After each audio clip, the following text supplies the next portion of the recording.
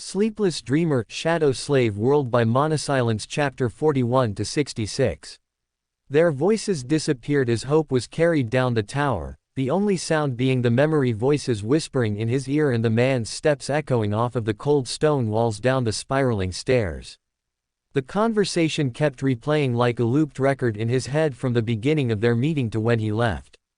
Convoy. Cargo. People. Arcs. Quadrant 3. Ambush. A lot of new questions resurfaced. But Hope should not be focused on that now. Nor should he tease them. What was important was his next course of action. However, several footsteps echoed somewhere below them like soft stifled claps in the somber space. Ah, the cohort is here. Hope never imagined actually meeting them. Although not properly anyway. And yet here they were in the same room, no longer high up in the distant cliffs and him below, or separated by many buildings in between, but mere steps away. A smaller aura in comparison to the master's pulsed in the air, its presence growing closer and closer.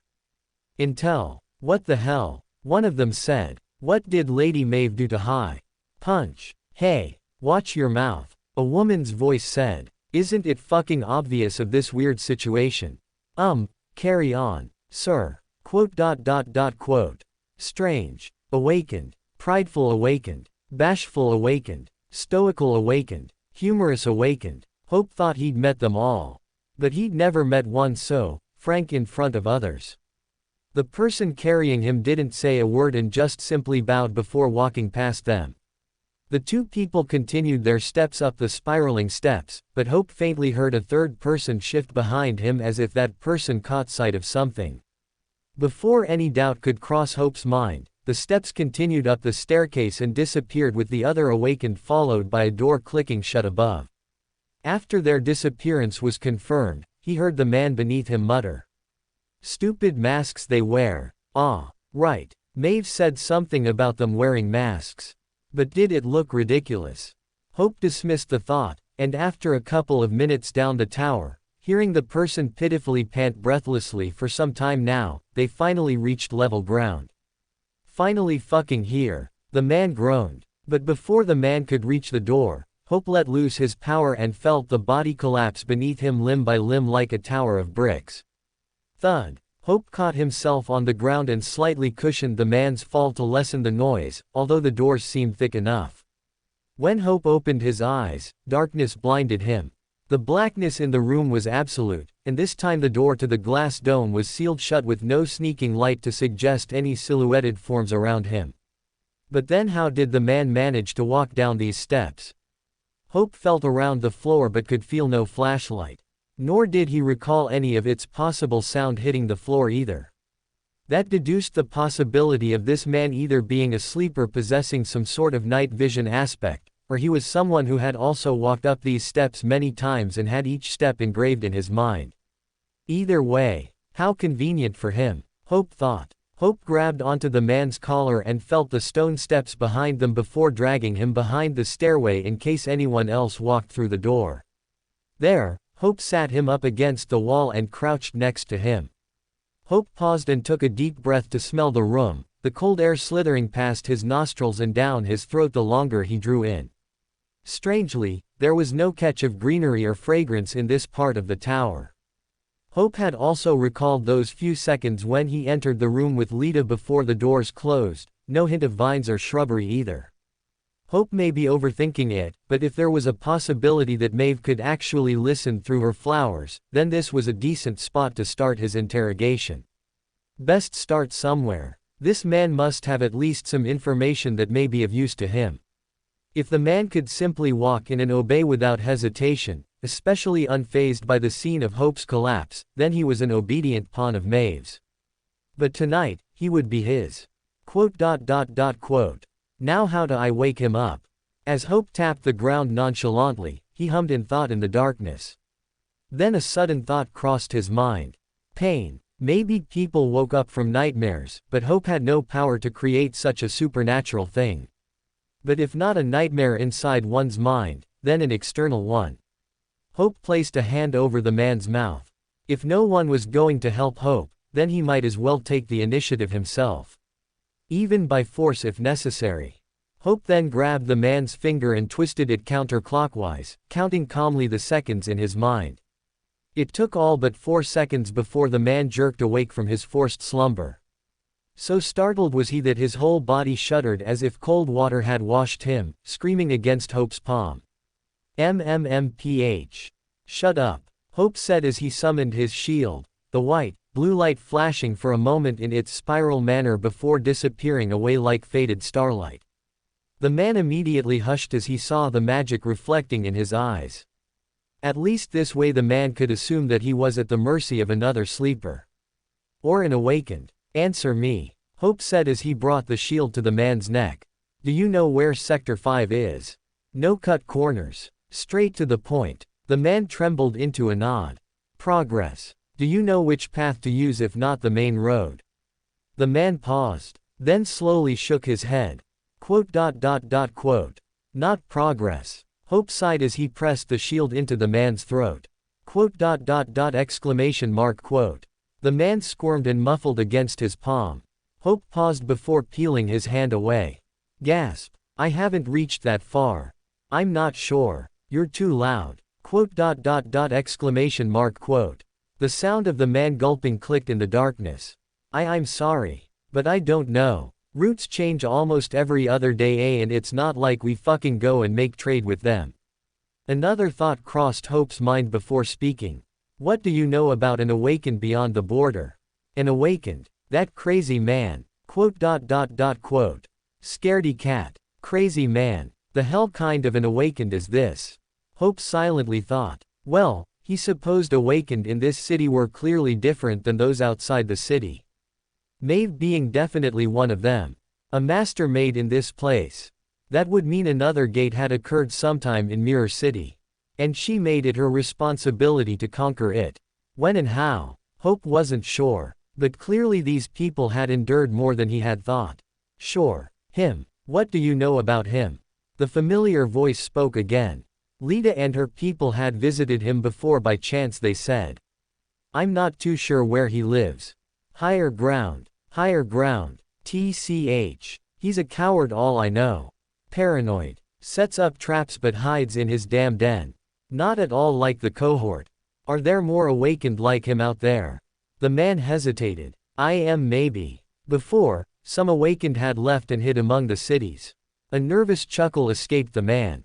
Haha, bastards running from responsibility. Hope frowned. And how would I know I reached Sector 5? What? The man's voice said in confusion. You can't miss it, it's practically drowned in water. Drowned in water. An image crossed Hope's mind at that moment. It was a brief glance before, but Hope remembered crossing a freeway and the convoy passing over a street of water. But Hope of course didn't think much of it at that time. It seemed small, but clearly it may have led to a more interesting sight. Hope could say that he understood why some awakened would run away. He supposed not all of them died then in battles. A responsibility put on their shoulders like that. If they didn't seek it, then any weakling would want to run from difficulty thrown in their path. They had the mindset of a prey, not a hunter. Their powers were probably also not offensive based. And if not that, then they were just cowards. But how was he going to find this awakened? Maybe that awakened would have a better answer in finding Sector 5. Another person that could share that answer was either Lita or her cohort. But Hope wasn't exactly excited of the idea in approaching any of them. Though she did mention that they too wanted to save the people. Hope supposed nobility did run in their veins after all. But with his flaw, he didn't know how a team like that would work if he were a part of it. Is that it? Higher ground. The man gulped again, and Hope could almost imagine the panicked runs his mind was going through. Maybe if he's still in the same spot. Maybe, it's one of the fucking leaned buildings. I don't know. Hope let out a sigh. My odds are damn low. Never mind that. If Hope was going to go by himself, then he supposed he would have to prepare using his own power as well, especially nearing the city's center where the gate was. Unfortunately, killing dormant beasts back at that damn labyrinth didn't benefit him in terms of soul shards. How easy would it have been if they automatically counted to his inventory? Hope tilted his head as a thought crossed his mind. Whether the man could see him or not, he felt the man shiver again and his breathing tremble in the darkness. "Are you a sleeper?" The man quickly nodded. "Yes." "How long now?" The man paused for a few moments.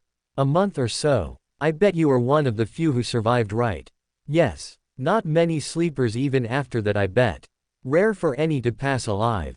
"Yes." The unsettledness started to grow thick in the man's voice. "So, you killed a lot of nightmare creatures then? Awakened beasts even?" "Yes." "Memories?" "No." "Ah, useless then." Hope paused as he tilted his head to the other side. "Well, not entirely yet." How calm was the man when he asked Maeve if he should throw Hope out of the building? A little too calm. Almost as if throwing out simple trash. Then how merciless could this sector and its people actually be?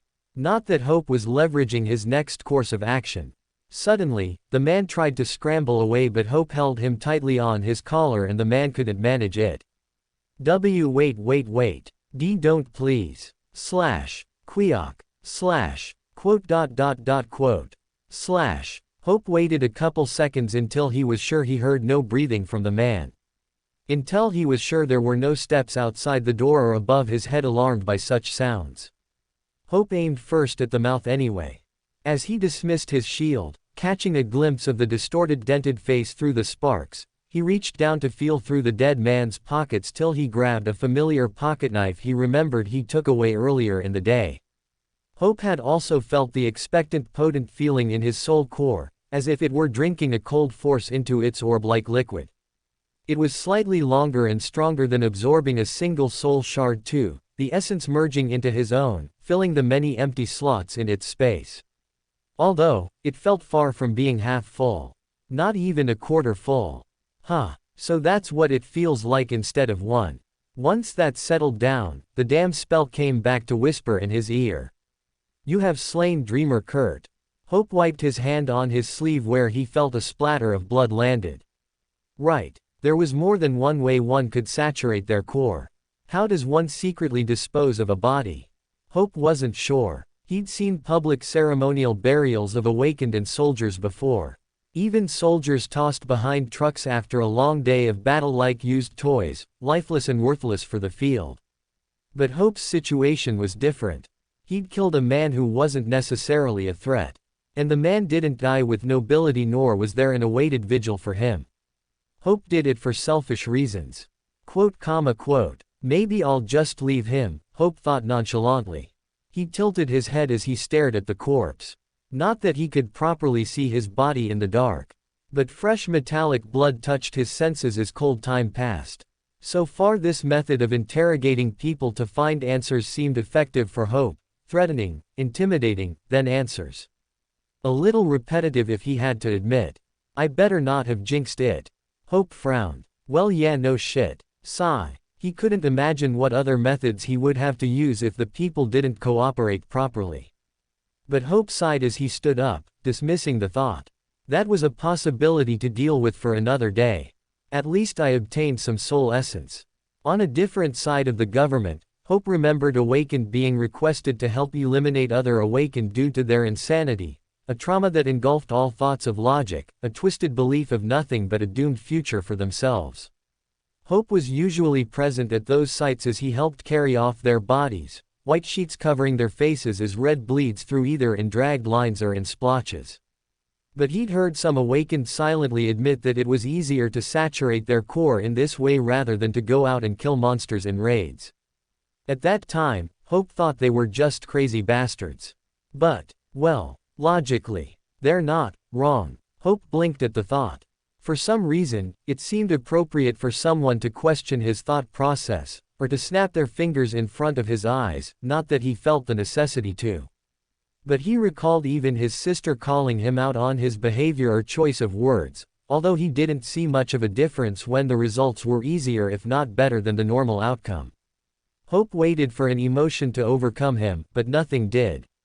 Maybe it was easier to excuse killing a man in a city of lawlessness. It wasn't out of the norm, right? How many more would Hope have under his belt? As Hope thought that, he stepped back, but his heel tripped over the man's leg.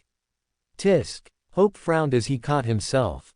Even dead he served as a little inconvenience. He was the man who fired at his head after all. Hope lightly kicked the man's leg in annoyance. But at the same time, Kriak. Hope paused as warm light spilled into the room as if it were a tide of morning, betraying the true hour of the night. The doors creaked open as someone walked into the scene. Quote, exclamation mark, quote. The man stopped in his tracks, his eyes wide in shock as he glanced between Hope and the ground. Quote, quote. Quote, quote. Hope stood still, almost awkwardly so, as his leg was still slightly lifted from the kick. And the corpse's leg was sticking slightly out behind the staircase. Oh fucking hell. Intruder. Intru. Ah damn it. Whoosh. Hope lunged forward, clamping his hand over the man's mouth, and forcing him into slumber. The man's eyes rolled back as he collapsed to the floor. Thud. But of course, his shrieks already reached everyone's ears as the normal bustling noise ceased in the entire space. Quote, exclamation mark, quote. There, the great lit hall filled Hope's vision as he looked up. The familiar webbed electrical lights above, the colored tarps, the immense pillars, the crowded groups, the numerous eyes. All staring at him with exasperated faces. And then, the stunned silence started to dissolve. And from all sides, cries of alarm broke into the air. A killer. There's a killer. Who is he? Came a scream. Someone stop him. Shoot him. Guns were raised, barrels pointed. And yet in the chaos he created, his instinct hummed clearly through it all. Right, it voiced. And Hope quickly dove right, grabbing the nearest man who stood by the door. His hand found the man's wrist, folding and twisting the arm behind his back till a snap sounded. The man roared in agony, but Hope didn't let go just yet as he used him as a shield before anyone could open fire. Ah! Someone broke in. From which sector? Don't shoot. Back. Get back. All of you. Mommy. The children. Hide them. Hope gritted his teeth as all the voices pierced left and right, the people moving like turbulent waves as a threat was made known in its midst. People tripping back over each other or scrambling to hide in their tents for cover. Ah damn it. His odds were really low this time. Him against, how many? The entire damn great hall. Tisk. Hope flicked out his pocketknife, feeling the familiar handle in his palm as he pointed it at the man's throat. Shoot and he dies too. Several of the guards hesitated as they held their guns or crafted weapons at the ready to attack, their expressions pulled into a frown as they watched Hope take the man steps away from them. Make room. Quickly. Get out the way. Hope's side glanced at the other end of the great hall where the south entrance led to the outside. But he also noticed there were slightly more people in this room than before, new faces he didn't recognize likely from the returning hunting parties. Well, the damn doors were open, which was obvious to see them coming and going. But Hope wasn't too worried about that. What he focused more on was the numerous sheltered people scurrying around in blind panic. The sight produced a tangent memory of the time back in the catacombs, of the priests scurrying around tripping over bodies or slipping on each other's blood. This damn attribute was truly a curse in playing whenever it liked. But never mind that. How much should Hope bet that these men weren't skilled shooters? Not efficiently trained by the army, no doubt. Perhaps in the next few seconds, they would kill him and the man he was holding hostage. But surely, it was a different matter if many innocent numbers were put on the line. With that thought, a plan quickly formed into his mind. This will be one hell of a sprint, Hope frowned. Hold steady. Don't do anything rash now. Lower your weapon and step forward. Yeah, I'm coming, he thought as he took in a deep breath. His eyes flitted across the great hall, an imaginary route faintly being traced through the throng, the man in his grasp grunting and struggling with the sharp blade poking at his neck. Of course, more fearsome weapons pointed at them, with bullets that would pierce far deadlier and faster if they tried, if they had the skill enough to, that was. But even if they were sharpshooters, that would just mean Hope had to be faster. Inhale. And if not faster, then he would have to create obstacles. Exhale. And despite the chaos, as his mind sharpened to one objective alone, the clamor in the hall stung less in his ears, his body felt lighter, fingers tingled, and feet itched to leap away, all limbs readied like a bolt pulled on a bow, waiting to respond to the slightest command to his whim. The awakened. Call the AWAC. Shove. Hope pushed the man forward, hiding in the guard's blind spot behind him even if just for a moment as he lunged into the bustling crowd. Immediately, people screamed as if a killer was about to rake their throats or hold them hostage as Hope headed in their direction. Voices from guards or any weapon wielder raised, barking orders left and right, but no one gave chase. Hope moved quickly, the hall becoming a blur as he weaved through the people and tents, the colors streaking past his eyes as well as the lights like long dragged rays. His body cut through the throng and the smoke of small fires as he carved his path in the dense crowd. A simple click movement of a gun caught Hope's ear, and he would instinctively double back or switch directions, using people as barriers whether the sight or sound of a weapon was made in preparation for firing. Close. He was close. He didn't know how fast Maeve would react or the cohort. But if he could disappear just long enough from everyone's sight. Close the doors. A shout from behind. Skittering across the last stretch of people, Hope drew cries of fear from those he barged out of his way or pulled in his favor, their faces flashing as he sprinted past. PTSSSSH. Hope quickly tore a tarp off, the support of it cluttering behind. And in one swift movement, he crouched and wrapped a small fireplace in it, the heat hissing against his palms.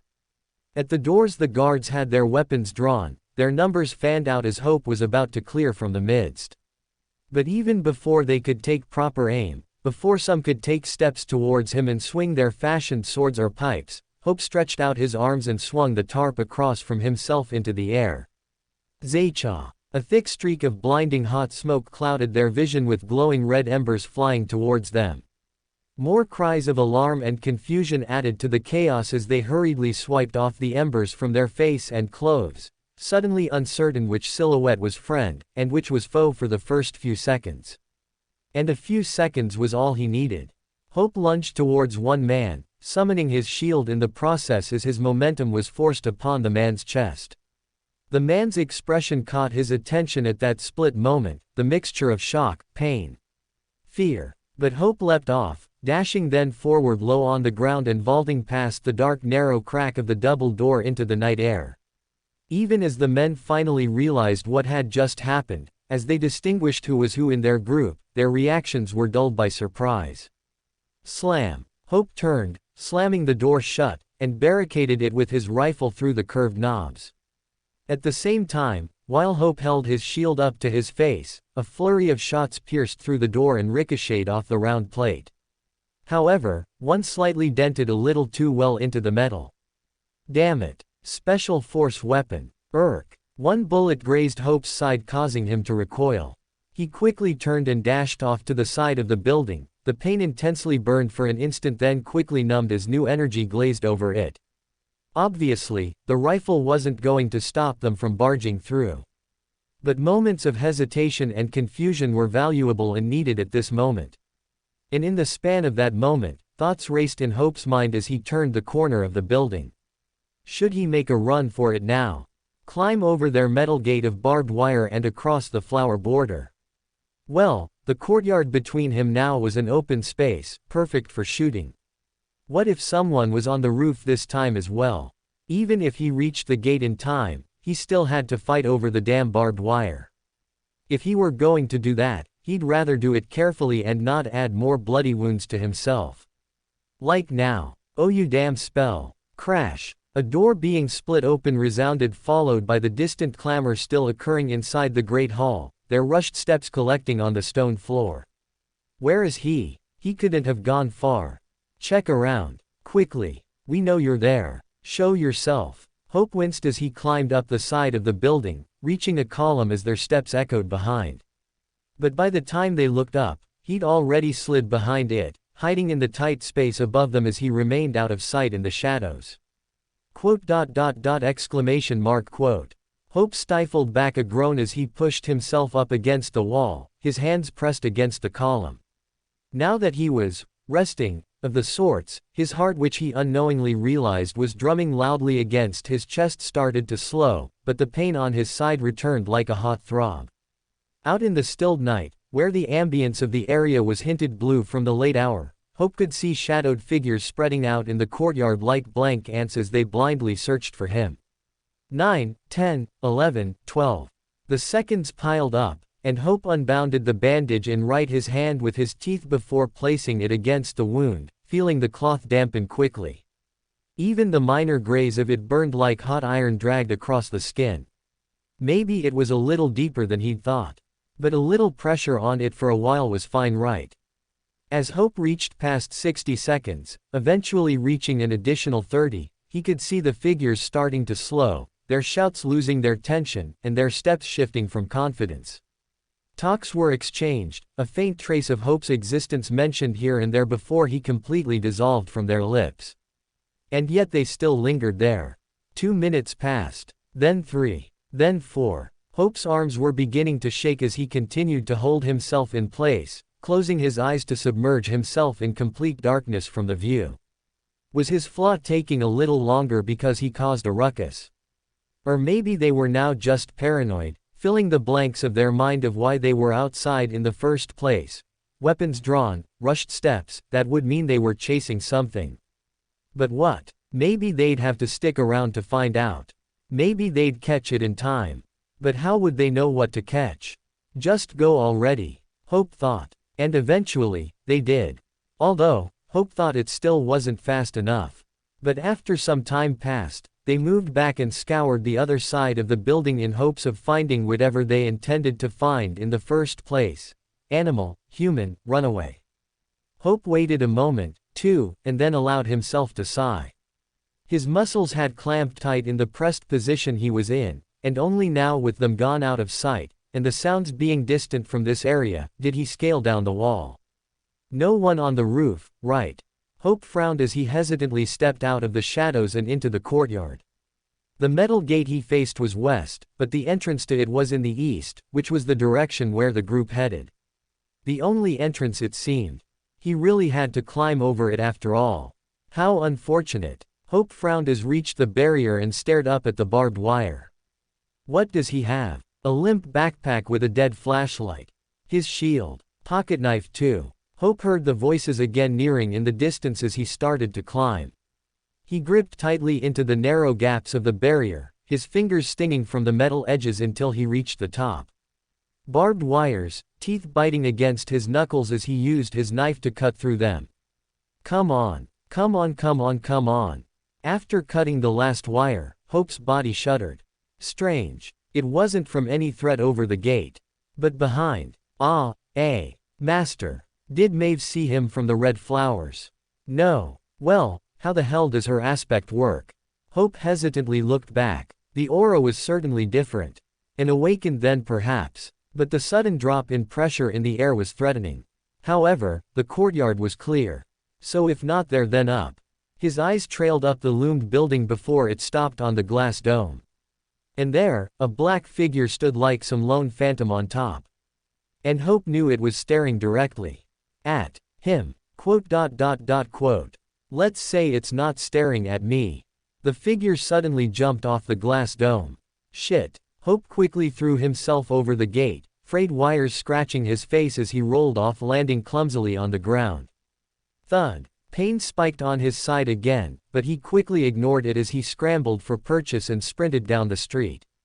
The ruined buildings appeared the same even on this side with their shattered windows and groaning walls from the cold air. The flower border nearing into his view, its hue lost from saturation and pollen dimmer than before. They flurried in the air as Hope ran through its bank, their sickly sweet scent clouding his mind once more. It drove into his nostrils, but as expected the enchantment could not leave its proper mark. Could he outrun an awakened? Most likely not. He'd just have to hide then. That was the best choice. But this one couldn't be that stubborn, could it? As Hope finished crossing the border, he turned and caught a glimpse of a shadow leaping over the metal gate. That fast. Of course Hope remembered how fast they were. But it was a little different to be chased by one. He supposed that even if this awakened had forgotten him initially, catching sight of someone escaping in the night was quite suspicious to say the least. Hope immediately turned left down another street, the smell of damp nature replacing the pollen in his nose as he headed in a direction that led to the city's center. But there also in the street were the abandoned motors Hope clumsily ran into at first, their frames coldly hitting against his knees and shins as he moved past them.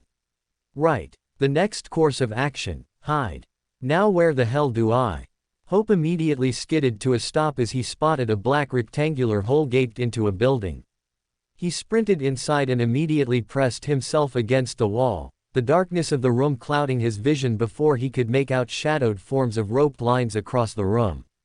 Vines growing more abundantly, and likely throughout the next block or whatever new nature he would find later. If he survived by then at least. But an awakened wouldn't kill him though, right?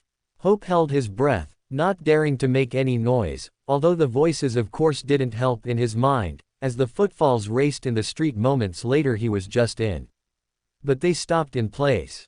And Hope knew again that his presence could somehow be sensed by the awakened. The same feeling came back again.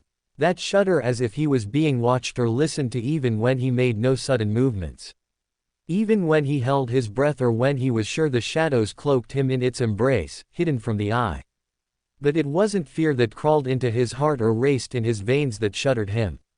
His soul core, mind, heart, or whatever one may call it, a seed inside of him defensively whispered to him that he was sensed. That the person in the streets, lurking like a hunter, knew he was near. Exact location, Hope wasn't too sure about that. But Hope's instincts haven't been wrong so far. However, if he was out of sight, then his flaw of making him all but a distant memory would drive them away. Right. Step. Ah damn it. Unless they reached to him in first, which, unfortunately, was happening as they headed close in his direction. He could hear the grass brushing their legs or the rocks crushing underneath their steps. And as if receiving some confirmation, their course started to change with more certain movements. Moving directly towards him. How the hell? What the hell kind of aspect did they have? Should he try running now? Run blind through the dark room of who knows what else the building was harboring? Roped vines faintly outlined inside, but what if there was a hole in the ground, a monster lurking in a corner, or a spew of knocked shelves or tables all around? Hope would rather not trip over any of those. The graze wound on his side felt hot, warning him not to dare such an act. The safest bet then was to be caught. Stay. At that moment, with the same thought, the steps stopped. His hunter had arrived. A glinting blade poked out at the corner of Hope's eye where the open door frame was.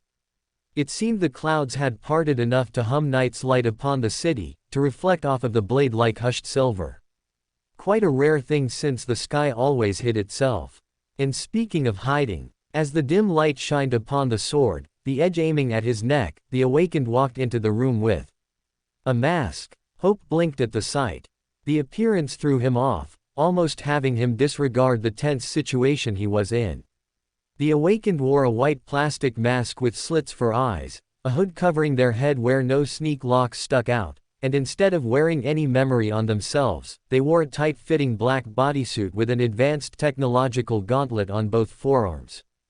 Hope had seen awakened and masters wear those bodysuits before, convenient and practical to fit under any enchanted armor.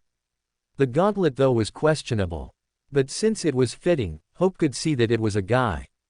Almost half a head taller than he was. Quote. Hope had his hands raised as the awakened continued pointing the sword at his neck, standing in the night's light while Hope in the shadows.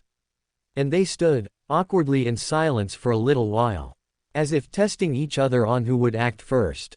Is he not going to say anything? Hope couldn't help but frown. He didn't think he would have to break the ice, as one would say, in a situation like this of all things. Well, you caught me. Hope said flatly. Quote. The fucking hell. The awakened stood there like a machine, finding his target but silently stood as if waiting for a command. Tisk. So far it doesn't look like he's going to kill me. After a few seconds, the awakened gestured Hope outside with his head, beckoning him to follow. Hope's frown deepened before he slowly stepped out of the building with his hands still raised, the blade never leaving its level. The cold air hugged around them, and the ruined building stood tall watching with windowless eyes as the two figures moved into the middle of the street in a small clearing separated from the abandoned motors and fallen concrete, the only sound being distant monster cries in the city and the murmurs of the wind. Hope stopped in his tracks.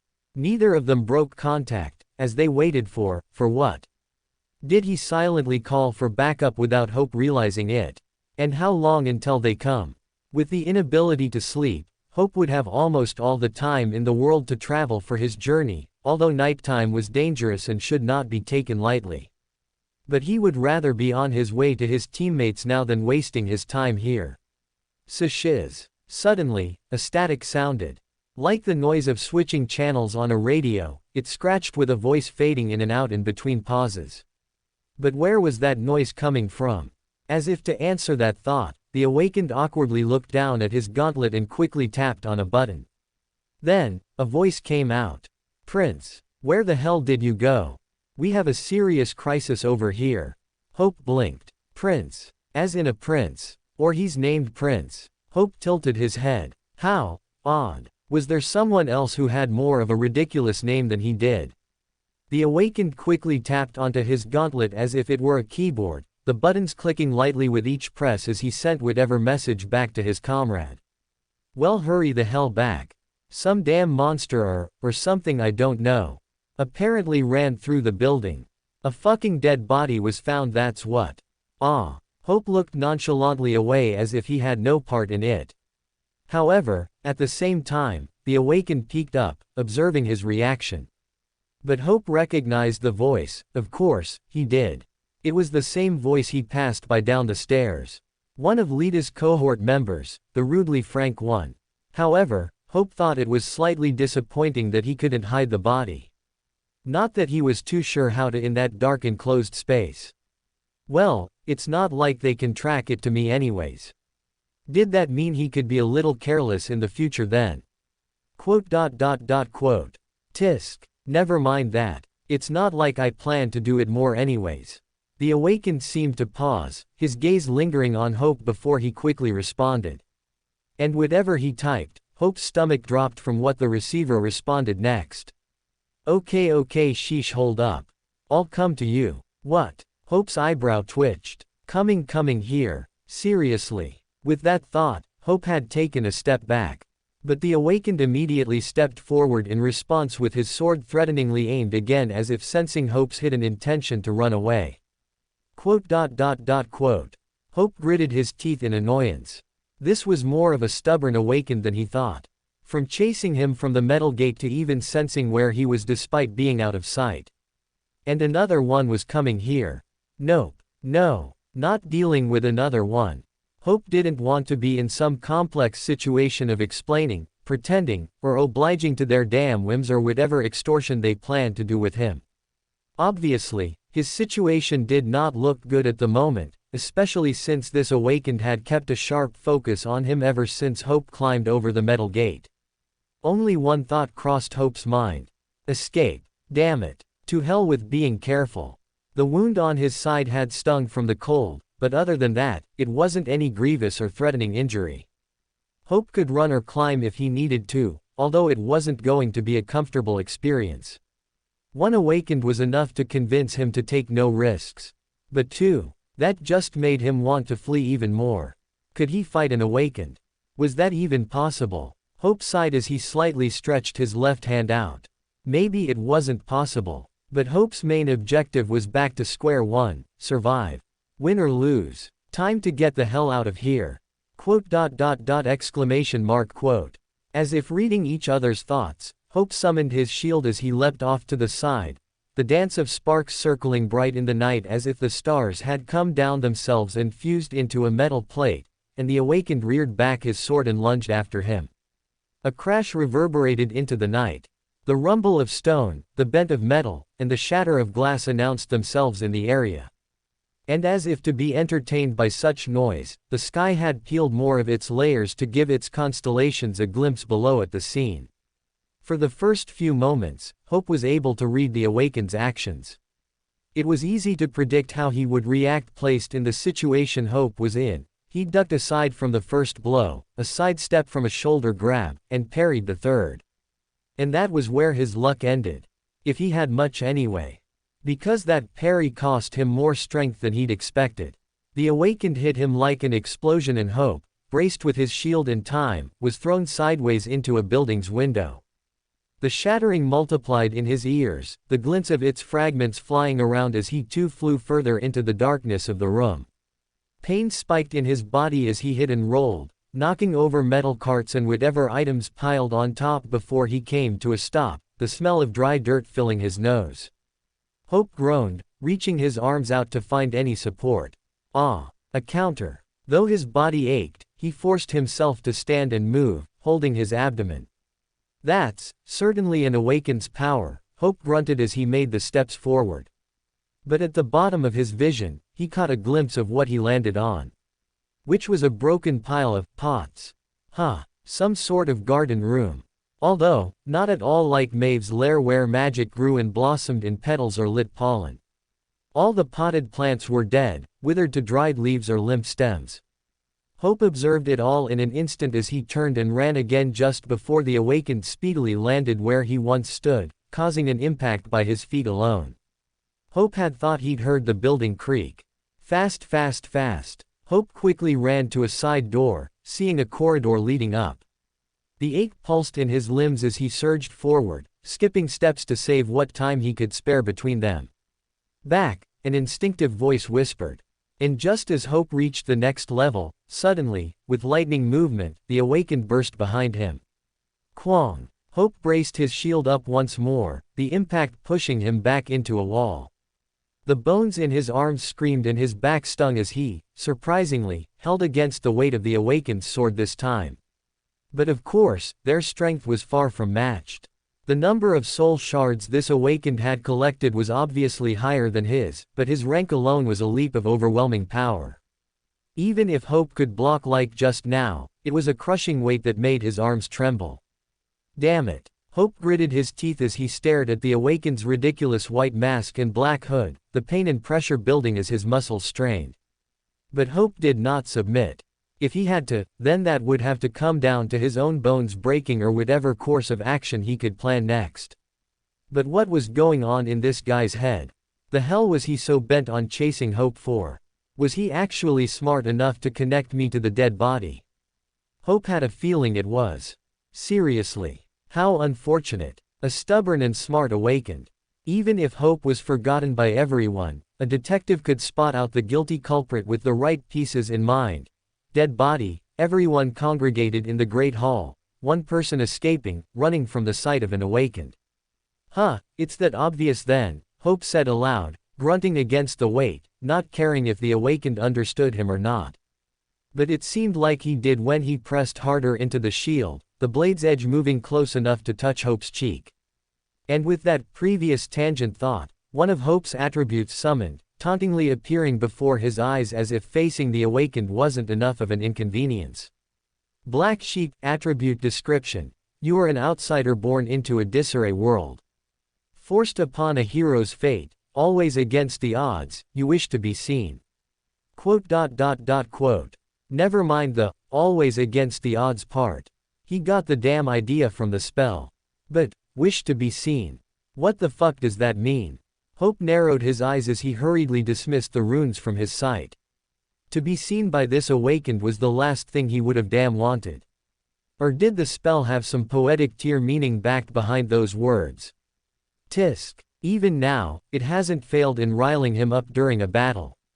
The spell was something he could fight later on in the future. Right now, he had to fight off this awakened. And the best knowledge, and a classic one at that, was to use his opponent's strength against him. The key was to execute properly on how to. It would only work once. Hope would have to parry for a while first, before understanding what attack pattern this guy had for him to dodge with more ease afterwards. Come on. Think. An idea crossed Hope's mind at that moment. As Hope was pinned against the wall with the awakened sword pressing down on his shield, Hope baited the idea of leaning harder into the attack, pushing with all the might he could. And whether the awakened was impressed or not by his attempt, he responded with force as well. With the sword bearing more on him, Hope at the last second let himself go limp. Before the weight could completely crush him, Hope immediately twisted his body to the side and ducked under the sword, causing the blade to strike the wall, leaving only a light scratch on Hope's cheek. Crurch! Exclamation mark quote. Giving him a brief window of opportunity, Hope nimbly leapt off to the side, putting distance between him and the awakened. His shadow faithfully followed him as the night's blue light poured into the windows, the area reading more clearly of taller metal aisles with ceramic potted plants and jars cracked onto the stained floor. But then there were the vines that hung across like webs, almost tendril-like, ready to ensnare them in its entanglement, a dark undercurrent pulsing in the shadows. Crurker. Broken clay cluttered at Hope's feet as he ran backward, quickly glancing out the window for a chance of possible freedom. Should he try jumping out? Sheeing. A blade flashed and the vines reared back from a direct slice as Hope reflexively swung his shield up. Kakakik. Metal rang into the air, sparks flying from their brandished weapons. And Hope's muscles burned, sore after impact, after impact, after impact. With each hammering blow, as if he were fighting a Hulk-sized soldier, he barely parried each time. Tails of broken vines flicked with each slice in the space, recoiling from one blade sweeping across. And one shield straggling to follow. Cold sweat dripped from Hope's face, his breath coming in ragged gasps and grunts. Each contact was a massive pressure as he gripped his shield, his bones feeling like they were on the verge of breaking. But just a little longer, Hope thought. Even his shield felt like it had strengthened, matching Hope's determination. Ignoring his body's protests, he fixated his eyes on the blade's reflection, the angle of the awakened's chest and shoulders, as well as the vines slipping away. The vines did slip away. But almost mimicking how Lady Maeve commanded nature to her will. Quang. The last hit had both Hope and the awakened rear back. Of course, Hope was more exhausted than he was, if not the only one. Tremors coursed through his arms, hands numbed, cold breath breathed through his nose as hot breath passed his lips with each pant. He supposed all that training with his commanding officer before was worth spent after all. But a master against a mundane human at that time was beyond brutal. Hope quickly shook his head from the invasive memory. Obviously, not the right time. Not that he could control it much anyways. But this damn awakened wasn't going to let him go, was he? As he and the stubborn awakened stepped forward to start engaging in another fight, a sound echoed off to the side. QRRR QRRR QRRRR. Kriak. Quote. The undercurrent Hope had felt earlier was more potent now. The building creaked again, however, tethered to one spot above as if a weight fretted it. Both of them stopped and simultaneously looked off to the corner of the room where there was a black-sized hole gaped into the ceiling. Then, a black misshapen shadow poured out. No, not a real shadow. Shadows didn't vibrate as this did. Nor did they unnaturally unfold themselves. But a purr emitted from it, and pale eyes clicked open. Away, his instinct said. Run away. No shit. At that moment, a tendril vine whipped around the awakened sword as well as around Hope's shield, their items snatched away in an instant.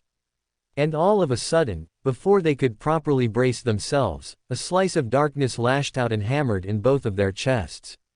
The room pulled past his eyes and the floor went from his feet as they hurled across, colliding into the shelved walls. Crash. QRRR Krog. Ugh. Hope tried to push himself off the ground, his hands feeling the grit and dust against his palms. Oh, you and your fucking odds, Hope thought to the spell, if it was even listening, as his breath came in wheezing spikes. It seemed that the hunting parties had missed a building of potential threat during their scavenging.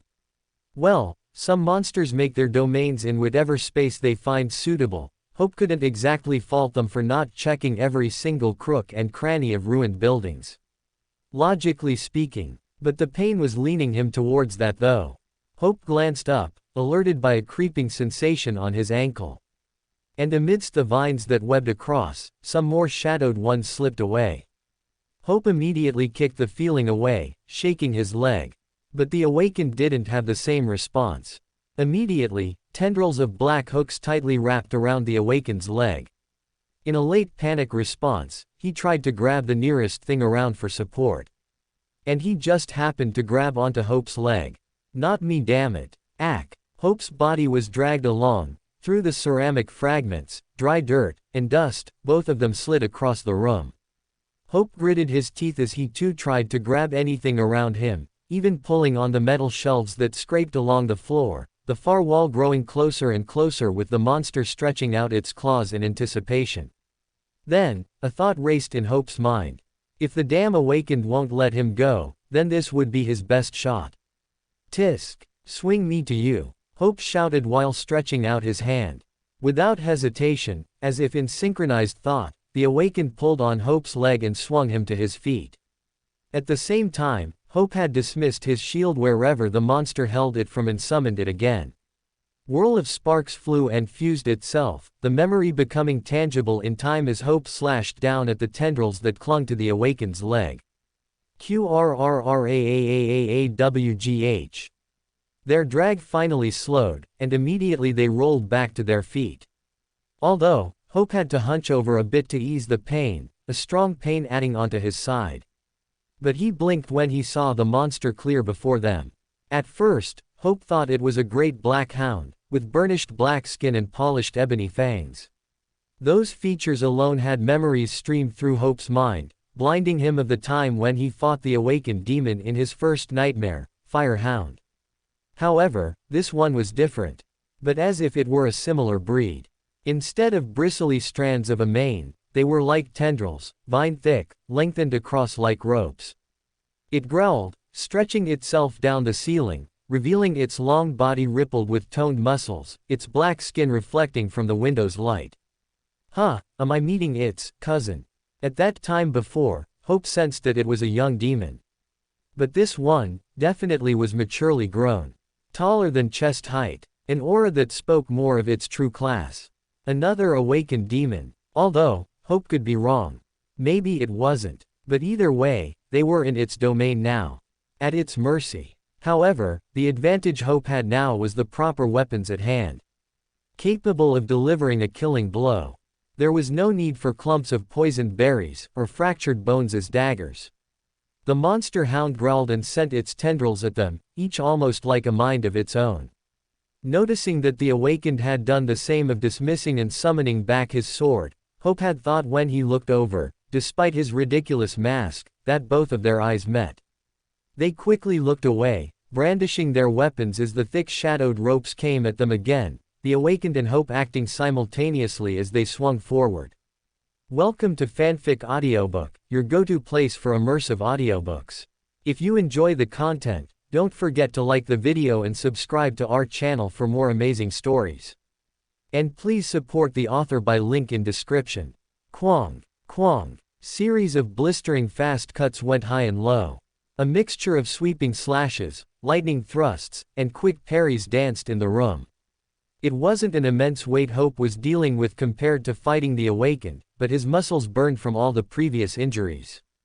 And yet he couldn't stop.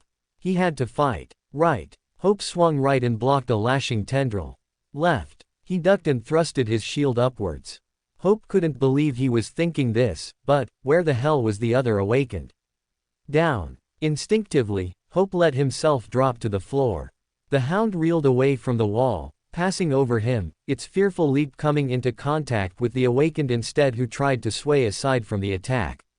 Not fast enough. Hope caught sight of razored claws puncturing through the awakened's shoulders as it pinned him.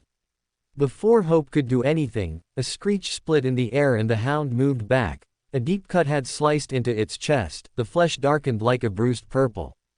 But in response, it hurled the awakened violently aside. Crash. Quote. Plumes of stone and dust shot into the air, the impact slightly shaking the ground. He's fine, Hope thought as he scrambled to his feet. That guy was an awakened after all. How bad could it be? Crawr. But the moment Hope got up, the hound roared in fury as it launched itself at him. Exclamation mark, exclamation mark, exclamation mark. Recognized patterns flipped through Hope's mind as he then ducked and sidestepped the swing of its claws. Whoosh. A leap of black raced at the corner of Hope's vision and Hope quickly parried it with his shield. However, at the next split moment, Hope flung up his arm reflexively to guard his throat. URK. The hound's slavering jaws closed around it. Slam! It knocked him onto his back, numbness exploding through his body as he looked up and met the glaring fiendish eyes, his skin ripped by the hound's teeth. Its face a glossy black, with lips pulled, growled with predatory hunger as it tasted his blood. Hope's eyes narrowed at the disgusting sight, while the hound's eyes grew wide as if it were intoxicated. Hope quickly flipped out his pocketknife and stabbed it into the hound's eye, holding its head close before it got the chance to wrench his arm away. It shrieked, raising its head and slamming it down where another spike of numbness rippled through him again and again. Hope gritted his teeth as he dismissed his shield from his left where the hound still held in its jaws. He then grabbed the hound's leg with his right and pulled himself deeper underneath the hound's belly, heedless of the agony in his arm. Seeing that he was further enough, Hope summoned the shield in his right hand this time. Gripping onto the handle after the flash of memory's light disappeared, he struck upwards with all the strength he could use, the rim of the metal plate thrusted into the monster's chest where the deep slice was made earlier. Care! The hound released his arm, gaping its abhorrent mouth in pain, blood flowing down his flesh like tar. It stepped back, but with the last spite of his energy, Hope kicked the shield deeper into its flesh before it could completely reel away. Cura. The hound stumbled back, shrieking as it lowered its head to glance at the wound.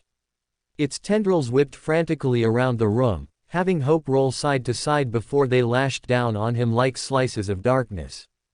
Qrrr. But the hound was injured. And it was vulnerable. Kill. Without wasting another moment, Hope dismissed and summoned his shield as pulled himself to his knees, ignoring the wet blood in his arm and its metallic smell spreading in the air. Then his body lunged itself forward. It took all but 3 seconds to sidestep the tendrils and reach the monster. Hope swung in a deliberate stroke, striking between its pale eyes. A satisfying slice passed through flesh and bone. Cheek. And then the shrieking stopped.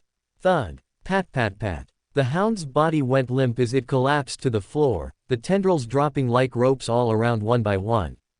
Huff, huff, huff. Hope panted, the aching slowly returning as the rush of adrenaline waned. He stared down at the damn beast, the metal plate still buried inside its burnished head. The life wiped out of the hound's wide eyes. But when Hope looked up, he noticed the awakened was also on its back with a sword stabbed into the hound's flank. Hope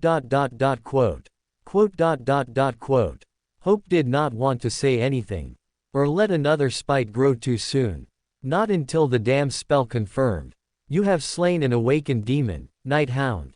I fucking better have. Sigh. Hope thought that as he let out an annoyed sigh, dismissing the shield for the last time before he dropped to the floor in front of the Night Hound. He couldn't care less about the name. Sure, it may have sounded cool to someone else. Or lame. Whatever the case, it made the damn wounds on himself worth it if he'd slain it. The awakened paused as he watched him before pulling out his sword. He still hasn't said a word, no. He hasn't even made a noise. You have received a memory. Huh. Pearls of the moon. Ah, a memory. Wait, a memory. Hope blinked at the achievement. He really got another memory. But before he could even expand on that thought, the awakened walked off the monster like it was a small hump and headed towards him. Hope frowned. Does he still remember me? Grab. Fingers suddenly closed over Hope's throat, tilting his head back from where he sat as the white mask stared above him blankly. Naturally, Hope grabbed the hand to loosen the grip. But he knew trying to remove the awakened's arms would be a waste of energy. That's a yes then. And yet Hope wasn't too worried about it. Maybe it was because both battles he had to endure from the awakened and the hound. Hope's injuries overruled any remaining concerns, throbbing across his limbs and back.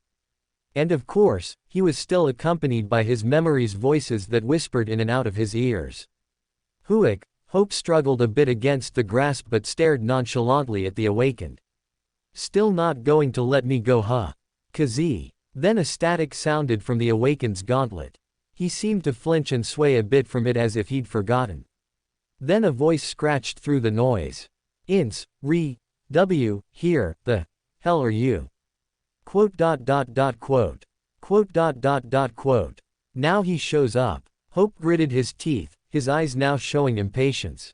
He weakly reached forward, trying to push the awakened's arms off, then chest. Of course, the awakened was unfazed by the attempt. However, Hope finally reached high enough where his true intentions were.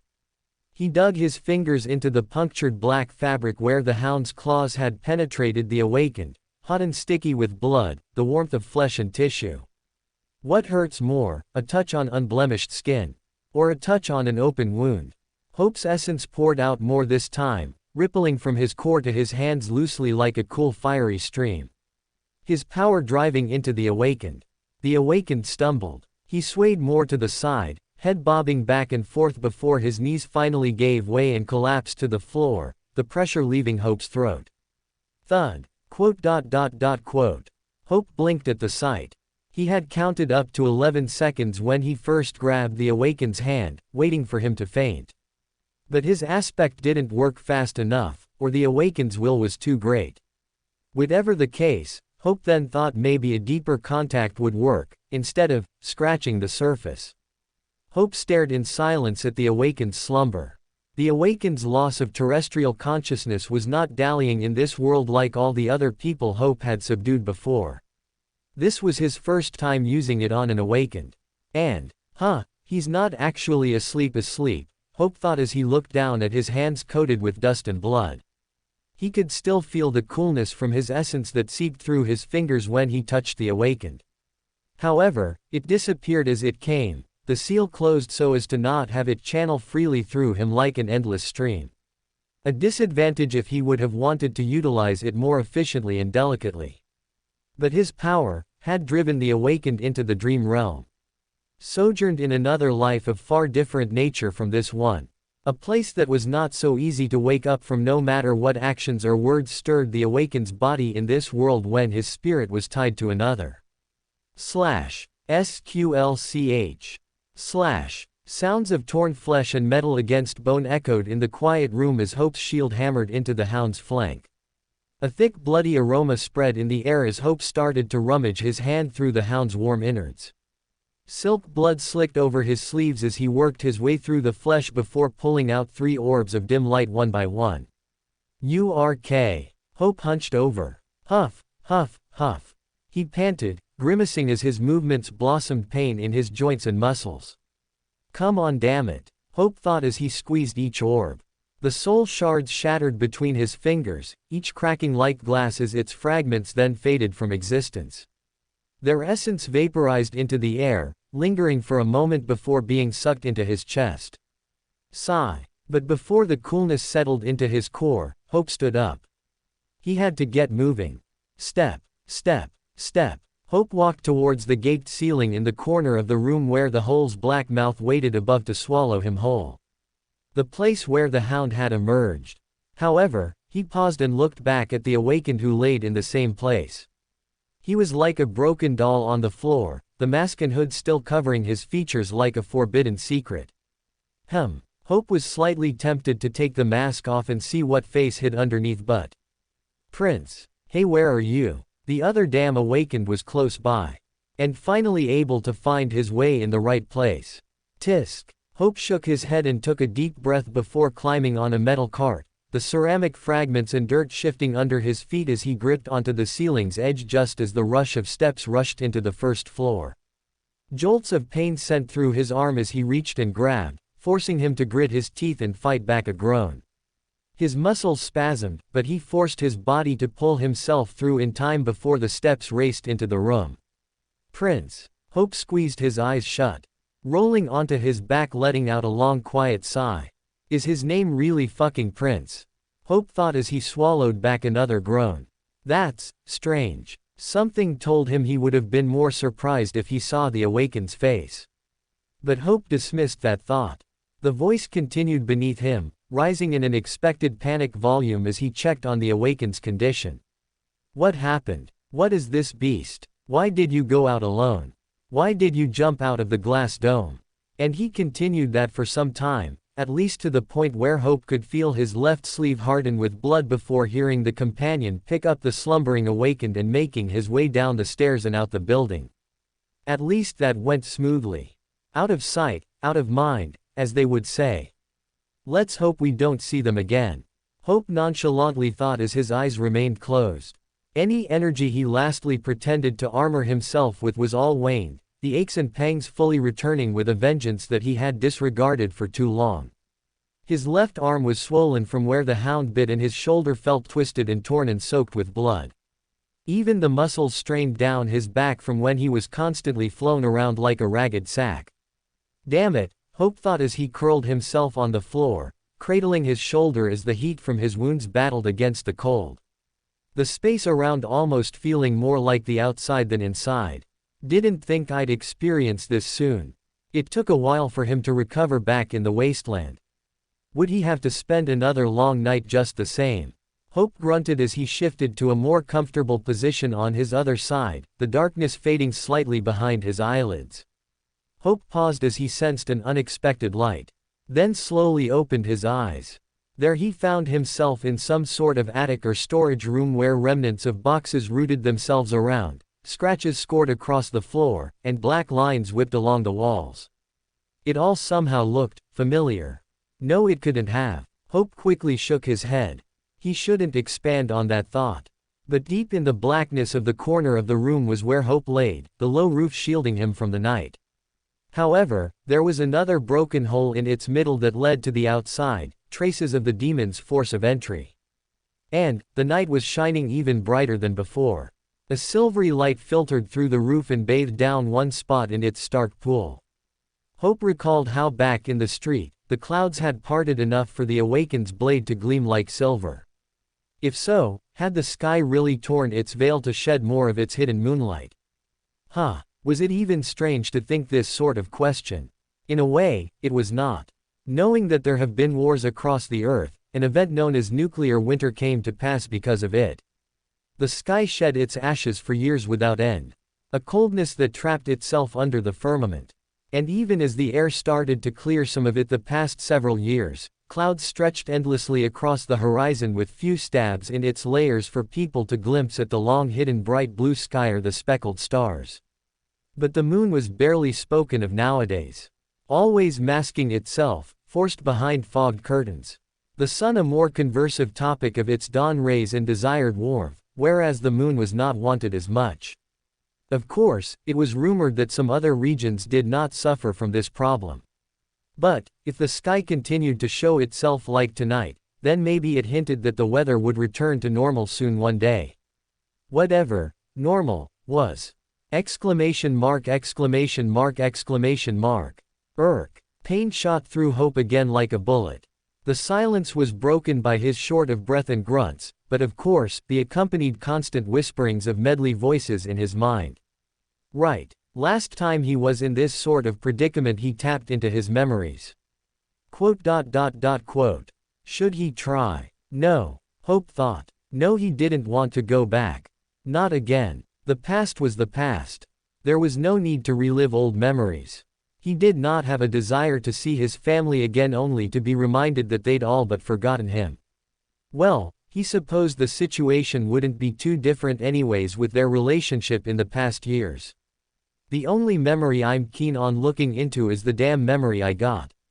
Hope thought as he summoned the runes. The familiar ethereal lines weaved across his eyes, filling line after line after line as he forcefully pulled himself up into a sitting position. Memory. Pearls of the Moon. Memory rank. Awakened. Memory tier. 3. Memory type. Charm. Hope blinked at the list. Charm. Hope thought. Just how many other types were there? Hope frowned as he looked forward absent-mindedly around the room from the thought, the space strangely looming distant like an echo, but he ignored it. Armored and weapon he knew, and were obvious to list. But did he know the rest? Exclamation mark. Suddenly, streams of memories flooded his mind with that thought. Waves of voices crashed around like a turbulent storm, drowning out any possible sound. He thought he could hear one memory related to his primary thought. But immediately it was swallowed. The voices started to compete with each other. Again, they snarled and barked, attacking his ears with layers from time throughout his early years. Wait. Hope clutched his head. Why were they acting more wild? As if to answer that thought vaguely, the voices started to bleed images across his eyes. His own home, gray and old as it was, flipped through the years he dwelt there. The attic he was in now, did resemble a bit like it. However, it was abandoned, ruined, destroyed, marked with claws of a beast, and broken above that led to a freedom away from this den.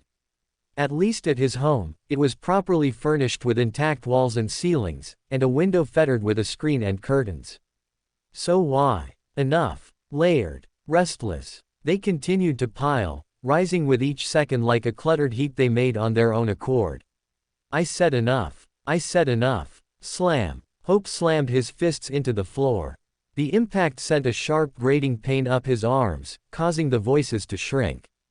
To Hope the pain was nothing if it meant silencing the voices.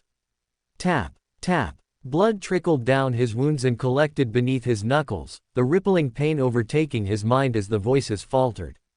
Not silent, never absolute, but they hushed. He could feel his veins, the familiar kindling and chilling from the cursed tears of sorrow's attribute, pulsating through his limbs, from the soles of his feet to the roots of his head. Memories that had tickled each nerve now reeled back to mere whispers. No longer tempting to drag his body in its damn curse. Hope blinked, then stared down at his knuckles, noticing how they looked blotched. Even the ground seemed to be a little dented from where his fists punched. Hope flexed them slowly, then unflexed. Nothing seemed broken. He was fine. Wounds healed anyway. It was time, that was the unfortunate thing. Hope then stared indifferently at the runes that came back into focus, them being undisturbed by the whole ordeal.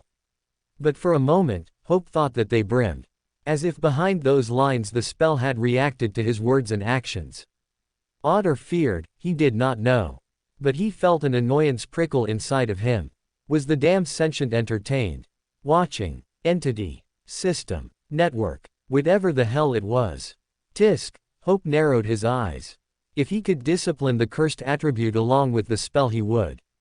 But it was an enemy chained to him whether he liked it or not. Had its benefits, yes. But it lived up to its name very well. Hope looked down at his arm. That damn demon had done a good number on him too. Although, he could admit that he was more prepared fighting this demon than the one in his first nightmare. Awakened demon, huh? A thought crossed Hope's mind at that moment, but he kept silent, dismissing as it came. He rubbed his face as he let out another sigh. I'm not going to say that out loud. Tisk. What I will admit is that it's easier to kill humans than damn monsters though. Hope nonchalantly thought before he finally moving on to the next set of runes. Memory. Pearls of the moon. Memory rank. Memory description. Gentle as the caress of the night, the cleanse from flesh's weary strife is like the soft glow of moon upon wounded tide. Hope paused as he read that poetic line. What? Memory enchantments. Vessels of light. Enchantment description. When restored with her moonlight, wounds heal anew. Exclamation mark, exclamation mark, exclamation mark. A healing item. Hope quickly summoned the memory to its physical form as he outstretched his hand to see it form into his palm. At that moment, the shadows reared back as light flashed in the space. But to his surprise, the ethereal lights whirled on the left side of his face rather than in front of him, the motes teasing at the edges of his vision. Before Hope could question what it was, he felt it materialize. Cold metal began delicately wrapping around his left ear down to his earlobe, followed by the sound of clinking chains as the light disappeared. This is not exactly what I had in mind. Hope muttered. He carefully took the metal earpiece off and glanced down at his palm. And there his eyes traced a crescent ornament. The curved silver metal had 3 fine chains attached to it, each holding a pair of translucent pearls reminding him of the wide-eyed pale eyes of the hound. Pearls of the moon. This was Hope's first time seeing pearls. He had heard of their description before. Well, he was told of many things in which he had not seen yet, but small, fragile-looking, pebble-like fit the description for this. It resembled a lot like the pearly bells his mother showed him, except without the X cut on their heads. Christmas, she had mentioned at that time. But anyways, this was obviously a piece of jewelry. If it weren't a memory, Hope would have honestly tossed it. And with that thought, the old man Jeevan's voice spoke in his mind. Value is different for everyone. And the most luxurious thing around here is security. Hope frowned. He pushed down another question he felt resurfacing. Many questions were in fact. Never mind that, Hope thought as he held up the crescent ornament between his index and thumb, watching the pearls sway gently like wagging tails from the movement. Huh. It says restore with moonlight. So that obviously means. Hope tilted his head as he looked past the chains where the broken roof poured silver light. He slowly stood up, slightly hunched so as to not hit his head on the low roof as he walked forward over the scratched floor. Passing the dust-covered boxes, the roof slanted towards the middle as Hope reached under the broken gap and looked up. There high above his head was the night sky. Flashed images from his time at his soul sea blinked across as he stared up at the faint constellations. These couldn't compare. This earthly sky lacked the number and celestial webs that the spell would adorn itself with. Nevertheless, this sky was real and a part of this world. Not magic or touched by the spell. Although, he never gave it much thought to this universe's existence. But even though there were wisps of cloud that stirred across the sky and a slight blurry sheen over the stars, the moon could be seen full. Not a clear sky, but enough for it to be quite a sight than the usual typical night. Those countless nights shamefully hidden away. Busy. Hope blinked before looking down as he felt a small vibration. One of the pearls was slowly starting to fog up. It drank in the moonlight as the seconds passed, eventually reaching a whole minute. Then finally it became a milky eye saturated with its lost said light. The next pearl followed in pursuit, its vessel being filled as it patiently sat on his palm. And as that time passed, the next one started as well.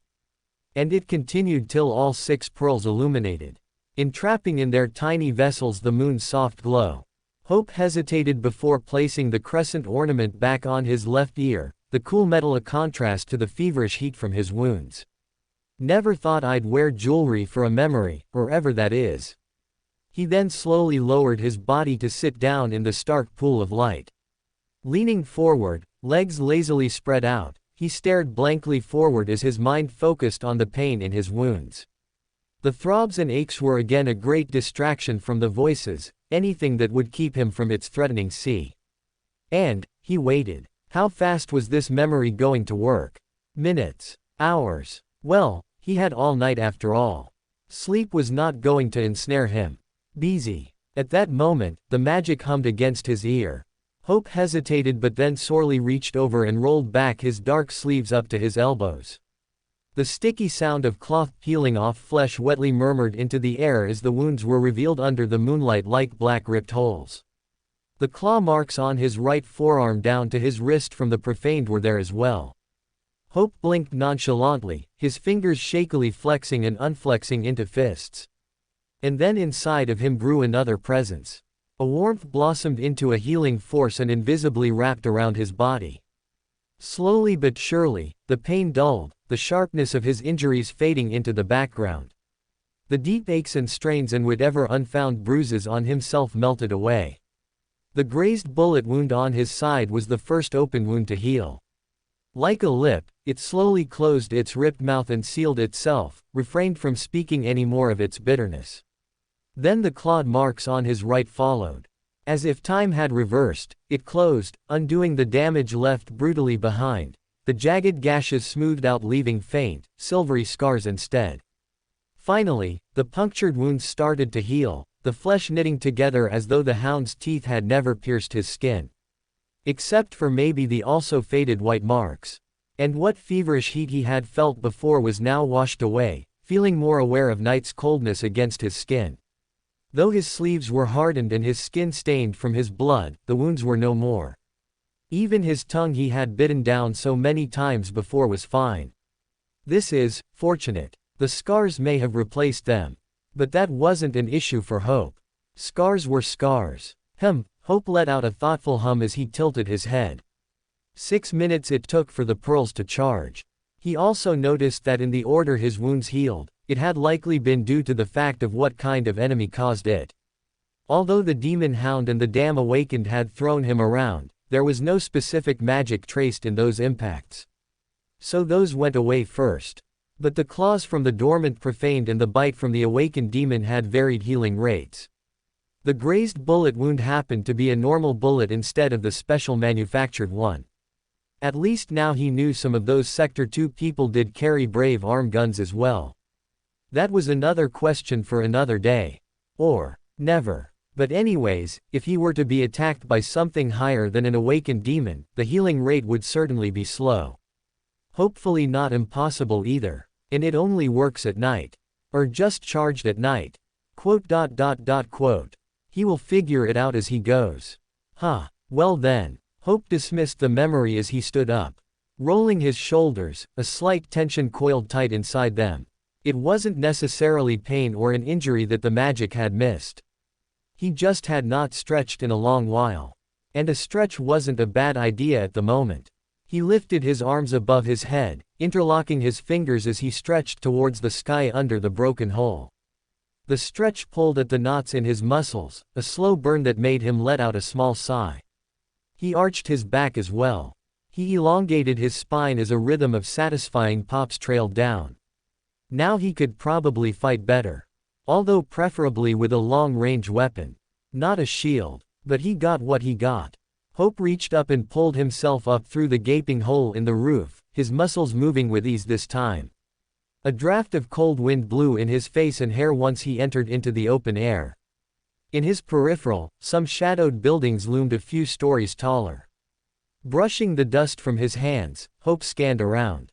The night was quiet, save for the distant nightmare creatures and whispers of the wind threading through the remains of the city.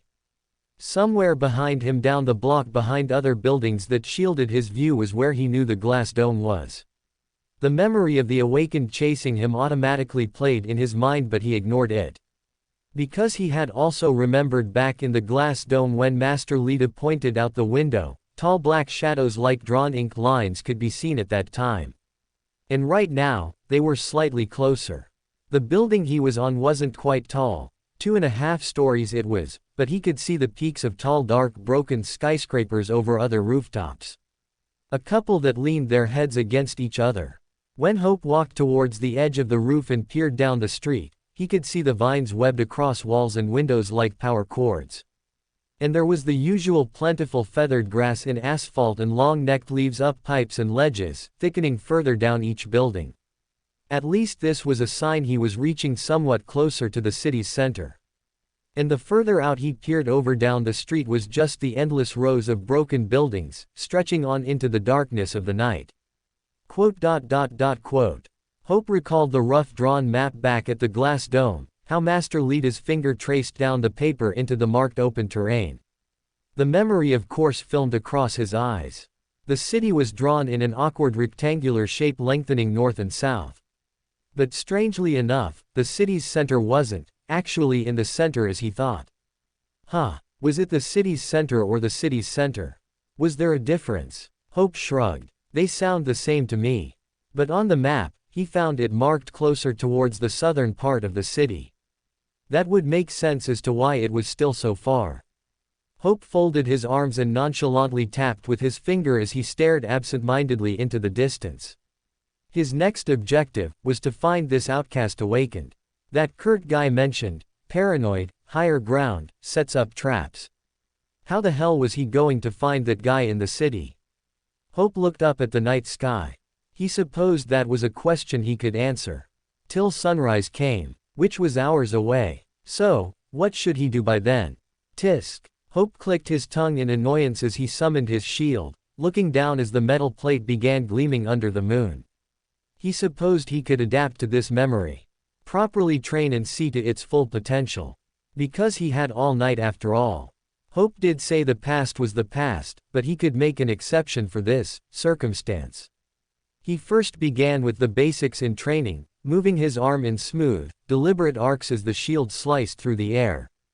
Swoosh, swish, light. It was very light. Hope had held a sword before, especially when training with one of his commanding officers. So, he supposed he could imagine the same with his shield. Just smaller. Much smaller. But after he did that for some time, as his hot breath blew like a pale cloud in front of him, he decided to merge himself into the memories from his training days. He would first catch them in his memories sea, imagining specific moments in his past. He either replayed it or moved on to the next memory to train with. But the sounds would always come first. As Hope moved on to the next memory, there it was, the clash of steel ringing in his ear. The stifled grunts and barked words from his commanding officers followed after. And the current night which cloaked him and the city in its embrace was now fading as fluorescent lights started to split through the air. After came a high ceiling and a wide expanded room, shadowed figures being traced in the distance. The process was just like how it was in the wasteland. How the images would flash sporadically at first before piecing themselves together. A faint figure began appearing in front of him, fighting him. Before they became concrete, the memory gripped each of his nerves and muscles and pulled him into the scene. Immediately, Hope was submerged. He felt his own breath coming in ragged bursts, and his muscles burned with exertion as he squared off against his commanding officer, Captain Doran. Although he could faintly feel himself gripping onto his shield as he followed through the movements during the present, his mind replaced it with a sword. Becoming one with the past. Sweat dripped down Hope's brow. Eyes stinging, but he didn't dare blink. Hope could feel the eyes of the other soldiers around him at the edge of the mat, but all that mattered was him and his opponent. Quang, quang, quang. Again, Doran's voice shouted. Exclamation mark, exclamation mark, exclamation mark. The captain lunged forward, his sword flashing in a blur of motion. Instinctively, Hope brought his blade up just in time to deflect the strike. But the force rattled up his arms as he held his ground, pushing back with all his strength. Of course, Doran didn't give him a moment to recover. He pivoted smoothly, coming at Hope from the side as the sword arced towards his ribs. Hope's eyes flicked towards him in that split instant. He spun on his heel, his blade catching Doran's at the last second. Quang gong. The clash of metal rang out like a bell. His body strained with exhaustion and his heart pounded. Harsh gasps blew past his lips as he kept this up for 10 minutes. Too slow, solider. Doran barked as he pressed into his attack, forcing Hope to retreat step by step across the matted floor. Relentless. Quang. Quang, each one faster and more precise than the last. Hope's mind raced, forcing his limbs to swing to block, parry, and counter what he could with everything he had. Whoosh! Hope ducked. The near miss sent a jolt of adrenaline through his veins. His fingers twitched as he pulled himself forward for a counterattack, his sword slashing upward in a wide arc. Too wide, Hope had thought. His captain was already ready. Doran sidestepped effortlessly, bringing his own blade down with a force that sent Hope's sword clattering to the ground. Another distant clattering rang in his ear. But before Hope could register it, the tip of Doran's sword poked against his shoulder. Hope forced himself to stand, his chest heaving, feeling the heat stuffily hug around him and the sticky sweat lathering on his skin. Even a salty taste touched his tongue. His eyes remained calm as he glanced back at his commanding officer. Murmurs then swept across the room from the soldiers as they watched from the sidelines. Doran paused, some emotion shifted in his eyes before he sheathed his sword. A slight chuckle escaped him but quickly disappeared as if he was almost embarrassed by it. He extended a hand to Hope. "You're improving." Hope blinked. He stared at his hand before reaching out reluctantly and shaking it. The contact feeling strange and foreign against his palm. But in battle, there won't be room for mistakes. Usually this was the moment Hope would hear one of the soldiers' voice, "I'll do better," or, "I'll give it my best," or, "I won't let you down." But Hope remained silent. He just took a duly note of his words. Logically, anyone could die when they walk out into the battlefield. And Hope was not spared from those numbers. So, he simply nodded in acknowledgement. Doran then turned away and began heading towards another commanding officer behind the sidelines, a master in fact. It was her. The one who liked drinking coffee and had an opinion on almost any subject. Hope would train against her as well. And that was hell. However, she was not dressed in the usual tunic attire. She looked like an extravagant civilian with her white blazer and wide flimsy black hat that covered her hair and face, spare for the smile that was glossed with black lipstick. "Take deep breaths, soldier," she said. Hope held back a frown as he took in a deep breath. Counted to 10, then breathed out. He couldn't deny that it did help, but he didn't need reminding for it. Doran smiled at her. "Ah, wife. Giving advice to one of my students rather than greeting me. That, advice, is something I tell myself every day when I come home to you, you know." Hope blinked. He wondered what that meant. Not that he was too curious to even ask. Before he turned away, her voice called out to him. "Hope." Hope paused and looked back. "Don't forget," she said. "Report to my office at 1400 hours tomorrow for a briefing." Majority of the soldiers tilted their heads and murmured in confusion. Although only a few from the crowd remained indifferent about it. In fact, Hope noticed that she wasn't only talking to him but to them as well. Doran seemed to have missed that small communication. "Stealing my students as well." She let out an annoyed sigh. "Why don't you?" And they continued their bickering. Hope turned and started to reach for his dropped sword. Krrr. Hope tripped over his shield. He kicked it, the metal scratched against the floor as it slid across the roof. Hope caught himself as he leaned against the ledge, the cold surface meeting his palm. He was so absorbed into his memory that he didn't realize he had also dropped his shield at the same time he dropped his sword. Sigh. How many memories was that? 10 different memories. And some, again, he replayed at least 4 times. He took breaks in between, recreating them without being absorbed instead. It felt like forever since he last trained. But the ritual to practice brought some normalcy back. Meet at 1400 hours. Hope muttered, echoing from his recent memory as their voices still lingered in his mind. That should be enough training then. Hope said as leaned on his knees, taking in deep breaths to calm his heart. Slowly but surely, the memory melted away from his nerves. The ache that rattled his arms had faded as he counted the seconds.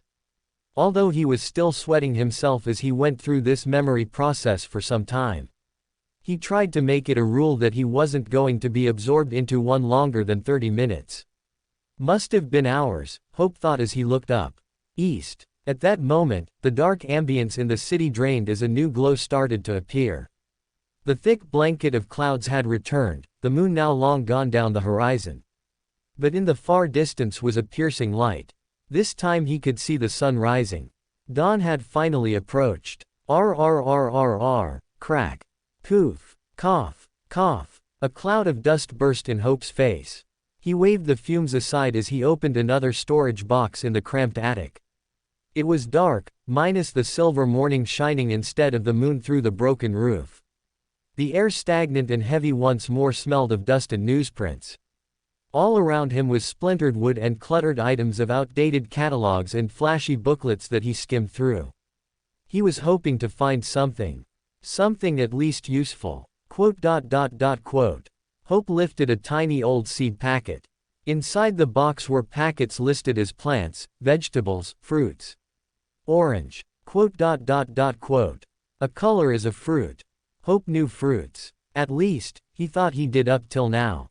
He tossed them aside as he opened another box marked with faint words, seasonal decorations. Inside were cluttered items of orange and black. Others pale of red and blue. Then there were some labeled, Christmas, on them, bulbs, pots, posters etc. But instantly memories soon flashed of his mother. Which caused Hope to frown at their intrusion. Again. His mother, family, home, kept coming back. Again. But why does she keep coming back? Although, Hope wasn't sure whether to say he was annoyed or not. Because before, their faces had once faded. Like paint off of aged wood. Or the constant wear of worn fabric. Hope had accepted that it was what it was with time. But he didn't expect that this place, attic, district, the damn mirror city would spark more of them. More of her. Or maybe, they always have been. More than he would have liked to admit. All those times before the curse. He just couldn't pinpoint before to which long-forgotten memory. Now, he could even remember the time himself admitting it was harder to picture them. And now, she was everywhere. It didn't help that his sister took much after her as well. Shove. Hope pushed aside the decoration box before reaching for another. But there his mother still was in his mind. Preparing for that Christmas season. and her giggles echoed like that of the pearly bells she used to wrap around the hallway's door. "Oh, look, I got two." His mother's voice rang in his mind. Hope ignored her and looked through the next box, though her voice continued to follow. "You know, there's an old saying." What? Yura's voice chimed. Hope tore open the next box and peered inside, the memory now forcibly filming over his eyes as he rummaged through. "Ha ha." His mother nuzzled her nose against Yura's. They both giggled as if they shared a secret. And Hope stood at the doorway with his hand on the knob, the bell ringing from his entry. His mother smiled with those warm eyes of hers as she looked at him. "They say that every time a bell rings an angel gets its wings."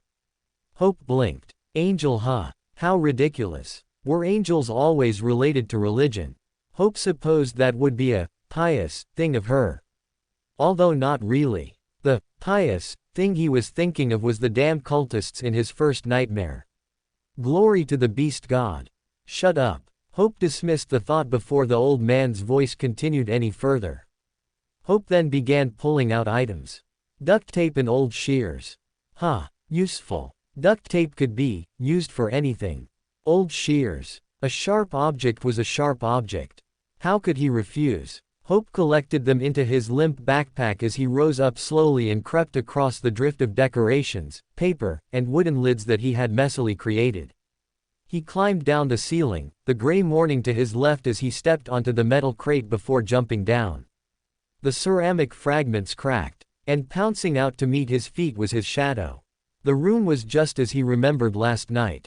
Only lit up. Same stripped vines. Metal shelves. Cluttered and broken pots sprawled throughout the room. Dry dirt scattered which mixed in the dusty air. But that wasn't the only lingering smell. Rotting flesh hit Hope's nose as a hulking black form rested on the floor with pale eyes and mouth still agape. Purplish guts spilled out its side and black tendrils lined randomly like lost ropes. And there through the torn flesh he made to scavenge for soul shards, a small sneak of white peeked through. Bone. An idea crossed Hope's mind at that moment. He walked forward and stood over the massive carcass of the night hound. Faint memories traced along his arm from where its teeth met. The numbered throbs from each piercing point started to sting. Hope shoved aside the memory as he nudged the head with his shoe. It was like prodding a thick tire. This is going to be a first, Hope nonchalantly thought as he crouched next to it. Reaching behind, he took out from his backpack the old shears he'd found. His training all last night was an opportunity to adapt to the shield. But to forge an extra weapon wasn't a bad idea either. Hope blinked as the thick blood clouded his nostrils. He then leaned forward with the shears and stab, squilch, warm. The body was still warm as his hands submerged between the folds of flesh. With an attentive hand, as a process formulated in his mind, Hope drew the blade and started the grim work. Slicing horizontally through the thick hide to reveal more of the sinewy muscle beneath. A wet tearing sound emitted. The blood and flesh sloshing around. It wasn't too different from cutting it for soul shards. Only just a bigger and methodical approach. Each cut more deliberate than the last. Slash, squilch, and he cut again. Slash, squilch, and again. Slash, slash, slash, and again. Almost there, Hope thought as he tossed flesh aside like the useless seed packets. Clumps of deep red lying around. And as he cut deeper, the spine emerged. Hope blinked at the sight. There you are. Series of sharp interlocking bones gleamed in the dim light, his hand tracing the jagged bone. Hope then roughly severed the connections before summoning his shield to break and pull the spine free. He could taste the tang of bitter iron in the air as he grunted with effort. And snap, just as he expected from it. A durable and strong structure for a crafted weapon. Right. Splat. Hope waved thick scarlet blood off his hands. Still useful. Tisk. Even when dead. Hope then set aside the spine before turning to the hound's claws. Twist. Crack. Wickedly curved and sharp, Hope carefully pried them off from the massive paws. Each one coming loose with a sickening crack. Hope let out a sigh as he finally stood up. The contrast of black claws and white jagged bone laid out before him. Aside from the blood stains. Hope tapped his arm in thought. He remembered how Sector 2 had crafted their crude weapons. So he got the gist of how to prepare it. Then first, Hope muttered as he rummaged again through his backpack. And, Caseyekriup, Hope pulled out a strip of duct tape. Quote. They used duct tape as well. But would that realistically be enough to hold the items together? Hope paused as his eyes fell on the sinew he had stripped from the creature's body. It was quite rough from when he had severed it from the spine. Hope tilted his head. That could work. Fog had swallowed up the sky like the days before when Hope first arrived in Mirror City. The morning grayed into its mouth of mist as Hope walked carefully down a few city blocks. Further and further left behind was the glass dome tower of Sector 2. And up ahead, the buildings gradually began to tower like little giants. Windows shattered or clouded with years of dust offered no reflection, vines slithered up their facades of once grand buildings. Long burnt-out streetlights were barely visible as looming shapes in the mist. Step, step, step. Hope's feet brushed through thick patches of grass. Craw! The sound of nightmare creatures could be heard in the distance. A spark of gunfire as well. Not close though, Hope nonchalantly thought. So he was fine. For now. No need to be on edge for nothing. Step, step, step. He picked his way along the street, moving around the bumpy cars shelling decayed bodies. In the front were, of course, adults. And a few cars had smaller figures in the backseat. Whoosh whoosh. Straight from his right hand and curved at its end, Hope casually spun the long spine. Mixed with blood and bone and claw, the ghastly sword was studded with several pitched claws for teeth. It had a duct tape handle, but what tied the items together was a meticulous knot from the hound's sinew. The tough fibrous tissue that binded the claws to the jagged bone now served as instruments of death. Although he still preferred a ranged weapon, greater distance from the enemy was better, he thought. He had to admit that the bullets would alert his surroundings. Consequently, luring more damn nightmare creatures. At least now he had a sword to accompany his ashen shield. No longer needing to be in close combat. And speaking of close combat, as Hope continued walking, he looked at his left hand stained with the hound's blood. Of course, he wasn't keen on its appearance. But he imagined again of the power he emitted to induce sleep on the awakened. Prince, or whatever he was truly named. How unusual of a name. But, how long do awakened need to sleep for anyway? Hope thought. He didn't know the specific number. But Hope knew it was hours. Therefore, they couldn't just hop in and out whenever they wanted to. So, Hope was capable of sending them to the dream realm without worries of waking them by accident in this world. Quote. His aspect was proving to be more dangerous than he had credited it for. Is that why it's ranked supreme? Did that mean he could dare to go up against the higher-ups? To go to battle against the awakened? That didn't pique any of his interest. To hell with being strong or the top dog, as they would say. Hope preferred to be cast as nothing. Unusual to admit, probably. Sure, he had been called that here and there throughout his life. Well, it seemed normal to in his case. It was strange to be called special. Whatever encouraging twisting words they would spit into his ear, neither of those words pushed him to achieve something greater for himself.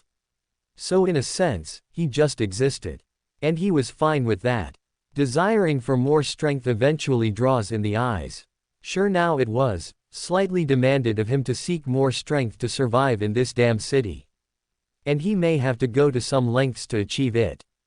But in general, whether one was seen as a potential enemy in the far future or a toy to play with. In the end, more strength invited stronger enemies. I should be more careful then. Hope did kill the dreamer Kurt guy. Without obtaining his essence, maybe it wouldn't have been as timely to subdue the awakened. But what if others could sense some strength inside Hope as he could sense their unmistakable aura? Even with his flaw, if he stepped into a room, how would they react? Well, if he'd ever become an awakened. Or that strong for that matter. I'm a dreamer, that's still far into the future. Hope thought as he continued spinning the sword in his hand. He shouldn't get too ahead of himself. It wasn't like a dreamer could cause trouble anyways. That type of rank wouldn't concern him as an enemy to anyone. Step, step, step. Hope blinked as a tangent thought crossed his mind. Quote. What were the greatest enemies of the gods? Are they technically, our gods since we're connected to the dream realm? Was that how it all worked? Beast god, sun god, war god, heart god. Why did he feel like there were more? How unfortunate if there really was, that cursed heart god was enough to shake his life. Hope frowned and then looked up at the sky. All he saw instead were the walls of mist, its damp breath hugging around him. But was it watching? The hell's your enemy? Quote. Of course. No answer came from the spell. Not that he particularly believed it would. But, what did you choose me for? Hope shook his head as he continued forward. As Hope had thought before, the spell chooses its victims with its own measured degree of despair that cancers in people's hearts. An infection that festered inside from a supernatural seed. Or however else they described it. With that information people had learned years before, some settlements throughout Quadrant I started to act differently. And, that was all he was told. Hope could probably piece some things out from glimpsing more into his memories. But that wasn't going to benefit him now. Sure, he could remember his past. But that didn't necessarily mean he had the answers to everything from it. Just as how one would need to rewatch a recording to understand the full context, despite the number of times they replay it. It was the same for Hope as well. He wouldn't consider himself particularly smart anyway. But most importantly, there was no feeling of despair that he remembered. Such a poignant memory would have stood out from the rest. Sometimes the bitterness he felt toward the cultists would flicker, or the feeling of dying when he nearly drowned could be easily pinpointed. But despair. Step. Mother was dead. Father most likely as well, or whatever became of him. But that was normal in this day and age. Nothing special for children to lose their parents. That was life. That was the kind of world he was born into. There was no stark feeling of swollen eyes or salty tears. No trace of wailing in his throat. There weren't peak moments that would keep him awake at night. No memory of sorrow plaguing his mind. Surely, a time like that would strike an unforgettable chord. Cursed or non-cursed. Step. But aside from that, the bigger question was, where the hell was this other outcast awakened? It was unhelpful the dreamer Kurt Guy said that this paranoid awakened dwelled on higher ground. The, he sets up traps, part was informative enough. But higher ground. Quote. Hope pinched the bridge of his nose. It's a fucking city. There are tall buildings everywhere. Hope thought that he should have killed someone else instead. Of course, that was a fleeting thought. There was the benefit of obtaining that dreamer's essence after all. Step. Crunch. Hope paused in his tracks as a crunching sound cracked beneath his boot. He looked down, lifting his leg to see through the patch of grass. And there he saw a crumble of bones. So old and ruined that it barely held onto any white. Nearby, a fragmented skull could also be seen, gazing at him with those empty sockets. Hope walked over the fragments, not paying much mind to coming across the decay here. But because of that realization, other shapes he had mistaken as part of the motors and buildings were revealed as bodies as well. Skins that grade matched the ruins, bloated and grotesque ones slumped over cars. Hope paused as he found several of them wearing Brave Arm uniforms. Tattered and stained, whole damn city went loose. All the guards were called to the city's center. Hope blinked from the voice's sudden spring from the whispers. Right. One of the men he interrogated after coming across that atom boy said that. Hope turned away and continued through the fog, his hand gripping tighter onto the bone sword. In this thick shrouded street, the sun's yellow rays couldn't pierce this deep. Not when the fog's wisps for fingers grappled between the skeletal remains of the buildings. Like the vines, they invaded everywhere, sneaking through the gaps and crevices like a pervasive spirit. The noise in his mind began to hush as his eyes scanned the environment, bouncing between each waste. And the fog closed in more as time passed. But in the blurred distance, Hope noticed a figure of a person. Before Hope could lash out, he realized that he couldn't see the outline of the figure's legs. At least not where they should be. Instead, the figure appeared like a floating ghost in the fog, suspended in air. Hope paused and tried to innately feel the danger around. No threatening aura emitted from it, but his fingers twitched on the hilt, ready to respond to any attack hidden in the shrubs before continuing forward. And another floating figure bled through the fog. Then 2 more. Then 6. Strung up like decorations, rose from jutted poles and streetlights, cords pulled on their necks as their bodies swayed in the breeze. Hope blinked as he saw one's face was all but sunken to bones and empty sockets. Some of them were years old, others were eerily fresh, barely recognized as human with layers of tattered clothes like a monster's furry hide or faces distorted from injuries they'd suffered last. Each of this space called out as a graveyard. Hope frowned. Lawless city, he thought. Just how far did these people stretch that line of freedom? Hope looked behind. Of course, he was met with the mist wall again, but from this distance to the glass dome tower, the environment had already shifted drastically. Was this another example of survival of the fittest? Help me. Swish. Mist swirled in the air. Instantly, Hope raised his sword. The jagged blade aimed at the possible source of threat. But angled from its point was a man hanging. The wet words he had managed to slur squeezed through a throat clogged with blood.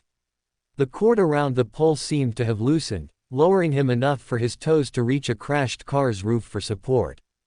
And another cord tied around his wrists and ankles. Help me, he slurred again. His voice losing itself in the fog. Hope blinked. Why should I? Hope nonchalantly said as he lowered his sword. The man's bruised eyelids pulled back, his pupils directed at Hope. Begging him, pleading him. This man must be a stray. No affiliation to the main settlements. Far from Sector 2. A rogue. And what possible crime could this rogue commit for him to be strung up in this situation? Hope scanned the shadows in the buildings. Where were the other people responsible for this? As Hope showed no sign of further action, the man's eyes trembled. It was the pitiful expression of having nothing else to give but his beggar words. Words. That tangent thought kindled an idea. Nothing, huh? Hope said, tilting his head. Well, you still have that tongue of yours. Hope raised his foot and walked onto the car the man was barely standing on, the metal groaning as he reached his side. Hope then hesitated, reluctant of the next coming words before speaking. Depending on your answer, I'll grant your wish. The man's eyes trembled again. Hope restrained a deep frown. A deal was the same as making a promise, but it wasn't like this man could betray him if he tried. Do you know of an awakened around here? Hope waved his sword casually at the fog. The one who sets up traps. Quote. Exclamation mark quote. His mouth opened and closed. The sound of gurgling followed as he struggled to speak. Yes. Where? Quote. Quote. Hope sighed. Even a vague answer could be helpful. Quote. Exclamation mark quote. The man coughed, blood leaking from his neck. Near. And as if suddenly cursed with muteness, his voice completely faltered. That scared the man. His eyes widened, panicked as if he could see his wishful request slipping from his grasp. His body rattled against the pole as he tried to speak again but to no avail. Well, I guess he does have nothing to give. He supposed the man didn't prove any use to him. Hope was about to turn away. But before he turned completely, the man started to mouth the words instead. A last desperate act. Hope paused as he watched the lips slowly forming out the words. What the man could form anyway with those swollen lips? Hope blinked. Ah, is that it? The man's head trembled into a nod. All right then. A deal was a deal. Hope raised the sword to the man's neck and a dumb gratitude flickered across the man's face at that moment which Hope ignored. Right, an instinctive voice whispered. I wouldn't do that if I were you. Shing. The blade's teeth barely scratched the man's neck as Hope turned and aimed his sword at the other sound. A ragged woman stood at a building's broken entrance. Her skin was stained and smudged and hair was in thick, messy locks as she held a measly knife. Hope blinked at it. Not much of a threat. The woman's eyes narrowed as she met Hope's gaze. He deserves it. You could waste one life. Hope said. Rustle. But now it was Hope's turn to narrow his eyes. Rustle. Around him, he could hear steps shuffling out into the street. Shadows loomed in the fog as they broke through the grass and crunched on the bones surrounding him. Hope's side glanced at them. 6 men. Mundane humans. No guns. Crafted weapons. Pipes. And crowbars instead. Step down. One man said. Quote, quote. At that moment, Hope debated acting on an impulsive thought. But then decided against it. It would be unnecessary energy to fight against these people.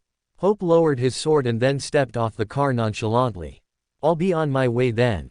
Quote, exclamation mark, quote. The hanging man's throat gurgled with blood again. The sound of his fidgeting increased as Hope walked further away. I heard what you've asked the man. Hope blinked at the woman's words. And, she sneered and spoke in a harsh whisper. You government and sector people are all the same. We told you guys already, we want nothing from your recruitment. Quote, quote. What the hell is going on in this city? Recruitment. Hope paused. Should he answer like he was a part of it? In his peripheral, Hope could see the hanging man twitch again. His bruised eyes faintly seen through the fog pleaded once more for Hope to uphold his deal. Ironic it was. Rather than the ridiculous possibility of the man betraying him, Hope was instead. Hope, you promised. Promise me, darling, don't go outside. Don't forget and promise me.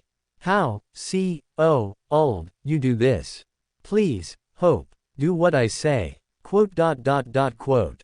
Hope's face remained poised as the chorus rose. But a sharp sting at the next moment cut through the noise. Through the voices. His left hand was clenching tight enough for his nails to pierce his skin. How annoying. Drip, drip. Hope ignored the people's reaction. Although he couldn't blame them. He willingly caused himself to bleed. But besides that problem inside his mind, the external problem had to be handled. These strays. Hope could tell the truth that he wasn't a part of some scheme that they so assumed. Whatever the hell this recruitment was. But the truth wasn't always what one wanted to hear anyways. Not when they'd already solidified their assumptions. His denial would fall on deaf ears, as one would say. Hope then shrugged, flicking the blood off his palm as if it were a nuisance. My mistake. A last desperate act you could say of them. Hope said. The ragged woman frowned from the broken entrance of the building. She emerged completely out of the shadows, shaking her head at him. You're a little young to be on your own, she said in a hushed tone, almost as if emotionally affected by his age. But there was a subtle gleam of smiling teeth as she said those words. Hope blinked at the sight. Like I said, they're desperate. Clearly. But look what fell out of the sector. She threatened her knife at him. Now move. Step away from the man. Hope's side glanced at the pitiful hanging man, catching a whiff of stench mixed with wet stone in the air. The man's toes shifted on the weight of the car, feet shaking as if he would give way at any moment. His head painfully tilted and pulled as the tight cord, and the scratch Hope made with his sword, drew blood like a red leakage.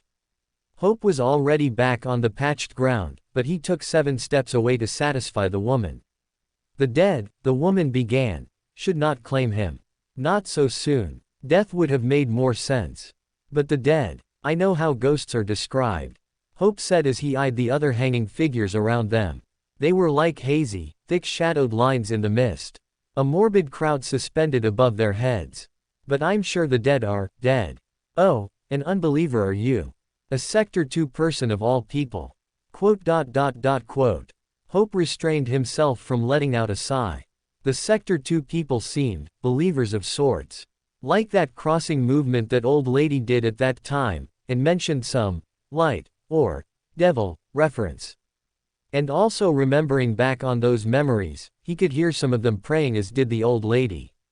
Forceful gratitudes to suppress any of their negative emotions. But Hope was sure the dead were dead. If killing a dreamer, sleeper, whatever one would call them, resulted in him taking a part of their soul essence, logically the rest of their soul became non-existent. And that didn't sound like a bad thing for him to believe. You run for Maeve, E.H. Hope's side glanced at the next person who spoke. Also in a hushed tone, yet his expression was lively as if he relished this cornered situation. Probably from them hunting parties, I bet. And fancy sword too. The man made a snarky grin as he pointed a crowbar at Hope's sword. We'll take that weapon of yours first. Hope's eyebrow twitched. Like hell you will. Not a fair trade, Hope said flatly. PFF'd. There's no fairness around here, boy. Only survival. I'm getting that. Hope looked at the men's simple weapons before looking down at his own spined sword. The rows of pitched claws serving for the blade's teeth looked menacing compared to theirs. Hope supposed his weapon was their idea out of a struggling fight with the monsters to a slightly less struggling one. Or maybe a pathetic boost of confidence. Survival may have shaped their actions, but Hope doubted that a simple upgrade of a weapon could solve their fighting styles.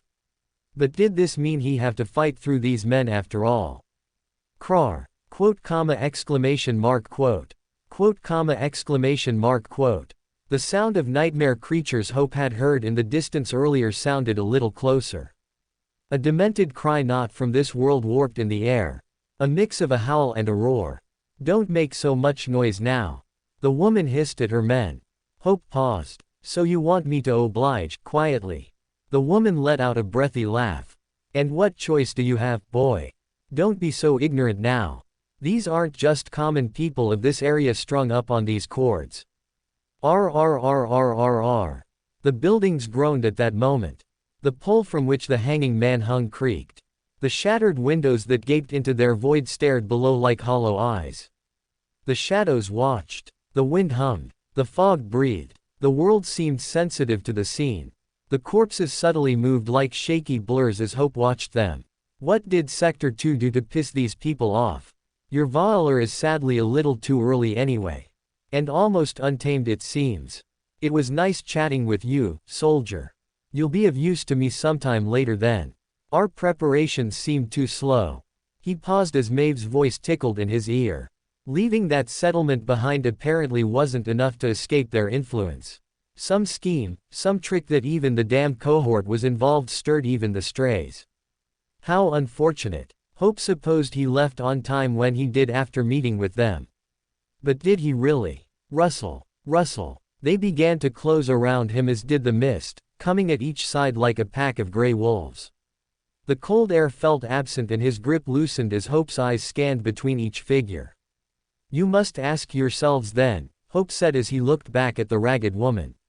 Staring into her eyes. And at that moment, a visible shudder ran through her. As if she was naked. Vulnerable. Standing before not a boy but something else. She involuntarily stepped back, trying to fake confidence. What? Hope raised his sword. Is this all really necessary? Quote. You cheeky bastard. One of the men let out a grunt of annoyance and lunged forward. But as the man pathetically swung his pipe, and before Hope could even swing his sword in a deliberate arc, the metal pole again creaked behind him. Snip, snip, snap. The cord around the man's neck snapped with a loud twang. He dropped. That pile of pitiful flesh crumpled onto the car's windshield. Glass shattered, each fragment screaming as his body sprawled across the shards. His head lolled to one side. The broken cord that once wrapped around his neck like a twisted collar left only a gruesome deep cut. Quote. Exclamation mark, quote.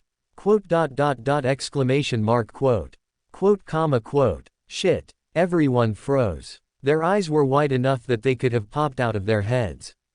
Even though Hope wasn't expressive, he stilled as well. Then he and everyone else slowly turned towards the shrouded street where the fog's damp breath limited the space. From where the monster's howl had first sounded from. Kkegarar. And it came again. Then prowling steps. Muffled at first, but then coming in violent bursts. At first, it was dull like the sound of distant heartbeats. Then pounding with speed. Horrifying heavy footfalls came in a burst, lunging towards where they all stood. And louder it rose with each passing moment. Bom bom bom bom. There out in the mist, a massive shadow bled through the gray, a tall figure like that of a distorted human ran down the street. Long limbs and an abnormally big head came in their direction. It then jumped on all fours, propelling itself forward like a large phantom. And that phantom roared. Kagrar. Already the people were running, like bugs they scattered in the street in a panic. The ragged woman also returned to the building where she came from. Hope was about to follow, passing the corpse which sprawled on the car like a ragged doll. Whoosh! Exclamation mark exclamation mark exclamation mark. But at that next moment, Hope's cover was gone. The car flew over his head, its large shadow flying over him as if light itself blinked. And when Hope turned, dozens of feet away from him, he met face to face with the monster. KGGRRRRRRR. Time seemed to slow, stretched. The fog no longer concealed the horrid face as the monster loomed over him, its canines exposed in a menacing growl.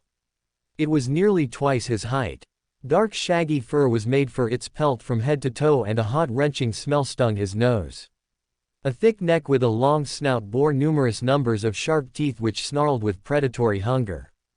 But its eyes, it didn't have any. Hope's sword was already swinging, the jagged edge reaching forward to block the monster's claws. He could see the monster's muscles coiled for its strike as well. Just as it was about to lunge, another sound tore through the fog. Crash! The car finally slammed down with a deafening crash. Metal crumpled and glass shattered as it groaned, the weight settling as it tilted side to side. And through that noise, a scream tethered in its midst. Og! A cry of vulnerability, of easy prey, from one of the running strays announced themselves to the monster.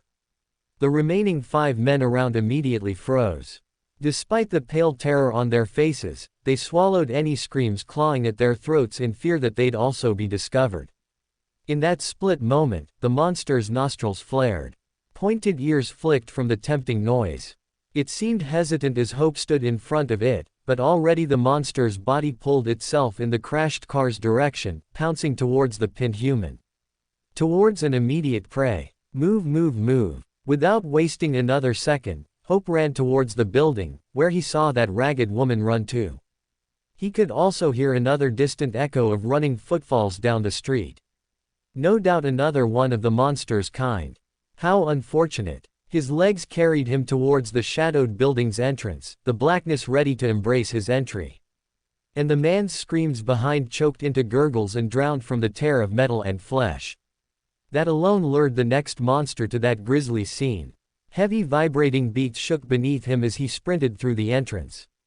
But right as Hope entered the building, a glint of metal gleamed in front of his eyes like a smile of silver. Exclamation mark exclamation mark exclamation mark. Wheek! Instinctively, Hope braced his sword up, blocking a thrusted knife at his face. Behind the measly knife's hilt was the ragged woman again. Her face creased into a snarl and eyes filled with disgust as she looked at him. You! She rasped. Hope blinked as he calmly held up against her strike. She didn't forget me yet. Hope thought. Well, not enough time passed anyway for his flaw. But Hope was prepared for her forgetfulness. His eyes quickly adjusted to the dark room they were in, the objects outlining themselves and fleshing into readable images as the blackness melted. Hidden in the corners and flanked along the walls were more people.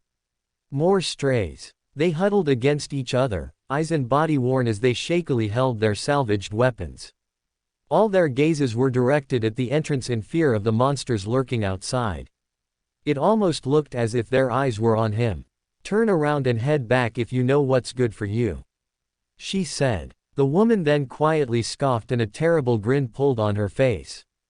Ha! What fine spoil you would have made, you could have been up there along with your friends, haha. Hope blinked at her words. Tisk. Not going to happen. Heading back wasn't an option. And being lynched along with those bodies, strung like trophy dolls out of their pride or enjoyment, was not in his plan either. Kager rrrrrr. A growl then reverberated, crawling on the back of Hope's neck. The woman's smile also vanished, and the people's breath hitched. Hope turned his head and stared at the monster. Sniff, sniff, sniff. That disgustingly long snout opened. The monster next to it kept feasting on the pinned man under the car, while the other 5 men continued to crouch and watch in horrified silence. Not a single person dared to move or even breathe aloud. The monster's tongue licked the space, tasting the air. Snap! And its head snapped in Hope's direction. Even without eyes, he was unmistakably in its direct line of sight. Quote. Hope looked down at his arms and hands which were stained earlier from the demon hound's blood. From the time when he butchered its body for soul shards and bones, from when his hands rummaged the innards and dug between the torn flesh. Fucking hell. Hope immediately grabbed onto the woman's wrist. Of course, what Hope was going to do next was not in his plan either. But there was no other logical option. What are you? If you believe what you said about the dead, then join them yourself. Thoughts had raced in Hope's mind at that moment. Blind. The monster was blind. Obviously. But it would be difficult to escape the monster when he carried the thick scent of death. A proper bath would be very sufficient. But what was another sense that the monster heavily relied on? Sound. And it had to be a tempting one. Kagarar. The monster burst forward, its body rippling through the air toward them. Whatever coppery taste or trace of nightmare creature's blood on Hope screamed for its attention, a desire that could not be ignored. Hope tugged the woman outside. Twisting the knife out of her hand, he flipped it in his grip before he stabbed her in the leg. Her eyes bulged. Body trembled. Pain uncontrollably exploded inside of her. To her heart. To her throat. To her mind. And she screamed. A high shrill running out of her throat. Ah. Kagrar. The monster lunged, claws outstretched. But Hope was already gone. It grappled onto her small frame. Jaws stretched wide open for 1 second. Then closed the next around her head. Her screams quickly drowned out as flesh ripped from her shoulders followed by a bone's terrible crunch. WSSH. But while the monster savagely killed the woman, behind it appeared a flying shadow. A spiky weapon pulled back into a swing with the fog clinging onto it like ghostly whispers. KGGRRR. Thud. The woman's body fell limp, blood pouring out of her neck into a puddle. And the monster turned, its soaked teeth in fleshy red bared. Claws unflexed to snatch the shadow. But bone whistled down first. Slash. And a jagged blade fell, connecting to the monster's jaws. Ripped through the side of its face, a pitched black edge snatched under the shaggy pelt and into the muscle. And the monster's roar was cut short. Thud. Joined with the woman's headless body was the knocked-down monster, felled by the crafted fragments of a demon, made with the hands of a human less powerful than itself. If it had any intelligence, Hope wondered how much of its pride shattered. How much of it in pieces would it have been? Its jaw twitched. Half of its face was in tears as if it were attacked by another beast. Choking and whining in pain, the monster reached out into the fog where the sound of light steps sounded like wings on stone. Where the shadow the monster sensed lurked beyond the black world it knew. WSSH. And what came next was the pitched claws for teeth again. Slash. Piercing through bone, between where its eyes should have been, the monster let out one last yelp as death struck its hand. You have slain an awakened monster. Shut up! Exclamation mark exclamation mark exclamation mark. Bam! The ground exploded. Asphalt rained from a pummeled fist into the earth where Hope stood. But Hope jumped back in time. He landed yards away near the pinned now gruesome pieces of flesh under the car where the other monster just was. KGGGGRRRR. And that monster growled at its new prey. Its nostrils flared, catching Hope's trail which fled. Hope escaped into the fog's cold breath, drawing his sword to the side again as if it were an extension of his own arm. Glancing back at the hulking figure that loomed with a threatening presence distance away before it. Bomb bomb bomb bomb. Charged. The ground beated like drums as the monster's long limbs prowled on all fours. Hope wasn't necessarily escaping. Of course, he would fight it and he'd rather do it quickly. But not with flashy swings and practiced side steps. Those training days were no doubt useful, but that wasn't the solution he wanted to use for quick but less effort. So, he was going to do it his way. Again. The 5 men that crouched nearby had previously scrambled away into hiding. But when they saw the monster being lured in their direction, they lurched out of their spots like fleas and ran. Fear possessing their bodies. Ragged breaths added to the noise with the sound of crushed grass and bones beneath their running feet. No doubt their own hearts beating in contrast to the monster's chase. But the monster didn't have sights on them. Not yet. Huff, huff, huff, At that moment, Hope's gaze pulled to one man scurrying away nearby. His eyes locked onto him as if he'd found the missing piece. His fingers flexed on the sword's hilt. Swoosh. And Hope's body lunged forward without a second thought. His figure blurring in the mist. The spine blade stretched from his hand like a skeletal wing. SHNGG. And he dragged a brutal cut behind the man's knees. Quote, exclamation mark, quote. Blood sprayed. Dark. And warm it was on the cold stone floor. Splattering like shadowed tears. But that wasn't enough. At least, not without a scream. Ah. And the man did. The wounded cry immediately redirecting the monster's chase.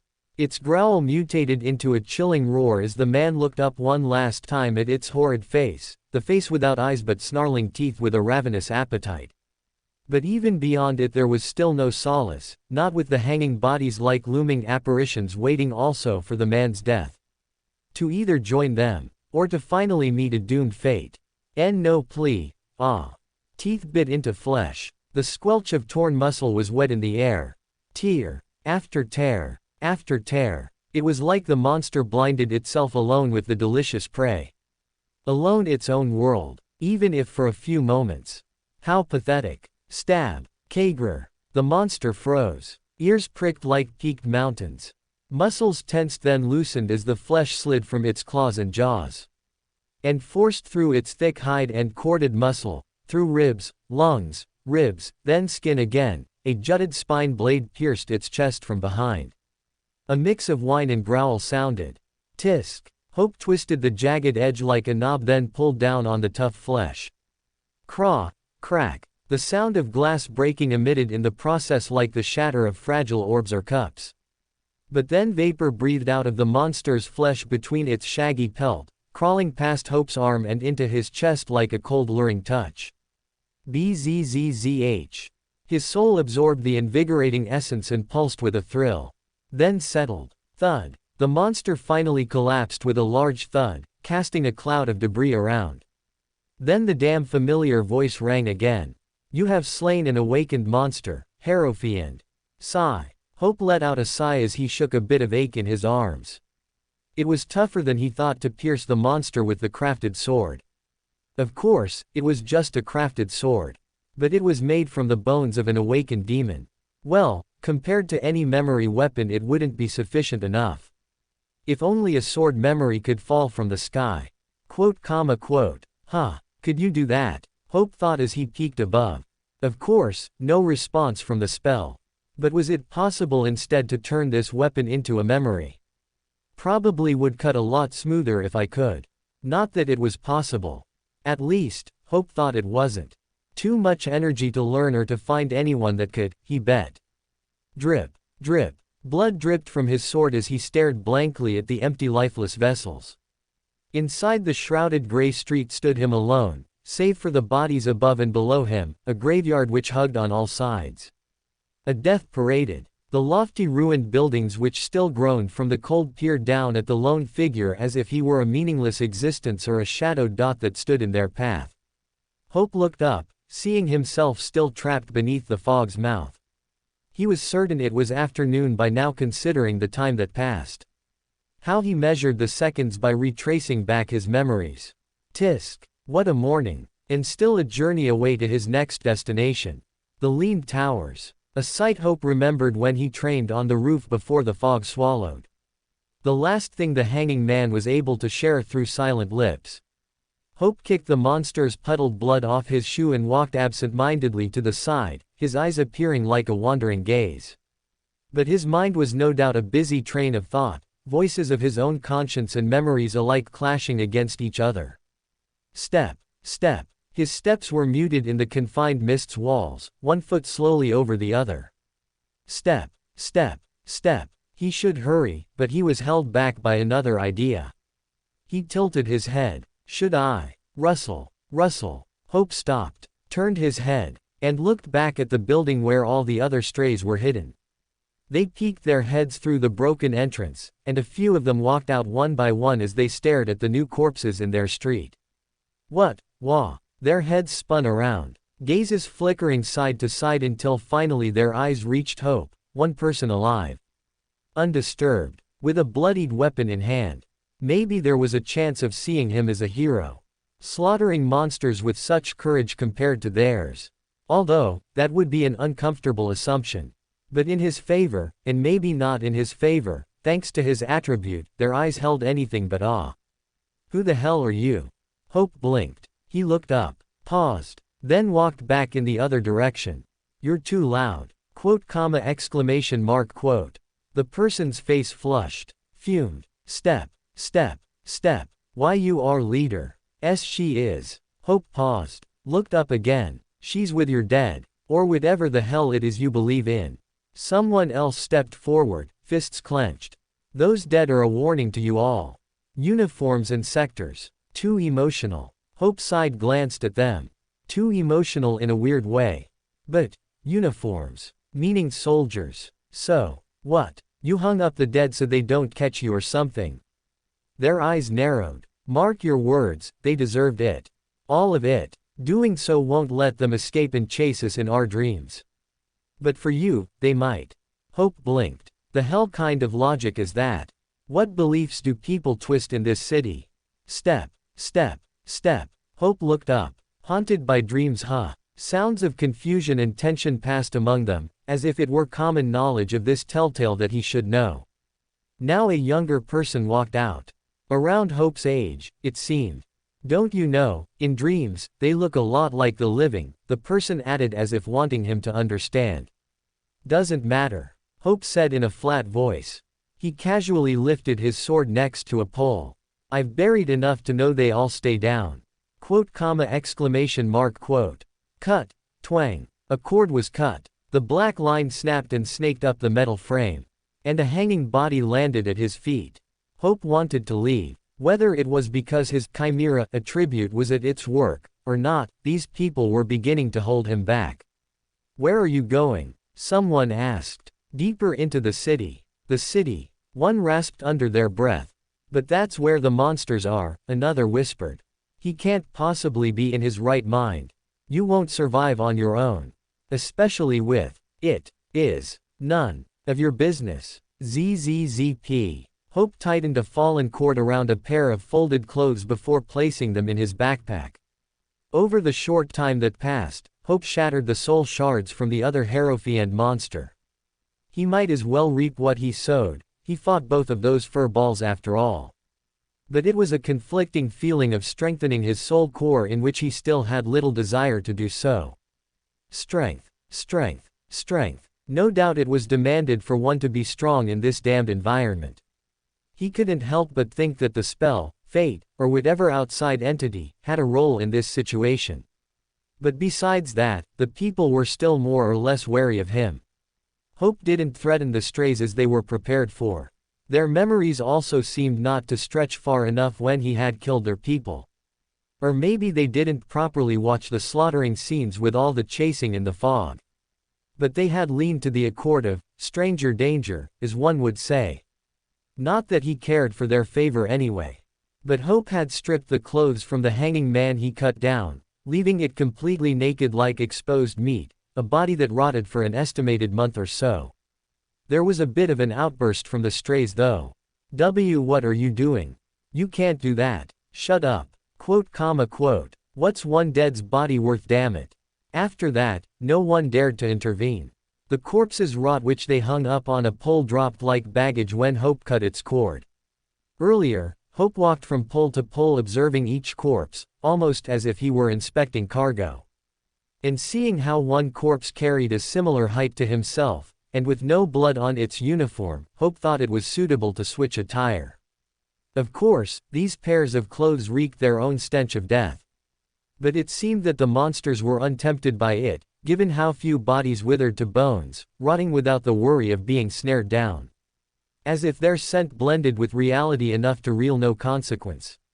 It was fresh blood after all that tickled the monster's senses. Is the demon hound's blood that enticing? Hope thought. Either way, Hope didn't want to easily attract more monsters with the stained blood coating his sleeves and skin, not when traveling deeper into the city. But another reason was needing new clothes because his sleeves were ripped and holed. How unfortunate. Hope shook some extra bits of flesh off his sword until. Grar. Quote, exclamation mark, quote. Exclamation mark quote. Quote. Hope internally sighed. Well then. Hope nonchalantly looked down the shrouded street from where the noise came from, followed by a distant rumbling like the sound of a giant's belly. It sounded further up ahead, not close enough to go into a panic. Unless, one planned to head in that direction. In which he did. And some distance down was another street that cut left in the fog. He remembered from dawn's wake shining on the rooftops of those that led toward the lean towers. Of course, several were hidden and were yet to be discovered, blocked like children lost in an adult crowd. But he got the gist idea of where he should go. If anything, all he had to do was look up. And likely gain higher ground to see those rooftops through the thick fog. Hope paused, then looked back at the strays. They continued to stare at him with conflicted expressions. Shrunken faces gazed at him with skins blotched and eyes red-rimmed. An animalistic trait hinted behind those features from blurred years in this so-called freedom city they battled in day and night. Ah damn it. At that moment, flashed images of familiar masks of starvation fleeted past his eyes. The times when he grew up in those severe environments. A normality that was embraced in their fragile wrists, boned fingers, and sunken eyes. Stop, Hope thought. But another memory flickered again, ghost-like. The thought of his mother's shrunken body on the kitchen chair as she counted the credits she received peeled through. Fragile, delicate was she, as if the wind could have picked her up. But, out of all those starving people, she was the one who held up smiles through her lips, cheeks, and eyes, charming the neighbors with unexplainable glee. She was one of a kind. Too much sometimes. A weird feeling twisted in Hope's stomach from those thoughts.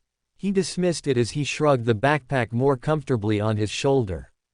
The strays' eyes kept darting between him and his weapon. Envious almost. Others, desperate. Hope internally sighed again before speaking. Your leader rejected the idea of recruitment from the sectors. Right. Their heads perked up. Well, she's dead. Obviously. So now make new choices. If you want to raise your chances of survival, then take up on their offer. They narrowed their eyes and snarled. Others spat even with them, and abide by their righteous rules. Another spoke. Their help isn't worth spending. Not after what they've done. Murmurs of agreement rippled among them. I don't think you guys are any different. Hope then shrugged. Doesn't seem like a bad thing to temporarily deal with. You could afterwards escape back to your original lives. And what makes you so sure about that? Honestly, why the hell am I still here? Hope thought as he swallowed back an annoying click of his tongue. Step, step, step. He then walked down the street. They've got plenty of food if that means anything to you. Hope said. Some choices are worth it in the long run if it means you survive another day. Even if you have to annoyingly bear with the choice. Hope silently thought, recalling back again on his experience. It wasn't a particularly ideal environment in that strange sector. But food, rest, and information would be admittedly hard to find by oneself. And with the gate still open in the city's center. Anything could happen to these strays out here. The people didn't respond after that. Which relieved Hope. He didn't want to be held back anymore. Maybe his words would leave a deep enough impression for them to consider his words. Or was that even possible? What were the limits exactly? How does this flaw even work? Surely there was some loop to it. A roundabout. A cheat of some kind. What's that saying, like a white lie? Whatever the case, all these people were crazy. It seemed pathetic to dismiss the high chance of survival, especially when Sector 2 offered food. Who rejects a full belly? Was there a possibility of the strays being used by the sector? Likely. But food was food. And speaking of food, last time I ate was yesterday. Hope thought as he casually began spinning his sword again, passing rows of suspended feet. It seemed like 2 days had passed since he couldn't skip the portion of the night. A time when the mind would usually blank into a void and tune into dream channels. But it was only 1 day. Half day had now passed. What the hell could happen in the next 12 hours? And Hope continued with those thoughts, mainly to distract himself from the voices, as the distance between him and the strays lengthened with each step. His figure becoming a splotched shadow as fog wrapped around until he disappeared altogether like an illusion. An imagination even, that faded from their minds until he was all but a distant memory. In those seconds that passed, and in those seconds turning to minutes, no one called out to him. Rumble. I swear this spell is testing my patience. 10 minutes have passed as he walked down the street. And already the setting changed, not in his favor. Patter, patter, patter. With the city swallowed by the fog, it was the clouds' belly that grumbled. Then the clouds shook, and before he knew it, there was a blast of cold drops, thousands of tears with fragrant earth springing from the ground that made his head swim. A downpour of rain hissed and shushed on the ruins, its own chorus singing around him. Shake. Hope whipped his head side to side, shaking off the water in his hair. At least he had cleaner water to bathe in. Still not what I meant. But he would take what he could get. Rain. Hope knocked the side of his head with the edge of his palm, his ear cupped from the water. Of course, damn rain. It didn't have to be monsters but the damn weather even to serve as odds, stalling his journey. Rather than snowing like the south of Quadrant I at this time of year, the west would have rain in both winter and spring. Was it technically spring now? Hope had chosen a random building for shelter as the downpour started. Stepping through a barge door and over scattered cardboard boxes of toys, he reached the back of the room where some worn dusty-colored tables were decorated with stickers on it. Bam! The table trembled as Hope tossed his 2 heavy items onto it, backpack and spine blade. At least, they seemed heavy. Tap, tap. Water dripped from his soggy clothes, collecting into a puddle at his feet.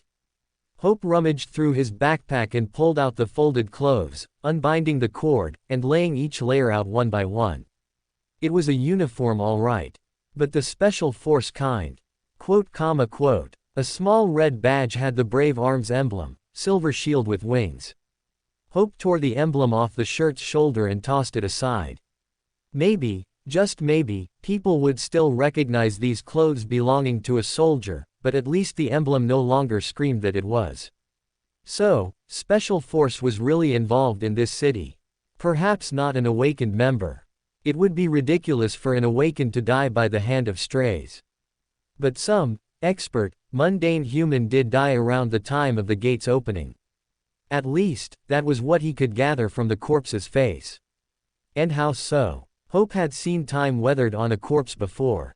From out his family's window, he watched people dying on the street as if it were simple scene. People died every other day. Days would turn to weeks. Weeks to months. All the while left outside before the government decided they had enough time on their hands to throw them who knows where. And you're here, Hope said as he lifted up the uniform. Why would a special force in this city? Nope. Not my problem, Hope thought as he pinched the bridge of his nose. He was beginning to question too much again on something that didn't personally involve him. It was fine to distract himself. But dangerous to start acting like some detective with a long built-up queue of unanswered questions. Don't get too curious now, Hope thought as he nonchalantly started to undress himself. Chest rig was the first to go. It was the most tarred in all sorts of filth. As the shadows grew thick inside the room, rain pattered outside as if it were mindlessly running and tapping on every surface it could greedily touch. The gray afternoon carried a blue tint like a reflection of its own gloominess, a light that faintly breathed on his skin. White scratches on Hope's arms and wrists gleamed like bone from the scars the pearls of the moon had healed. They were striped along his ribs as well, but from another battle he was involved in the past. Hope avoided his eyes from that area to prevent the memories from jumping again. Reliving an injury was one of the last things he wanted. Hope slid on the black tactical trousers. Then the belt, gloves, socks and boots, a thick long-sleeve combat shirt. All of them in black. You can never go wrong with black, Hope thought. Fitting his head through the shirt and pulling it down his torso, the fabric whispered against his skin with the corpse's smell shoving up his nostrils. But he had to admit that it wasn't as bad compared to the time when he ate spoiled meat. A sour flavor tingled his tongue from the thought. And might have to do it again. But at least with the cursed attribute, he could eat raw, even spoiled, meat without getting food poisoning. His appetite would be saved. His taste buds would not. Hope turned his head and looked out the squared bright-eyed windows. There he'd left out was a small metal water bottle slowly refilling up, the raindrops tinkering off its metal rim. Hope ran his hand through his damp hair, the strands slicking between his fingers. They were long enough to stab his eyes. How did masters cut their hair? Surely not with a sword, right? What Hope also needed was to properly wash his hair to get the grime off once and for all. But before that, Hope blinked as he looked around.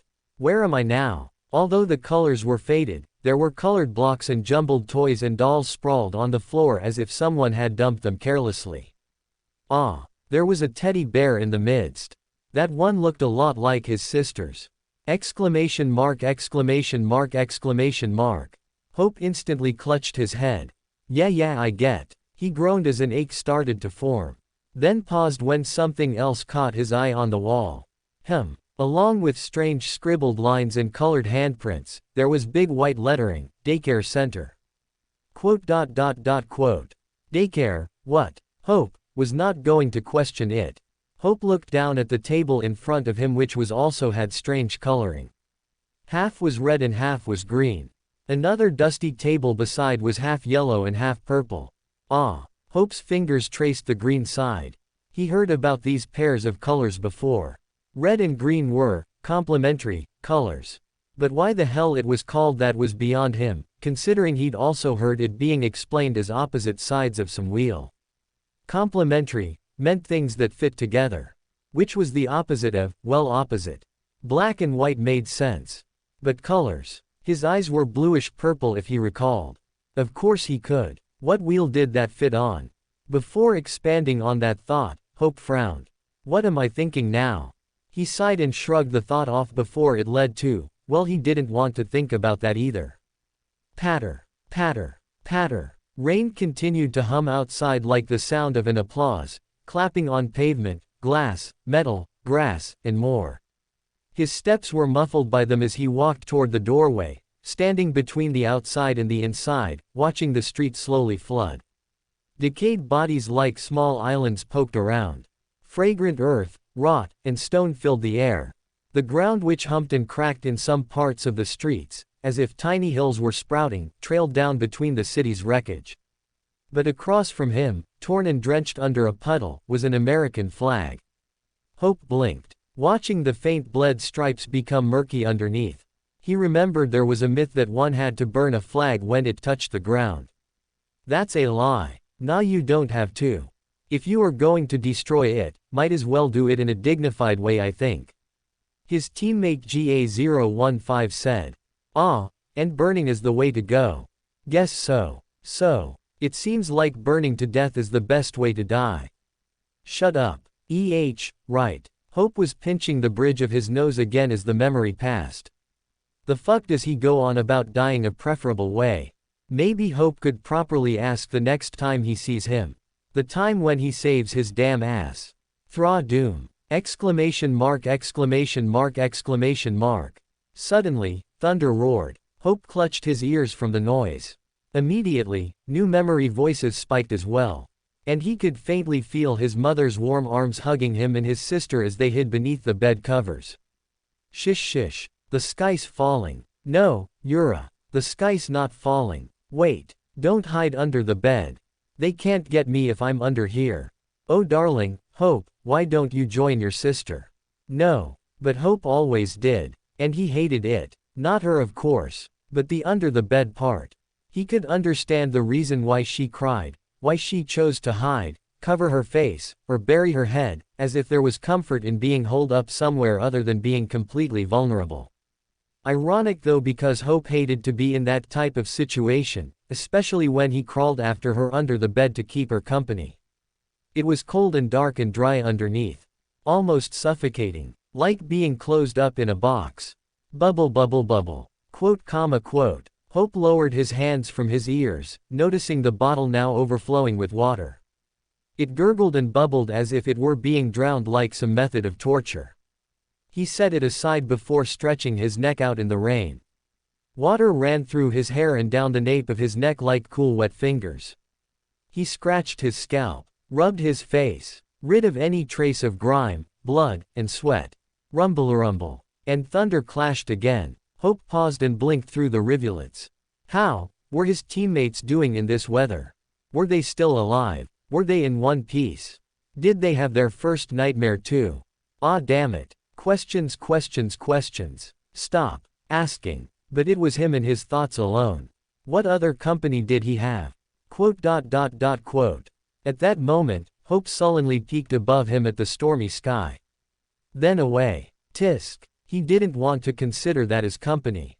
Hope straightened himself, ruffling his hair, then pulled his bangs in front of his eyes back to their original pale color. At least in this way I don't look any more like someone crawling back from the dead. Quote. Hope glanced down at himself. He reeked of death though. Never mind that, Hope thought as he walked back inside, his boots squeaking on the floor with each soggy step. Squeak. Quote. Not my shoe, Hope thought as he tilted his head down and lifted his foot. Ah, the damn teddy bear again. Huh, Hope, have you seen my teddy bear?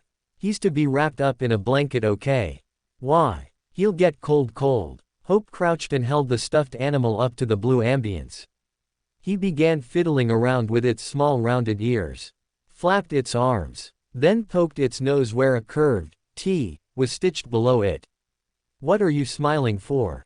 Tisk. Hope looked away. She'd like you. For a moment, Hope entertained the idea of bringing it to his sister, in which before she would have felt pity for such an old lost thing as if it were actually alive.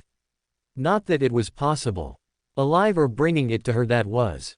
No 14-year-old would want a stuffed animal. Pluke. Hope tossed it aside. No awakened for that matter would want it. And speaking of awakened, near the lean towers is where the other awakened is, huh? Hope thought as he looked back out at the downpour. If this paranoid awakened had set up traps, then to measure his progress was to at least come across one of them. Likely to set some off in the process. Right. Just don't die. Simple. Hope couldn't help but think that the city wanted to trap him. If not, then the damn spell was rolling the dice of odds for his journey. Alright then, dead end. Hope stood at another blockaded street as the rain drizzled overhead. A heap of cars and barbed wire cluttered over each other as if someone had made a bad imitation of a barricade. Nonetheless, the dirty work did the job because Hope had to change direction. Again, some streets also led to collapsed buildings, bodies of nightmare creatures and people sticking out through the wreckage like broken dolls. Arm-thick vines crept all over the tight gaps and slithered through their mouths and ribs. Destroyed structures that served as large barriers were painted with dark hues of blood, the splintered metal frames and shattered windows like hundreds of abysmal eyes rejecting his entry. Hope then turned to another street corner. But not there either. What about the next one? Nope. The next one. Not there either. Splish, splish, splish. Exclamation mark, exclamation mark, exclamation mark. Footsteps. Hope slid behind a car. Just in time before two monsters stepped out into the street. Their steps sloshed through the rain puddles, ignorantly announcing themselves in the surrounding. Or maybe they had enough pride to handle any obstacle in their way. Hope scooted to the side, tilting his head up to see in the car's rearview mirror. Two skeletal, hunched figures slowly walked down the street, swaying forward with an awkward gait. Splish, splish. Their long arms were stiff with vicious claws slightly grazing the feathered grass. He saw their demented eyes, face, and their jaws full of razor-sharp fangs like rows of knives. Creeping along forward like dead men towards him. To this time, huh? Hope thought as he rested his head against the rusted metal car. Some monsters he was able to avoid. But the few last ones he had to face because they stubbornly chose to go in his direction as if pulled by an invisible string. Hope brought his spine soared up to his chest. Well, let's get this over with. It would have to be quick and easy. Splish, splish. Quote. Hope's eyes stared into the rearview mirror, watching their hunched figures drawing in closer. The water sloshed from their heavy steps, growing louder in the chilled air with each second. Inhale. 28 yards away. He had to pierce the head. Or sever it completely. Their limited movements Hope had learned earlier was actually a facade, up until a real battle was in play. So they were typically fast. But that just meant he had to be faster. And if not fast, then carry the element of surprise which lasted 10 seconds or less before they gained the upper hand. Just think of it as battling humans. Hope simplified in his head. Grab. Hope grabbed a skull next to his boot, the 2 holes and rotted teeth greeted him. And, if it could speak, it would probably wonder why it was chosen of all things. In death, you're still useful. Hope silently answered. Of course, it was dead. Hope would really pitch it across if it spoke. Splish, splish. Now 14 yards away. Exhale. Hope tossed the skull behind him over the car like a grenade, the piece of bone arcing towards the sky then splattering in a rain puddle to their left. Skash. Suddenly, like a lizard, their bodies dropped on all fours at the sudden sound and scurried towards the skull. SWSH. Hope jumped for the opening. Low to the ground, he lunged to the nearest distracted figure even if it was distracted for a moment. A moment was priceless on the battlefield. SHNG, SHNG. His sword instantly found a throat. Then an eye. The edge hitting its target with a satisfying flesh and bone rip through its skull. All right before the other skeletal figure lashed out its long limb with unnatural speed. SQLCH. But Hope was still in constant motion. He pulled his sword back, a squelching sound emitting from the stabbed flesh, and deflected the blow in time. Clang. Quote. Hope then calmly feinted right. Its vicious claws brushed a hair's breadth past his face and scratched the air instead. Hope took that opportune moment to break forward. He hooked his jagged blade around the figure's leg, putting it flat on its back, then thrusting his sword in its fanged mouth till the blade vibrated to a halt, the jagged point stabbing into the street's asphalt. The distorted eyes were opened, darting back and forth across the scene as if wondering what just happened. Hope then stabbed deeper till the jagged blade's teeth tore more of its upper jaw and head. Just to be sure, Hope thought as it convulsed. Then it was silent. Both figures were stilled. Their distorted long frames became nothing more than a collected mass of dead flesh beneath him. And it didn't help that the rain encouraged their stench as well, clouding around his nose and mouth. But it was over. That shall do it. Scalsh. Hope pulled his sword out, watching black blood glinting off the jagged edge. FLK. FLK. He then began flicking bits of flesh off like they were crumbs. But interrupting his nonchalant behavior was, "You have slain an awakened monst. Don't." Hope thought as he stared up at the gray drizzling sky. Just don't. Quote. But as if to mock him and also to finish its second announcement, the spell teasingly whispered again more sinisterly in his ear. "You have slain an awakened monster." Hope's eyebrow twitched. Cut it OU. Opening square bracket. Blood fiend. Quote. Hope took in a deep breath. He counted. Then let out a long sigh. Bastard. Was it possible to mute this thing? Hope then tried to redirect his bitterness as he began reaping for the soul shards. A chilling pulse echoing inside of him as each orb of silvery blue flames broke. Then hushing the next as if it were silenced. Hope picked his way among the broken concrete, torn banners, and corroded metal in another street, the remnants of the old world sinking deeper into the rained earth, and yet the way they were placed almost seemed intentional. As if wanting him to look and be curious of their history, of what was forgotten. The rain continued to fall in a soft, unrelenting drizzle, coating him in a light blanket unlike its heavy tears and thundering groans from earlier. And a hazy sheen veiled over the ruins. Blurred were the peaks of skyscrapers and ends of streets. They slipped down crumbling facades. Down on those speckled bullet holes or coughs of explosive cinders marked along their surfaces. And all the while, the voices were, a little louder than usual. Almost excited even. Rain did tie a lot to his childhood, in which, before his first nightmare, Hope had thought of it in passing. But the familiar sight and sound of it invited those specific crowds of memories to loudly hum in the back of his mind. Maybe back in the daycare center, it wasn't so bad, but if the rain was the bridge to the memories, then that was where Hope stood. Completely at its center. At the wasteland I collected 70 soul shards, Hope thought as he tried to distract himself.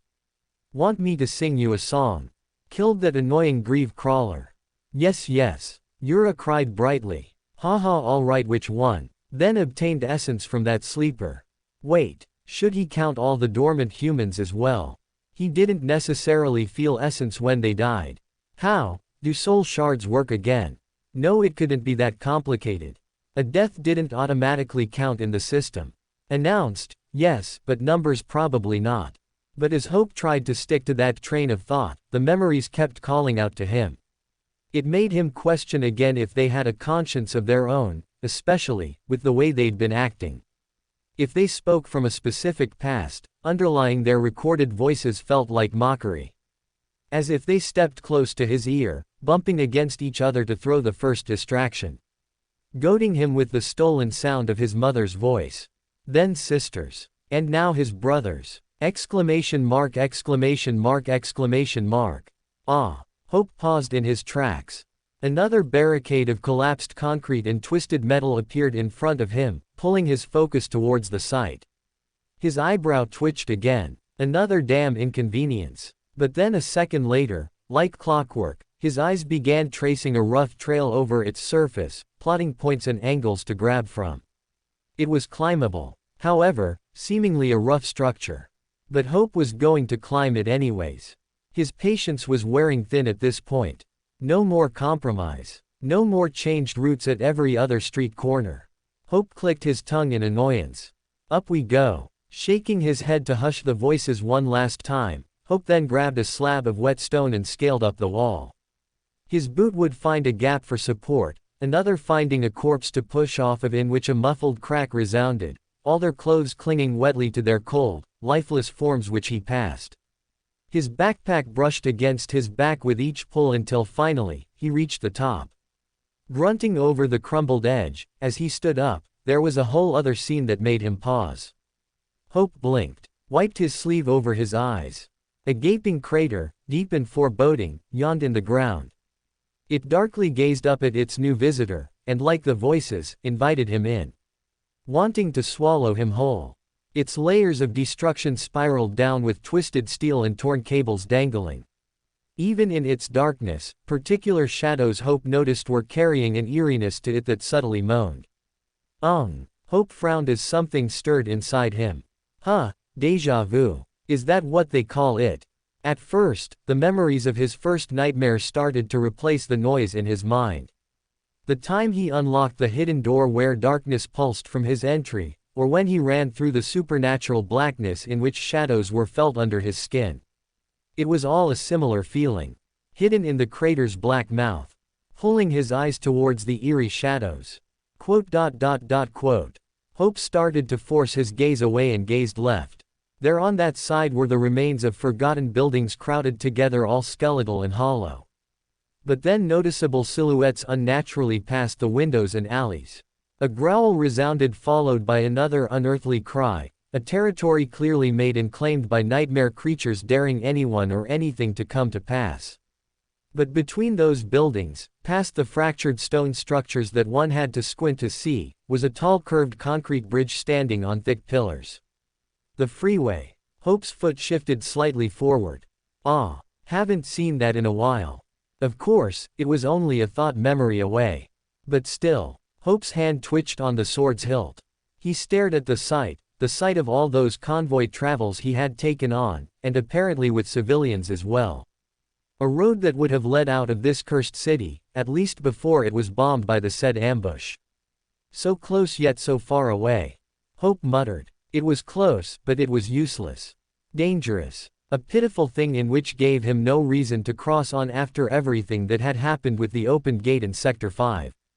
Breeze. At that moment, as the wind blew in his ear and the drizzle of rain weaved through the space, tall giant shadows emerged from the fog.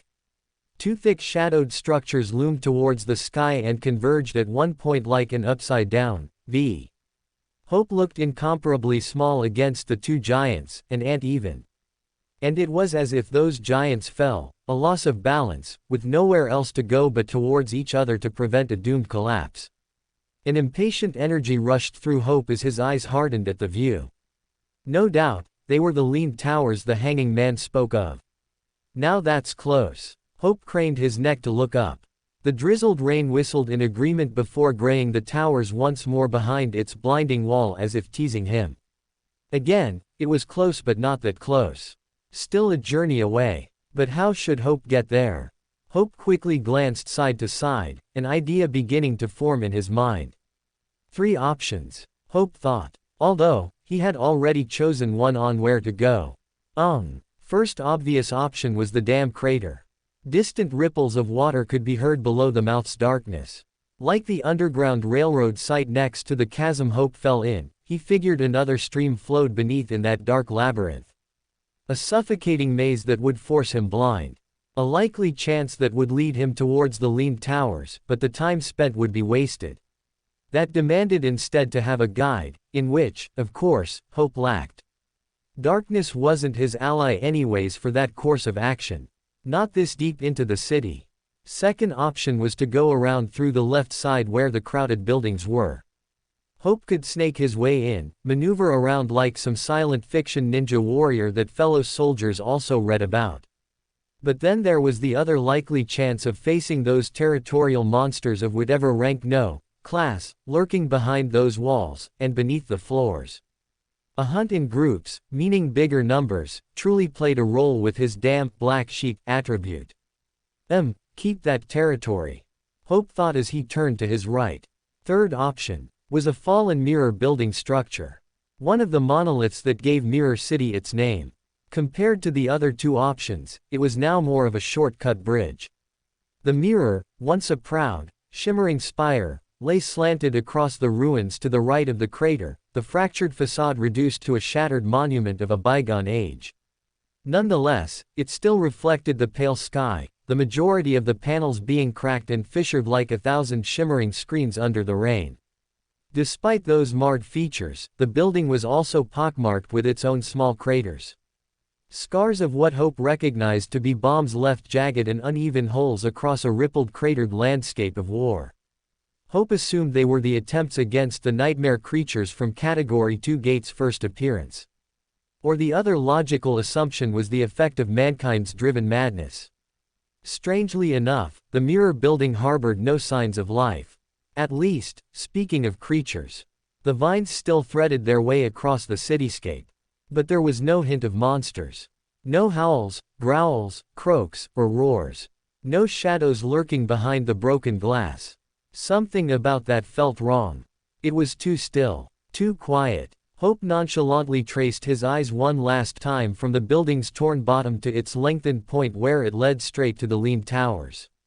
A direct route, and an easy bridge across. Hope's decision was the same.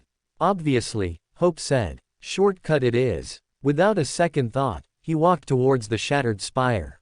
Step crack, step crack, step crack. Hope stalked forward as his boots crunched against the debris of mirrored glass with each footfall.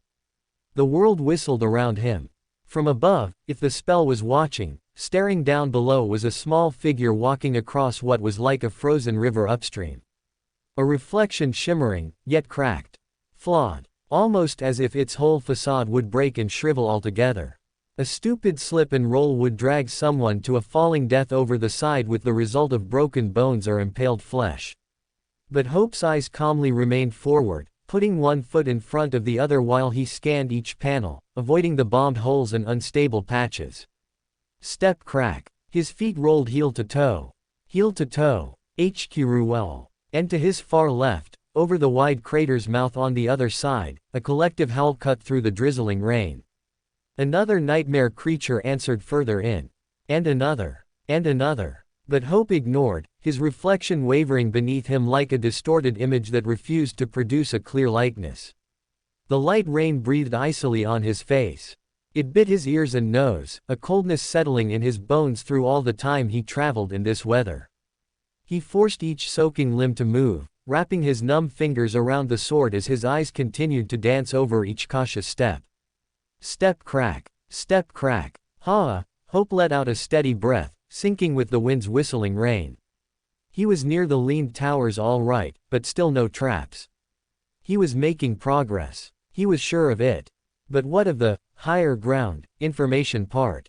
Maybe the awakened was inside the leaned towers instead. That would make sense, Hope thought. It was damn high after all.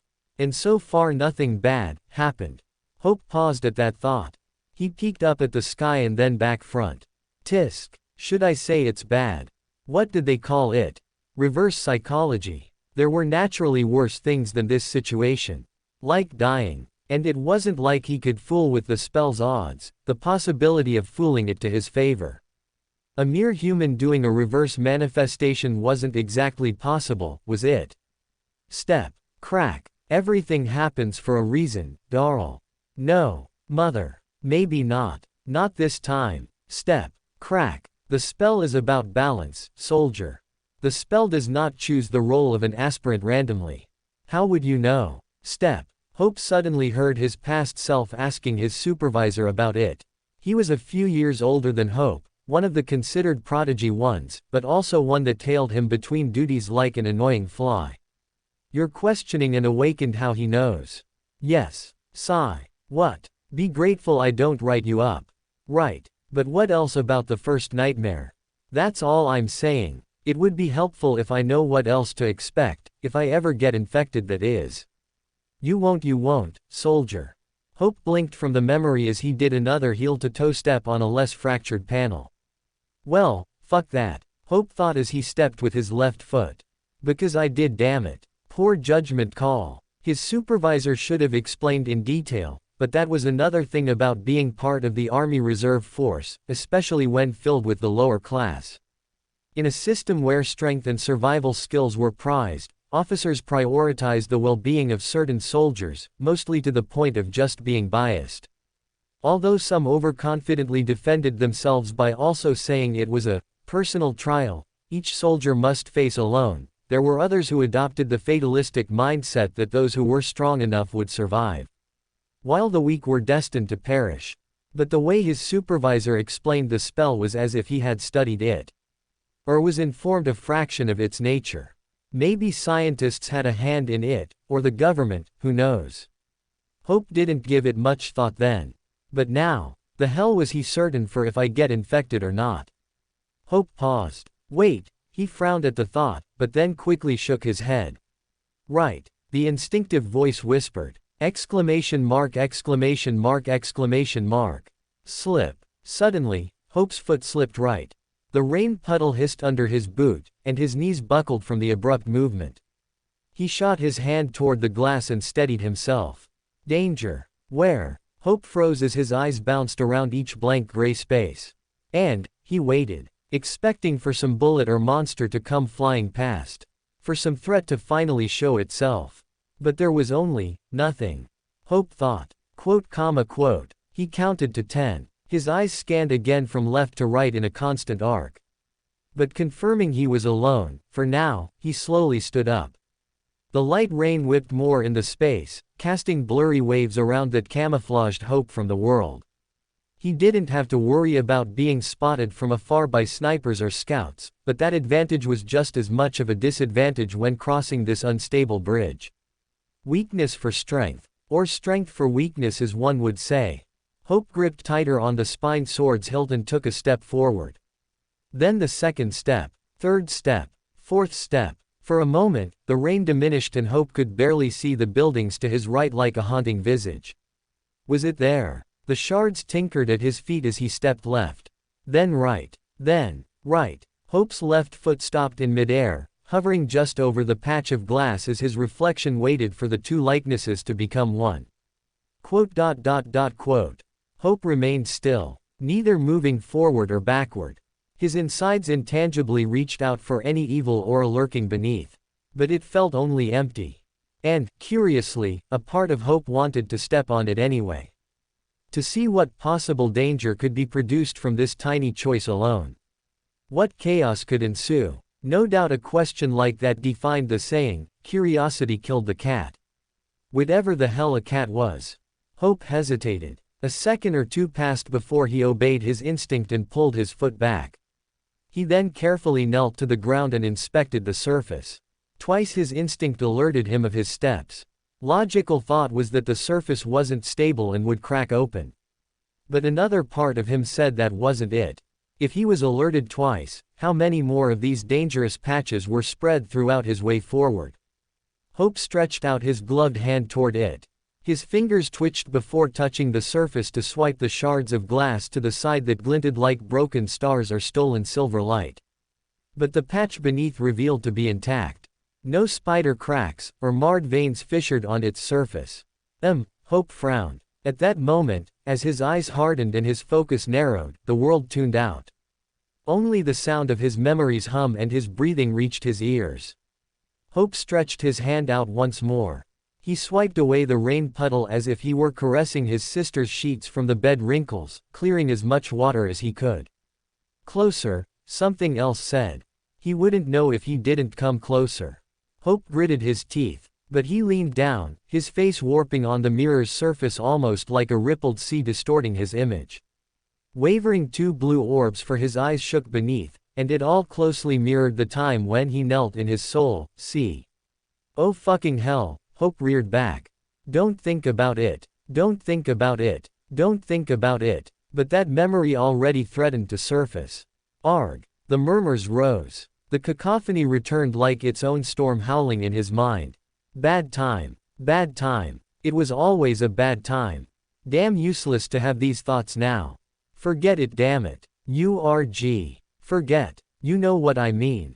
UURG. Hope groaned and forced himself to stand. Clutching the side of his head with one hand, the other with the spine sword, Hope moved around the glass patch and stumbled through the cold drizzling rain. He tried again to think of something else, but it was futile. The memories barked and snarled, twisted and slithered. His thoughts were swallowed before they could even settle. Fighting like ravenous wolves. But his instinct burned through the midst. He identified it, and it forced him to stop in his tracks. The warning rattled inside him like a creature in a cage. And for that, he was able to spare a moment of clarity. Danger. Danger. But what danger? What the hell did this fallen building have? Step. Step. Step. Hope bit down on his tongue. The familiar warm metal taste filled his mouth as he trained his eyes forward. The blinding mist closed in once more. Not even the crater's yawn broke through to his left, or the haunting buildings to his right. It was as if some storm god had wrapped their hand around him, making his world much smaller than it already was. Exclamation mark, exclamation mark, exclamation mark. As Hope was about to take another step, a hot and cold chill spiked through his leg and up to his chest. It was like the feeling of being caught in a mistake one's parents would disapprove of, or when an officer catches a stupid lie out of the trainees. No words necessary this time. His sense grappled him instead. Hope flinched and immediately pulled his foot away from the spot as if he were about to step on fire. But when he stepped back, step crack, a crack ripped through all sound. The memories immediately squatted to murmurs. His focus pivoted to the panel breaking beneath him. At first, a skeletal-like hand cracked on the glass, but then his whole image splintered. Shit. KS's cache KSH. Fwoosh. All support beneath disappeared. The ground shattered like reality being broken into a void. Urgh. Hope immediately fanned his arms out and pressed his arms down on each side. HQROOOOOWWWL. The howls returned, stirred by the noise. The jagged edges needled through Hope's combat sleeves and pinched his skin. Hope gritted his teeth, noticing his elbows were slipping inward till his hands gripped alone instead. His head went under the surface, sunken inside the building where thick darkness wrapped around like night. But what was replaced for stars was something else entirely different. There was light, but not from the pockmarked holes, but from strange red blinking lights. Hope felt himself stiffen. From the glass panel Hope just avoided, there was a planted fist-sized red light beneath it. Yards away from it was another red light. Then another. And several followed underneath the surface with varied but great distances in between, pulsing like a threatening heartbeat. Fucking hell. Hope looked back towards the sky. And he tried pulling himself up. His muscles spasmed as he struggled. His legs kicked slightly as he attempted more leverage, but that didn't work either. The sword he dropped to the side was too far as well. Come on. Think. Stronger grip. He needed something he could hold enough of. Hope blinked from a fleeting thought. Immediately, he moved all of his strength to one hand while the other moved towards his mouth. He undid his glove with his teeth, then quickly grasped the jagged edge once more. A cold stab sunk into his palm, and something thick and warm dripped. But Hope held on even tighter as he pulled himself up. Pat. One elbow over. Then the other. His clothes and back weighed on him from the soaked rain as if wanting to drag him back down. But with one more push and pull, Hope ordered his body to move. And it reluctantly did so. Put. He crawled forward, careful to avoid the other glass patch. Groaning as a quick ache came to pass. And leaned back in a sitting position, spitting the glove out of his mouth. For fuck's, huff, sake, Hope said between pants. But as he began recollecting his thoughts again, he supposed it wasn't an entirely unfortunate thing that happened. Wait. Hope blinked from a sudden thought. Then he gazed forward through the rain. Hope looked on ahead at the rest of Glass Plains, the rest of the spire that stretched and vanished into the drizzling wall. The image of the blinking lights that already burned into his memory he let again veil across his eyes. It was like placing a transparent image in front of another. And before the memory could melt away, or form completely, it was placed over the current view he saw now. In that split moment, Hope was able to estimate the rough positions of the other red lights. Give or take, Hope muttered as he ran a hand through his wet hair. 90% accuracy. The angle was different, but it should be close enough. Hope let out an annoyed sigh.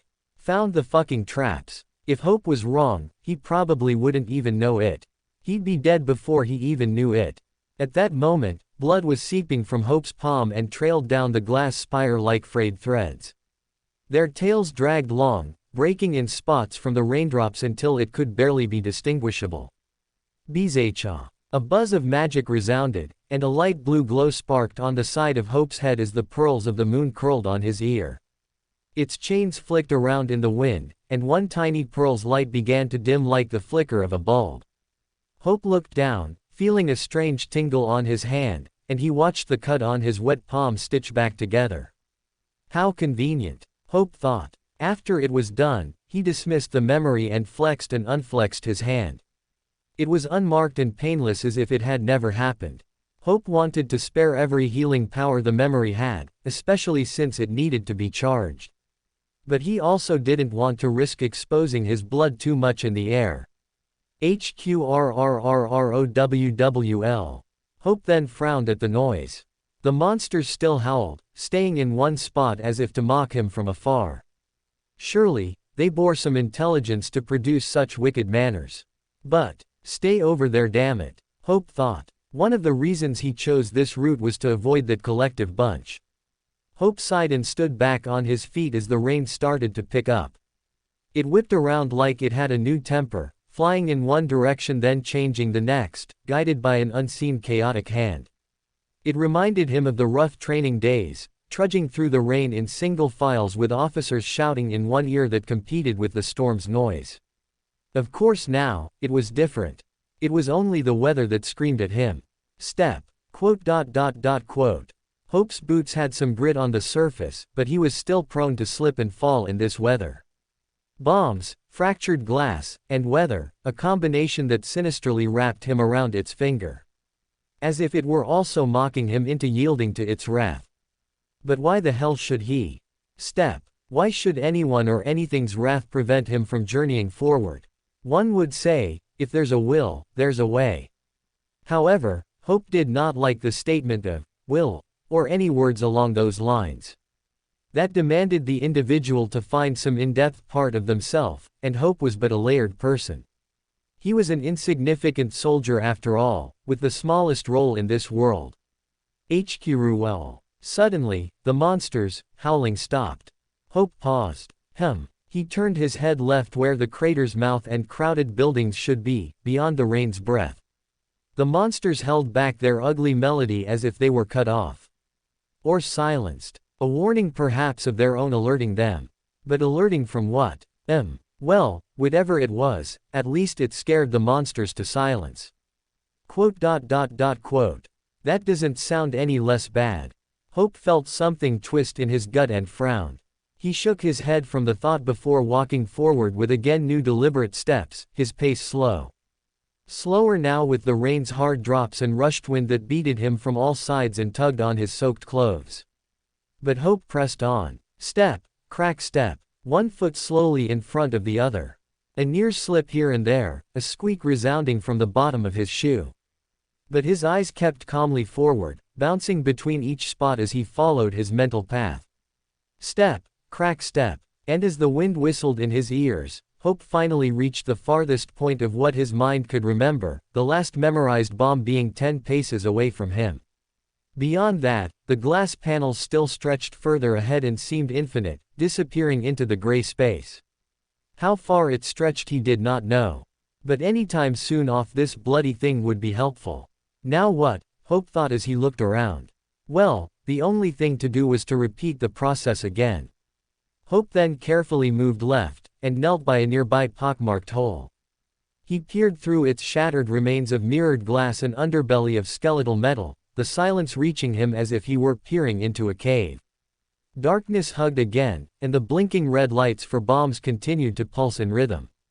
Right, left and right. As Hope focused on their locations, tracing the layout of the traps in his mind to mark the new path forward, his past called out again. Typically in his trainee days, his training officers would create settings full of booby traps in their fields or walls. Anything they could dream up, as one would say, to drill their philosophies on the soldiers. And the method was to force soldiers with the mentality of moving slowly but methodically with eyes peeled open. However, at the moment, Hope was tempted to do a full-on sprint. It was a feeling that was not new of the sorts though. Hope supposed he was impatient in some ways, or many ways as one of his teammates would strangely describe him, but he also supposed those times in training did help tame that nature of his. There was that unusual comfort in the uncomfortable, and probably because that was all he had ever known to do throughout his life. But if Hope could shorten the journey, then he would. And this fallen building for a bridge was one. Hope pulled his head out of the pockmarked hole, his ears being filled with the rains whistling again. But then, tickling through the air came a slippery sound.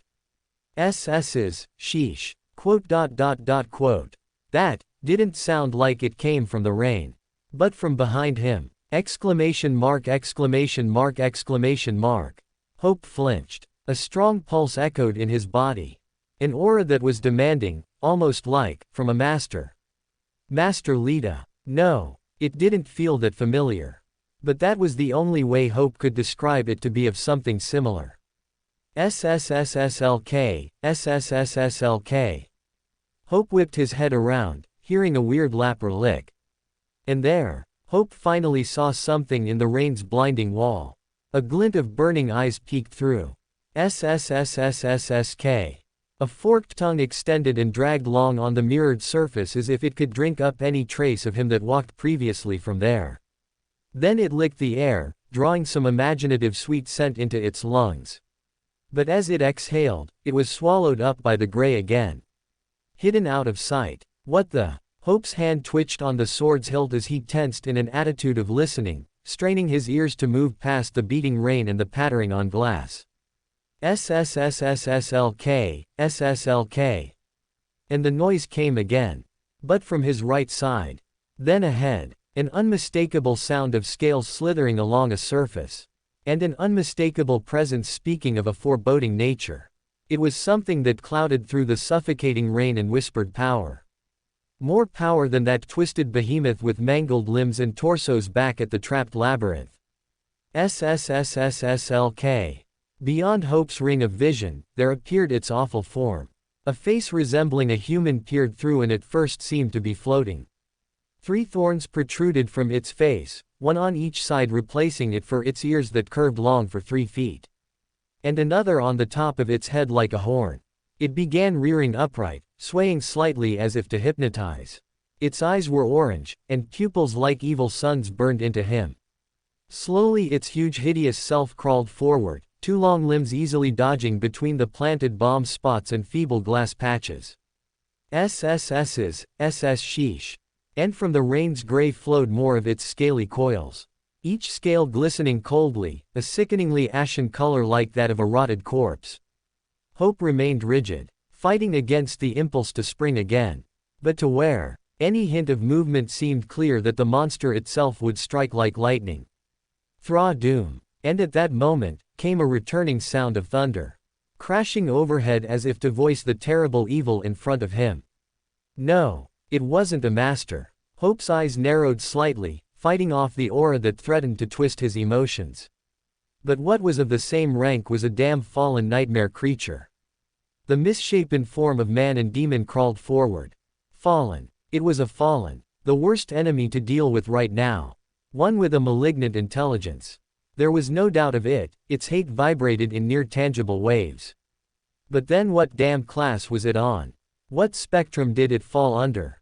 Thra doom. Thunder clashed once more. The rain rode on the hard wind, bathing the space in its colorless ambience while the monster's eyes remained only of noticeable sinister color. It was 5 yards away, and slowly it opened its mouth. But not where Hope expected it to open on the human's face, but beneath the lower jaw where it curved toward the neck. There it split, and a forked tongue extended like a blood ribbon with sharp fangs bared. What? And from it a fetid odor emanated, teasing nausea as black liquid dripped. The hell? SSSSH, SSHIISH. Move. He had to move. Of course, there was the chance of it lunging out. But Hope was doomed either way. He had to dare any options. Hope's face hardened. As the monster swayed to the side, Hope commanded his body to follow as he took a step back. SSSSSLK. When it swayed to the left, so did Hope. SSSHH. Steadily, he mirrored its movements. SSSHH, SS sheesh. Hope had crossed fallen creatures before, from a great distance. Of course, never personally, that was the Awakened's job. Hope should have recognized its aura, but it was different with the proximity. Or maybe more so from the type of species it was. Its burning eyes peered into him, observing his every movement. For some reason, a part of Hope could read that this monster enjoyed this silly dance. And maybe any monster would. To play along with the weak. With their food. A monster enjoying the quiet thrill before a kill. Step. SSSSSHH. Options. What the hell were his options? Strength. Hope's hands twitched from the thought. There was no defeating the serpent monster with fists or crafted weapons. Even now, Hope felt a similar feeling back in his first nightmare when he faced the awakened demon. The time when he was certain he would die then. Realistically, that possibility was high in this scenario as well. But if Hope had to simplify his situation, in which he needed to in this dire situation, then he supposed he could say it was just a monster. An intelligent mind but not one of human thought. Although, most of humanity were questionably idiotic. But that was because few pushed their limits. Hope was not one of genius minds. Nor was he an awakened. Hope let out a steady breath. But Hope didn't need to overpower this thing. He just needed to survive it. Whatever logical means necessary. Hope thought with bitterness. Fucking odds. Step. While Hope took another swaying step back, the memory of each planted bomb fleeted through his mind. And every surface, every crack, every lengthened pace, and every pockmarked hole he recalled rushed across his eyes. The flooded information caused a slight dizziness. But he knew he would only have a split moment to react in the next minutes. Or likely seconds. HSSS's. The serpent monster hissed, as if it saw something shift in Hope. An Army Reserve soldier you said, a memory's voice whispered. I guess we had high expectations of you. Shut up. Hope narrowed his eyes. HSSSSS. Hope instinctively swung his arms up, predicting the incoming strike. But still his block was too slow. And there was not enough time to summon the ashen shield. In a flash, the serpent lunged, driving its claws into Hope's shoulder and chest. A heavy force caved inside him, the air bursting out of his lungs as the impact sent Hope flying back. URK. Hope rolled on the glass surface. The cracks screamed from his landing. But he pushed off, forcing himself to twist his body with an awkward desperate motion to avoid the spots that buried death. KRRRRRR. And at that moment, he used the spine blade's edge, the pitch claws for jagged teeth, on glass. They screeched like tittering cries till he slowed to a stop. Crack. Another crack resounded. But Hope wasn't looking at the ground anymore. HSSSSH. Gazing forward, across the mirrored panes, the rain split as the serpent slithered forward from the gray. Its maw gaped wide. Exclamation mark exclamation mark exclamation mark. Fast fast fast. Another weight had settled into Hope's left hand and, reflexively, he brought his shield up. Keying. He blocked in time, but the clash sent him back again. His boots skidded to the edge of the fallen building, and cracks instantly popped. Crack. A foreboding snap echoed through the air. Move. Hope threw himself sideways just as the surface shattered and plunged into blackness. He rolled into a crouch, planting a hand down to steady himself. Huff, huff, huff, his breathing came in wheezes while a phantom weight twisted in his chest. Fallen, the true power of a fallen. This was ridiculous. Huff, huff, survive it. Hope had to breathe, endure it. Hot breath passed his lips and clouded in front of him. A cold he had long ignored had thickened into the air. But the fallen creature's deep scratch through his clothes and flesh burned into him like a fever, his heart hammering against his ribcage. Of course, some awakened died fighting against fallen creatures. However heroic or unheroic they were, their deaths were glossed over with some fancy narrative to the public. If they were even notable soldiers. For masters, it wasn't much of an end-of-the-world problem. A struggle nonetheless with a high surety of success, unless they were worthless fighters or blinded prideful characters. For mundane humans, they were like casted stones against the fallen. Thrown aside like toys, mangled like dolls, torn like paper. No one worth naming as opponents. And for dreamers who stood between the mundane and awakened, didn't speak much for themselves. Get up, soldier. His master's voice spoke. One of those many times he'd collapsed from her brutal training. You're not done yet. Face! Exclamation mark exclamation mark exclamation mark. Hope flinched, swinging his arm up. Keying. Shit. The ashen shield trembled greatly, the reflection shimmering on its dome-like teary eyes, as the serpent's tail lashed out. But the monster didn't waste another moment as it lunged again. Faster than ought to have been possible for a monster its size. Hope coughed up blood as he turned and quickly blocked the second incoming blow. Culling. Whoosh. The wind icily whistled into Hope's ears, the distance growing again with the serpent's evil suns for eyes shrinking to specks as he was hurled through the air. The moment he rolled onto the rained surface, memories instantly screamed into his ears, flashing behind his eyelids, of the dangerous spots around. Yes, he knew. He remembered them like a hot coal in his forethought. Hope quickly dodged and weaved between the patches, his blood clinging to the trickling rain, leaving a trail of murky red. KRRRRR. The glass screeched again from his sword, and his muscles groaned with exhaustion. Impossible, they said. It was impossible against this creature. And what did it matter if it was impossible? That wasn't the problem. He couldn't afford to stop. Hope's teeth started to ache. Don't stop, he commanded his body. Keying. The serpent hissed and striked again. Don't stop. Shoulder. Chest. Keying. An ache here. A crack there. A violent shake in his bones. Skakri.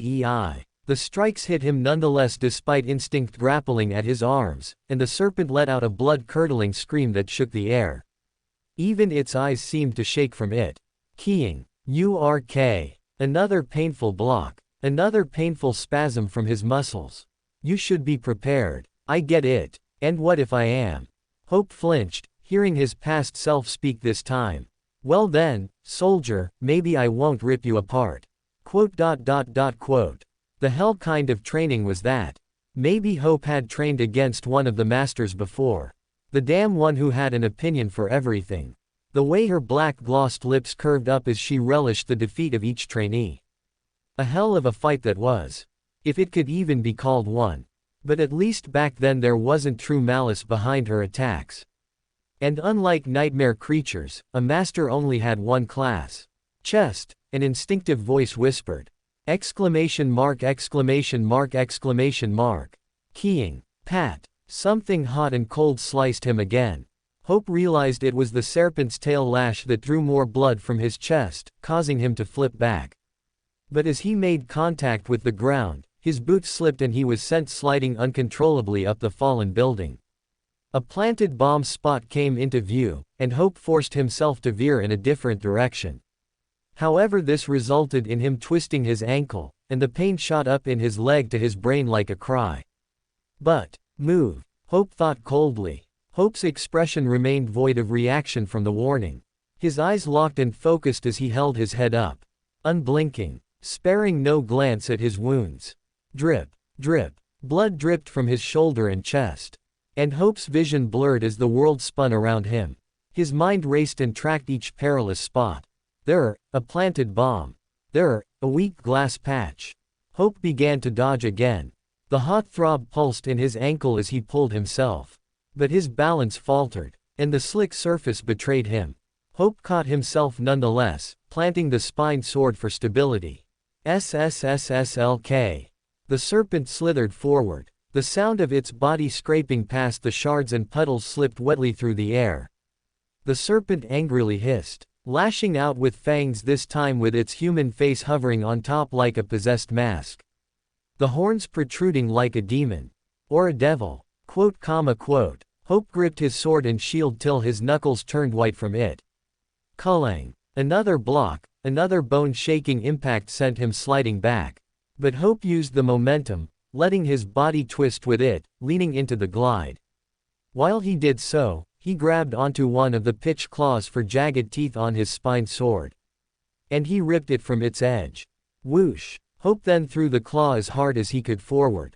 The claw cut through the air like an arrow till it pierced a glass right next to the monster. HSSSK. And the moment it hit the surface, Hope shielded his face. Boom! Suddenly, an explosion roared through the space, fragments tearing through the air followed by a surprise cry from the serpent. The serpent reared back, its coils writhing from the sudden bloom of heat. Of course, fallen creatures couldn't be killed by normal bombardments. Bullets or bombs meant nothing to them, a death blow from any of these traps was unlikely. But it was a distraction, a tactic. It was timing. There was still the dealing with the aftershock, the light, and the blasted force. And who was to say that he couldn't use them as well? HSSSSK. The serpent hissed, furious, before it slithered forward again. Its body adeptly moved between the perilous spots. Really your territory, huh? Hope thought as he narrowed his eyes. He too lunged forward before diving on his side. Glass shards stuck to his clothes, but Hope didn't pay mind as he twisted himself one way to avoid a death bite. Only a drop of venom managed to fall on Hope's exposed cheek, but the feeling of it was like a white-hot needle driving into his flesh. The serpent, being irritated that he dodged the bite, stretched back and hit Hope backhanded before he completely escaped it. Hope felt himself suspending into air, but he did the same motion of turning, ripping a claw from the sword's edge, and throwing it at another spot. Boom! HSSKREEI. A bloom of fire erupted. Boom! And another. And another. Soon, the path grew more treacherous, broken beams jutting from the building and glass splintering. Smoke that coughed upwards immediately scattered from the rough rain. Plan. The plan, what was the plan exactly? With an annoyed expression, Hope looked off to the right side of the fallen building. Then looked away. That was the plan. But the first priority was dealing with this monster to give him enough time to truly escape. Hope looked up and saw the serpent slither through the traces of smoke. But it stopped, taking in a deep inhale, as if it could breathe in the satisfying sear of burning flesh it marked on Hope. Its pupils then dilated to narrowing slits, staring into him as if with a newfound intoxication. At the same time, Hope stumbled back. Through his mind's focused fortress, the pain rippled past it and screamed out each wound to him. as if wanting to remind him of the reality he was in. Ah yes. That wound. And that wound. And a number of others. Hope gripped tighter on his shield. And what the fuck did that matter? A twist of a joint. A cut on a flesh.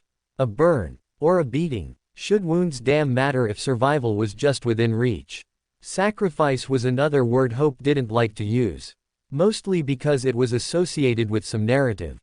But if he must sacrifice a part of himself to survive against a bigger foe, then logically he would. Something cold and dark filled inside him at that moment. Hope didn't consider it before, but what the hell did this fallen creature see when it looked into his own eyes? Did his chimera attribute have the same effect on it as did humans? What did it see? Promise. Or peril? Suddenly, though the rain continued to whip around and cry like a sobbing god, the heavy mist melted. Silhouettes of nearby buildings came into view, the crater's mouth to his left bled a hole in his peripheral. Even some of the far buildings he had traveled past were blurring at the edge. It was as if a fogged curtain lifted to let the whole world see him and this creature. Whether by the universe's hand or fate, Hope pushed backward off the ground with his one good leg. One last time then. HSSKEI. The serpent screamed and slithered after him. The mouth gaping wider like a broken yawn, teeth glistening with black venom. Beneath its body, the cracks stretched wider as it coiled forward. Glass panels here and there broke sporadically around that broke in one ear to the other. Closer. Hope thought as he slowed himself to a stop. A little closer. Boom. A bloom of fire erupted, and another where Hope threw the last remains of the pitch claws forward. But the fallen creature moved past lightly and avoided the shells. Hope's eyes followed its movements. A series of possibilities streamed through his mind. You think you can stand against me, soldier? Hope ignored his master's voice as he crouched down. I am an ascended. That makes me a god to your kind. HSSKEI. Detaching himself from the pain, as he summoned his last memory, Hope lunged toward the left side of the fallen building's edge. The remaining smoke, embers, and exhaust scattered into the untamed wind as Dreamer and Fallen streaked toward the other. What was the true difference between Fallen and Ascended? You know. His master knelt close in front of him, her pink hair strands falling across her features as she smirked. I've always wanted to kill a god. HSSKEIII. Maybe those creatures think the same. A shrill tone from the serpent warbled in his ears, the sinister eyes locked onto him. It was undoubtedly fast. Faster than he was if it weren't for his instinctive nature to barely get him by. So, if it must be a maddened or broken thought, so be it. That's what we call war. Victory. Step. But Hope wasn't here to win. Step. He was just here to endure. By any means necessary. Now. HSSKEI. At that moment, the feeling of a bolt from his head to the soles of his feet was followed by tremendous pain as he then acted. Hope shifted his muscles, moving them even before instinct rattled him. Hope's leg tensed and pushed him aside, his arm swinging up. The Fallen's face, a face that could have been from hell itself, blocked his sight. And it was as if everything stilled. Hope continued to move his arm, the shield arcing upward, as fast as he could force his own flesh to accelerate. The serpent's claws, and fangs, passed an inch from his face, leaning then overhead, but further enough of where Hope needed it to be. Hope reached further out, the shield brushing against the Fallen's human jaw. Creak. Then he slammed his shield down as if he were cupping the glass surface. The serpent screamed over his head, its balance shaken from the hit for a split moment. A split moment was all he needed. And the bomb below the glass detonated. Boom. Pressure slammed through Hope's body. A heat licking him with a scorching tongue. And the last thing Hope saw was himself flying in one direction. And the Fallen over the edge. At that moment, the world had gone bright white. All of his surroundings felt distant, muffled, muted, as if his body were being stuffed away from reality. His left side began to hurt, and so did his collarbone, tight and numb his skin felt. A drumming sound echoed overhead like someone banging inside a bucket. Thunder was it. Hope blinked. Twice more. The glare soon faded, and Hope finally saw rain falling from the sky and the wisps of clouds and smoke curling like fingers. The drumming sounded again, but his memory's voices were clear in his ears, ringing like a shocked crowd from afar. It seemed that they were more real to his soul than to his flesh. Hope blinked again at the sky's morned light. But then, as if someone had switched off the light, his vision went black. A twitch spasmed in his fingers and knees, at least he knew his hands and feet were still intact. He was still awake. He knew it, although it felt like he was sensing it from afar. He could also faintly feel the cool metal of the pearls of the moon dangling on his ear, humming its magic hum against the side of his head, in which strangely reminded him of his younger self resting his ear against his home's fridge. He would hum along with it also back then. He tried to hum now, or groan, but no sound produced behind his lips. Up, up. He had to get up. Hope blinked once more and the world fogged into view. His vision swam, and now his pulse drummed clear in his ears. Without a second thought, Hope crawled on all fours. He made only 3 steps before his knee buckled, his hands scrambling to catch himself on the wet glass. He noticed he was thrown close to the other side of the fallen building. Ahead of him were the haunting buildings staring back, the vines being the only link tying the space between them like thick webs. H.S. Cree. Another sound erupted from afar, a sound curdling from a throat, and immediately he recognized it coming from the fallen creature, from whatever bottom it fell into. His plan worked after all. The bomb had done its job well. Too well. His shield had slightly lessened the blast. Slightly. But how long before his flaw takes effect? Would the monster still chase by then? Wait. Hope paused as he reached his hand out to summon his shield. Exclamation mark, exclamation mark, exclamation mark. But Hope winced. Pain cursed in his limbs as he tilted closer towards the edge. He couldn't glance down at his wounds just yet. Not yet. Or else the pain would swallow him whole. Hope knew it would take some time for the pearls of the moon to heal his wounds completely. This was more severe than a demon's bite since it wounded him nearly all over. And I'm using up more of its power already, Hope thought as he gritted his teeth. So much for saving some of it. But besides that, Hope needed to find out the other thing. Busy. With a simple thought, Hope summoned the runes of his memories. Instantly he found the ashen shield, still named next to the pearls of the moon. Hope blinked and squinted at it. He wasn't sure if its light dimmed or not. But not destroyed. With that confirmation, Hope dismissed the runes as he hung his head low. It took too much energy to even look up. Then where the hell is it? Was it because it was too far? Was there such a limit to how far one could be separate from their memories? Hope never heard of that rule before. Hope shook his head from the questions. Even his own thoughts felt distant. But now was the time to completely escape from the monster, if considering this fallen building was part of its territory. Hope's eyes lazily trailed off the edge, watching the breath of mist veil below, and the increased number of vines. Down, down, down below. Hope felt numb to some degree, so he would rather get this reluctant process done and over with before his senses fully returned. Exclamation mark, exclamation mark, exclamation mark. Hope squeezed his eyes shut. Ah, and there it comes. Hope's hands shakily clenched into fists as a new wave of pain came. It was like his whole being was submerged under boiling water and yet he could breathe in it. And it hurt like hell to breathe. Don't look. Don't look. Down. Down. Down below, it called to him. Hope had a feeling that he wouldn't die from it. It would be a pathetic way to die. Although that didn't lessen the discomfort in the slightest. H.S. Cree IH. Hope reached his arm out. Down. Down. Down below. Then leaned his chest over. Quote. And suddenly, Hope couldn't feel the glass supporting him anymore. He was falling, falling, falling to somewhere as the world spun. Maybe this would have been an opportune moment for him to pray to ensure his survival. But what use was that now? He had only to wait. Wait for something to catch him. Snap. Hope broke through several vines. One after the other they snapped from his plummet. Vines, thick, twisting tendrils, hidden between the misty depths below.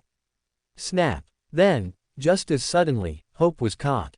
Suspended. The vines coiled around him, firm, slowing his fall as he tumbled into their embrace.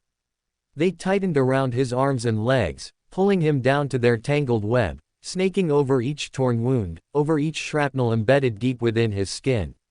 Exclamation mark, exclamation mark, exclamation mark. Fuck, fuck, fuck, fuck. Hope choked on a pained groan. Each damn touch was agony as he'd expected. When Hope opened his eyes, his gaze upward, the vines were a natural barrier above like a living wall of the city. Hope's breathing came in ragged breaths as he reassessed the injuries in his mind. For a moment he thought one of his bones had snapped instead. That would have been an inconvenience. Patter, patter, patter. The rain continued to pour. The wind not as wild anymore, not down here.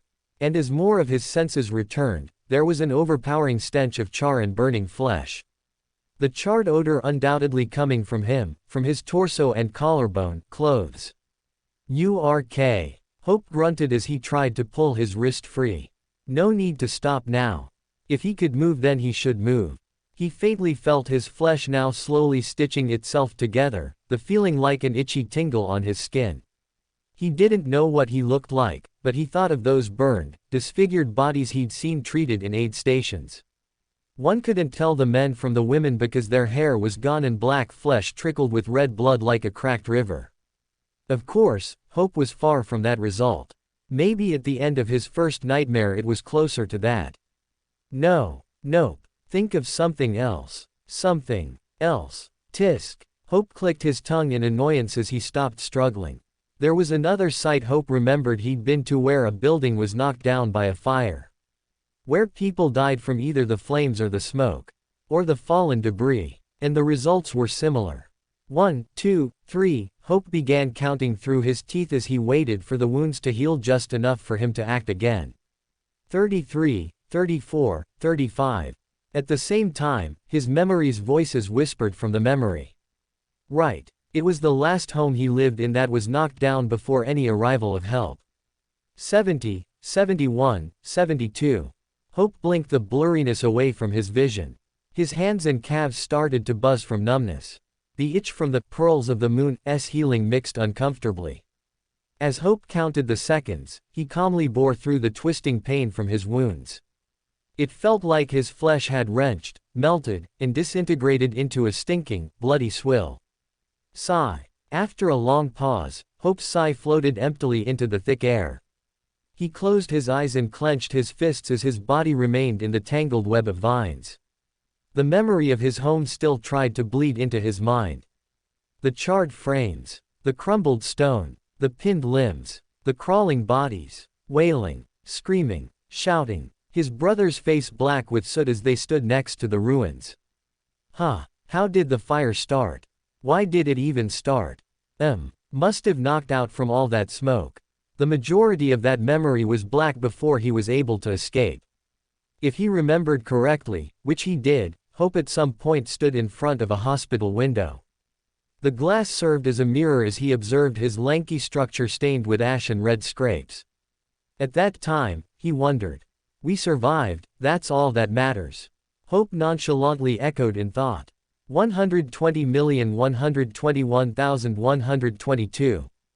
Hope's counting grounded him back in the present before the memory took over his mind. He opened his eyes and began to curl forward, reaching to untangle the vines from his legs. The fleshy wounds peeked through his clothes as he did so. No, he wasn't as bad as those burnt victims were. A glimpse earlier, his skin was black and leathery in which now healed considerably. Although still marred around the edges. But what was taking more of its time were the claw marks and lashes across his body. Hope wasn't surprised. An awakened's healing memory wasn't much against a fallen's power. Damn it. Hope clicked his tongue in annoyance as the vines remained knotted, leaning again back into his hang. Hope reached back and rummaged through his backpack before pulling out a pair of garden shears. No more spine sword anymore. Forged from the bones of a nightmare creature. How unfortunate. Snap. The blades began gnawing at the vines one by one. Snap, snap, snap. But after he gets down from here, where would he go? It was now confirmed that Hope was near the damn paranoid awakened's dwelling after all that chaos on the fallen building. That would mean more traps ahead. And likely more planted bombs. Snap, snap. Hope's neck tightened. He continued to cut the vines, his legs beginning to wiggle free. Snap, snap. Before Hope cut the last tangled vine, he stopped. He paused. His eyes trailed the vine that snaked its way around his neck. For a moment there was a strange fleeting thought. But he dismissed it. He carefully cut another vine and found himself now gripping tightly to prevent another plummet. Quote, exclamation mark, quote. His muscles spasmed from the action.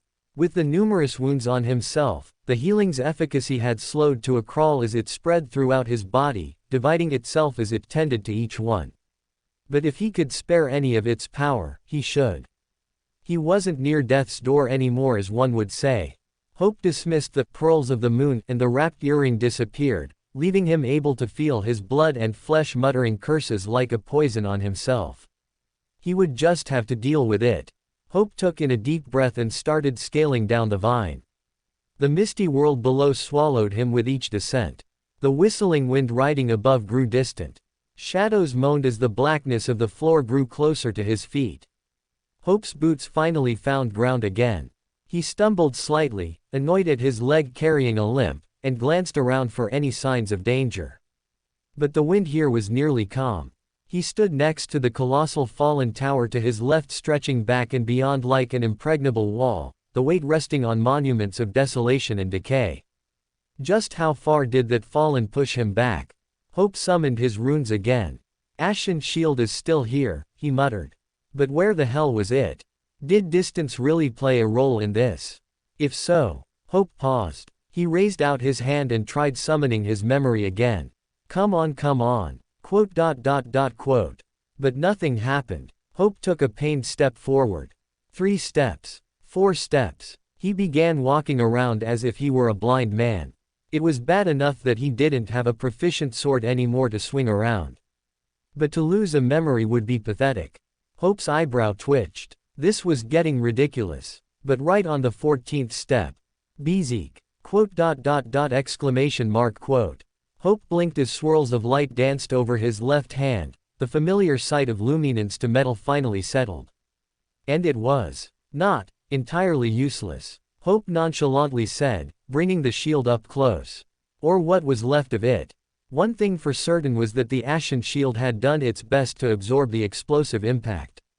But the once shining surface of the shield was now marred by deep gouges and cracks, and several of the intricate designs had been completely obliterated. If anything, the memory still held its shape, though its ability to protect had been compromised. HKIEEEEK. Hope glanced above. The cry of the damn fallen shrilled again. Far as it was, it would be one hell of a nightmare creature if it remembered and chased after him. Right. Hope gazed on forward. Near the lean towers, whatever that honestly meant for the Awakened's dwelling. But it had to be worth the trouble to get this far. Up ahead the mist rested thickly on the streets that stretched out into vanishing flatness. The air was still gray, and the drizzling of rain's mildew teased his nose as well as the smoke from the explosives. Should that cause an alarm? It didn't seem likely that any human would be lured over here by the sight or sound of it. If anything, they would hide. Nightmare creatures. If they dare in this territory. Hope thought as he glanced at a few blackened spots dotted on the pavement and walls. Or if they even learned their lessons. As long as it wasn't him, they could blow up for all he cared. For now, his boots crunched on useless, rocky soil, broken by debris and nature. The heads of grass drooped from the beating rain. Hope's main thoughts were as bleak as his surroundings, carrying away his lingering memory of the ruined fire with every step. He followed a trickling stream running through the street. The water was gritty and quaked from the drops. But the cold seeped through the soles of his shoes and each breath breathed a small white cloud. He strained his ears for any lurking monsters, but all was silent. Whether it was from the traps around or the faint presence of the fallen creature, it seemed too still. A weapon would be sufficient. Again, Hope thought as he looked around the wreckage. He then paused at a thought. Bombs, traps, an inventive awakened. Quote. Hope shook his head. He couldn't possibly threaten an awakened to create a weapon for him. If it was a normal person, that was fine. But if he had to ask this particular person, how the hell would that go? Paranoid as that awakened was said to be. It wasn't like Hope had a glib tongue either. After passing a couple of streets, up in a haunted building made of reinforced concrete, a silhouette peered behind a glass. For a moment Hope almost acted out, and yet noticing how shriveled and hunched the figure was spoke otherwise. A stray. The woman started using her sleeve to wipe a small spot on the misty glass and looked down at the street. One simple eye contact and she hid again. Hope had to admit it felt even odd for him to cross anyone else living in this forsaken city. He had always slipped in and out by vehicle after all. But organized or scattered as these people were, careful or stupid, as long as they don't pose a threat, Hope thought as he continued further. Passing the wavering piles of crumbling walls and fallen blocks, a faint gleam caught his eye. Hope achingly walked over, pushing aside the wreckage that barred his path. And there, concealed beneath a pile of debris was a rusted pipe, its length pitted and corroded. Not an ideal item compared to a crowbar, but something nonetheless. Just as Hope pulled out the pipe, "Krr-krr-krr," Hope lurched back as the stone collapsed. He forcefully restrained a sigh, but at the same time, there in the corner of his eye, shadows shifted in a gap between two buildings. Gasp! A voice gasped. Hope froze. Any thought of pain was non-existent now as he focused on the subtle movement in the darkness. His hands readied to brace for danger. The gap was wide enough for a grown man to walk through, yet it was short enough to see its dead end. Shish! Another voice hushed. Hope tilted his head at the young voice. 2, number 3. Hope counted. 3 small figures huddled in the tight space. They stopped moving, probably because Hope was looking in their direction. Quote. He couldn't imagine exactly what he looked like, but he supposed he should try and ask again if he was heading in the right direction. "Hey," Hope began to say. But alarmed as they were, the 3 small figures bolted out. They ran down the building and cut its corner into an alley. Hope followed a few steps after and caught the last sight of them running barefoot. What did he expect? Nothing much really. But before they disappeared, they leapt a couple of times as if they were on hot rocks. What the, Hope thought. Did he have to jump too? He'd rather not. Not in this condition. Hope slowly walked forward, retracing their steps, which were simple strides for himself. But after several paces, Hope stopped short as a faint silver line gleamed between the grass. Hope crouched down and tilted his head at its crafted appearance. He hadn't seen this in a while. But a wire was pulled taut. Hope looked to the sides where the wire was attached. The walls were already blackened with soot, and fragments of bone peeked through the rubble scattered across the floor. An awakened resetting up the same traps. How often did this person get out? For a moment, Hope debated if he should disarm it. A bomb to carry around and throw at any bigger threat would be convenient. But he must admit that he wasn't confident in such skill. I know who would though. At that thought, his teammate's face flashed across his eyes. GA012. She had the unquestionable talent to do, well, whatever she needed to do to disarm any mechanism. Even if he had to take on the job to do it himself, it was her voice that guided him along the way. If she gave him a specific time when she'd disarm an alarm, her promise wasn't a second late. Wait, Hope muttered from that thought. Alarm. But before Hope could expand on those memories, one of the children's faces peeked down the alley. Well then, the curious little ones didn't completely leave after all. He supposed he was too interesting before his flaw could wipe him from their memory.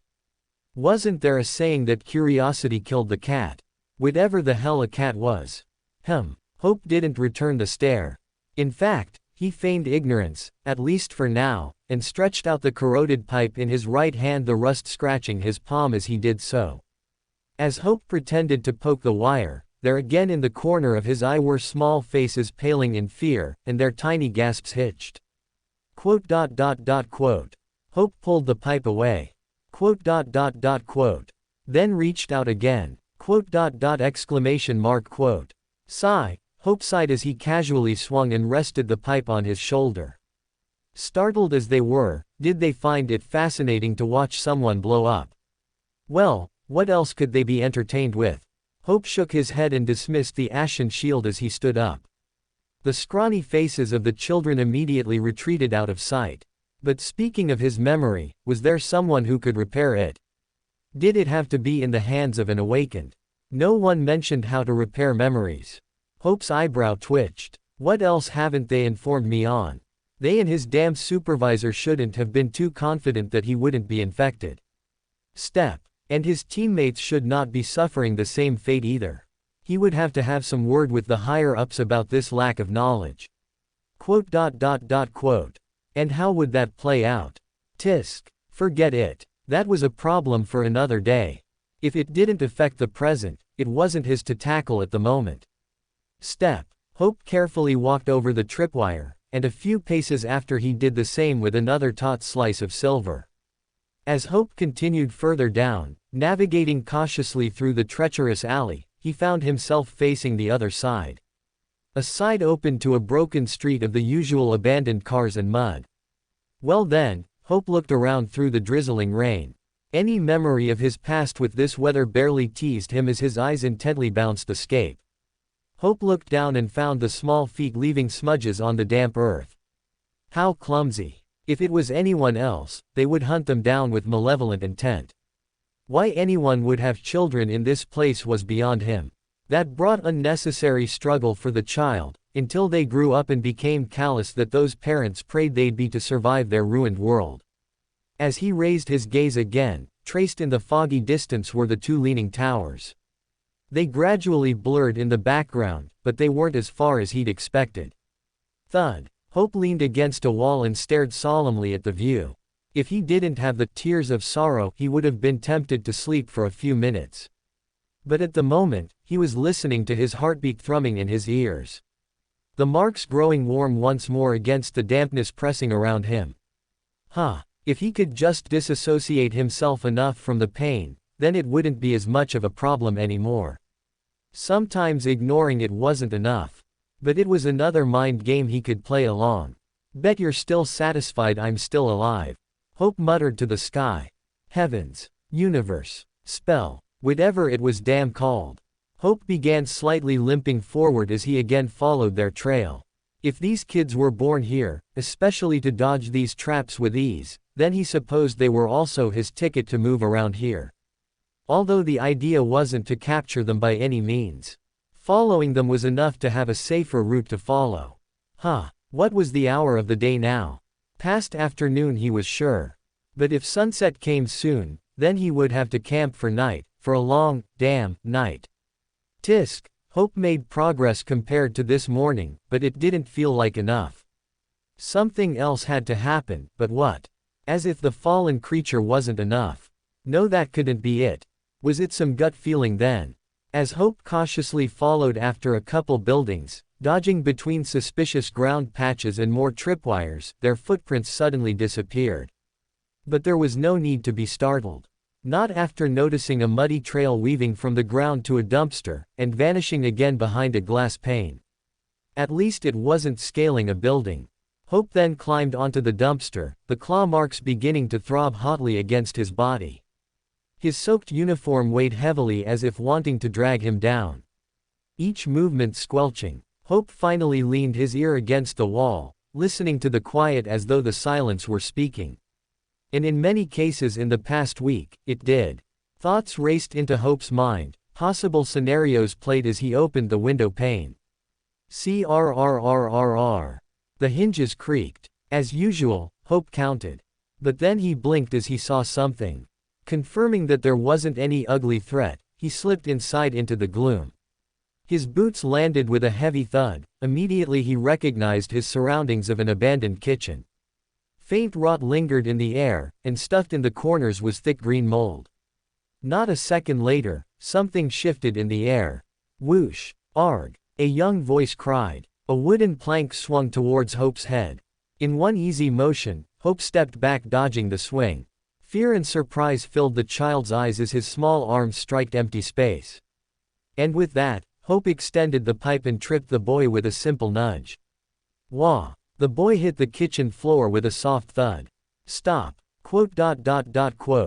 As if summoned, Hope side glanced at another child pointing a gun at him. Small. Fierce. her disheveled hair scattered over her eyes. Behind her was a younger child clinging to her shirt, peeking behind.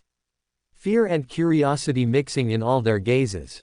Something half familiar. And half feral. Ah, a gun. Quote. Hope tilted his head. You know how to use that thing. Don't come any closer. Hope blinked from the order. Too loud. His eyes drifted from the boy on the floor to the girl with the gun as if they weren't any real threat. At that moment, his shadow fell over the fallen boy who stared helplessly at him. A figure with glistening wounds hugged in black. If she continued to bark like that, Hope would have to subdue her. The boy he tripped crawled desperately away like a wounded animal, picking up the plank again in defiance. Hope raised his hand in surrender. All right. Exclamation mark. The girl's eyes trembled. She signaled to the fallen boy to retreat back as her hands still wrapped around the trigger. Hope carried his indifferent expression as the seconds rolled on by. Why you, the girl stammered. You need to leave. The room held nothing but breaths and silence. The hush of drizzling rain and mist seeped in behind as Hope calmly thought of his next move. Well, he had already decided even before the pointed barrel. Sigh. Hope slowly reached a hand up, causing the girl to flinch from the simple action. And then he closed the glass pane shut. No. Disbelief crossed her face at Hope's blunt response. What? Hope met her gaze and there was a subtle twitch on the trigger. With the window closed the silence grew, and the foul air stuffed their nose. Any gulping or fearful shake announced themselves. Whether this was her first time or not threatening a person, Hope had no doubt she expected a whole entirely different reaction. She glared again. I will shoot you. Don't be so loud, Hope replied, taking another quick glance at the firearm before leaning against a cracked counter and setting the pipe aside. The kitchen opened to a dark living room where she stood. With the daylight, it wasn't menacing at all. Just a dim, dusty space full of junk. The children looked at each other puzzled. Not sure whether they should trust this person or not. And in all honesty, Hope wouldn't either. No parents, I bet, Hope thought behind closed eyelids. But if they managed this far, then I guess I could finally ask them where to go next. Is he sleeping? One of the children muttered. Hope's eyes fluttered open. He then ran his fingers through his hair. Look, I'm not here to rob whatever you guys have. You're not. No. Hope paused. But I do need something. The girl scowled as if she tasted a bitter pill. She must be about 10 or 11 years old. She shook her head, then pointed the gun at his backpack. What's in that? Honestly, not much. Here. Hope shrugged the backpack off and stretched out his arm. But of course, no one dared to step forward. The youngest boy muttered something about how fishy it all seemed. They looked torn, skeptical, as if they were being reared right into a trap. Before they said anything else, Hope leaned off the counter. If you're going to shoot me, at least aim at the head. The calm words rolled off his tongue as he slowly walked across the cracked tiles.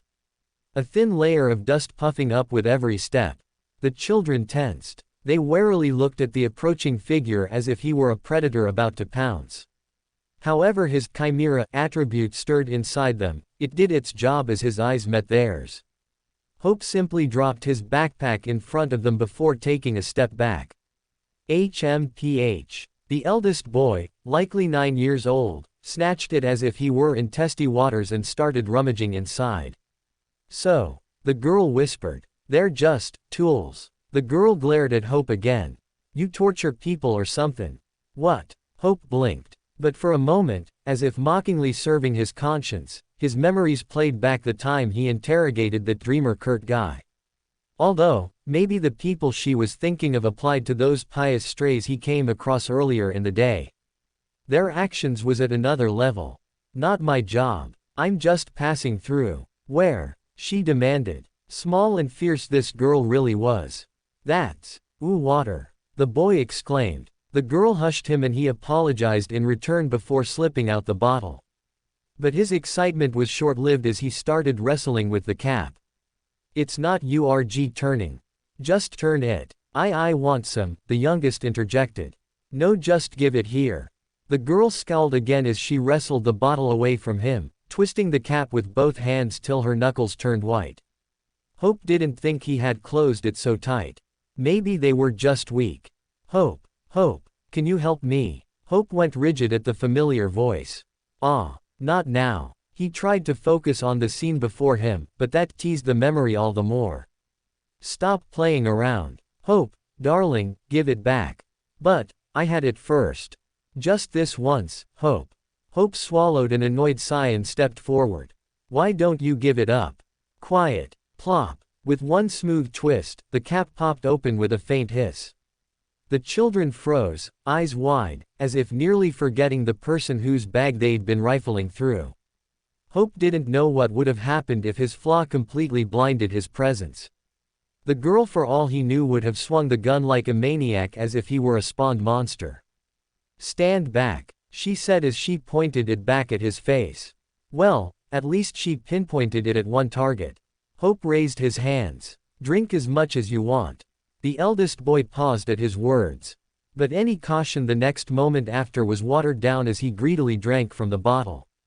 The water trickled down his chin, and he was as noisy as a drunk man. The youngest, however, still rummaged through his backpack. Big sis, there's bandages. The girl looked away from Hope and stared at the roll in her brother's hands.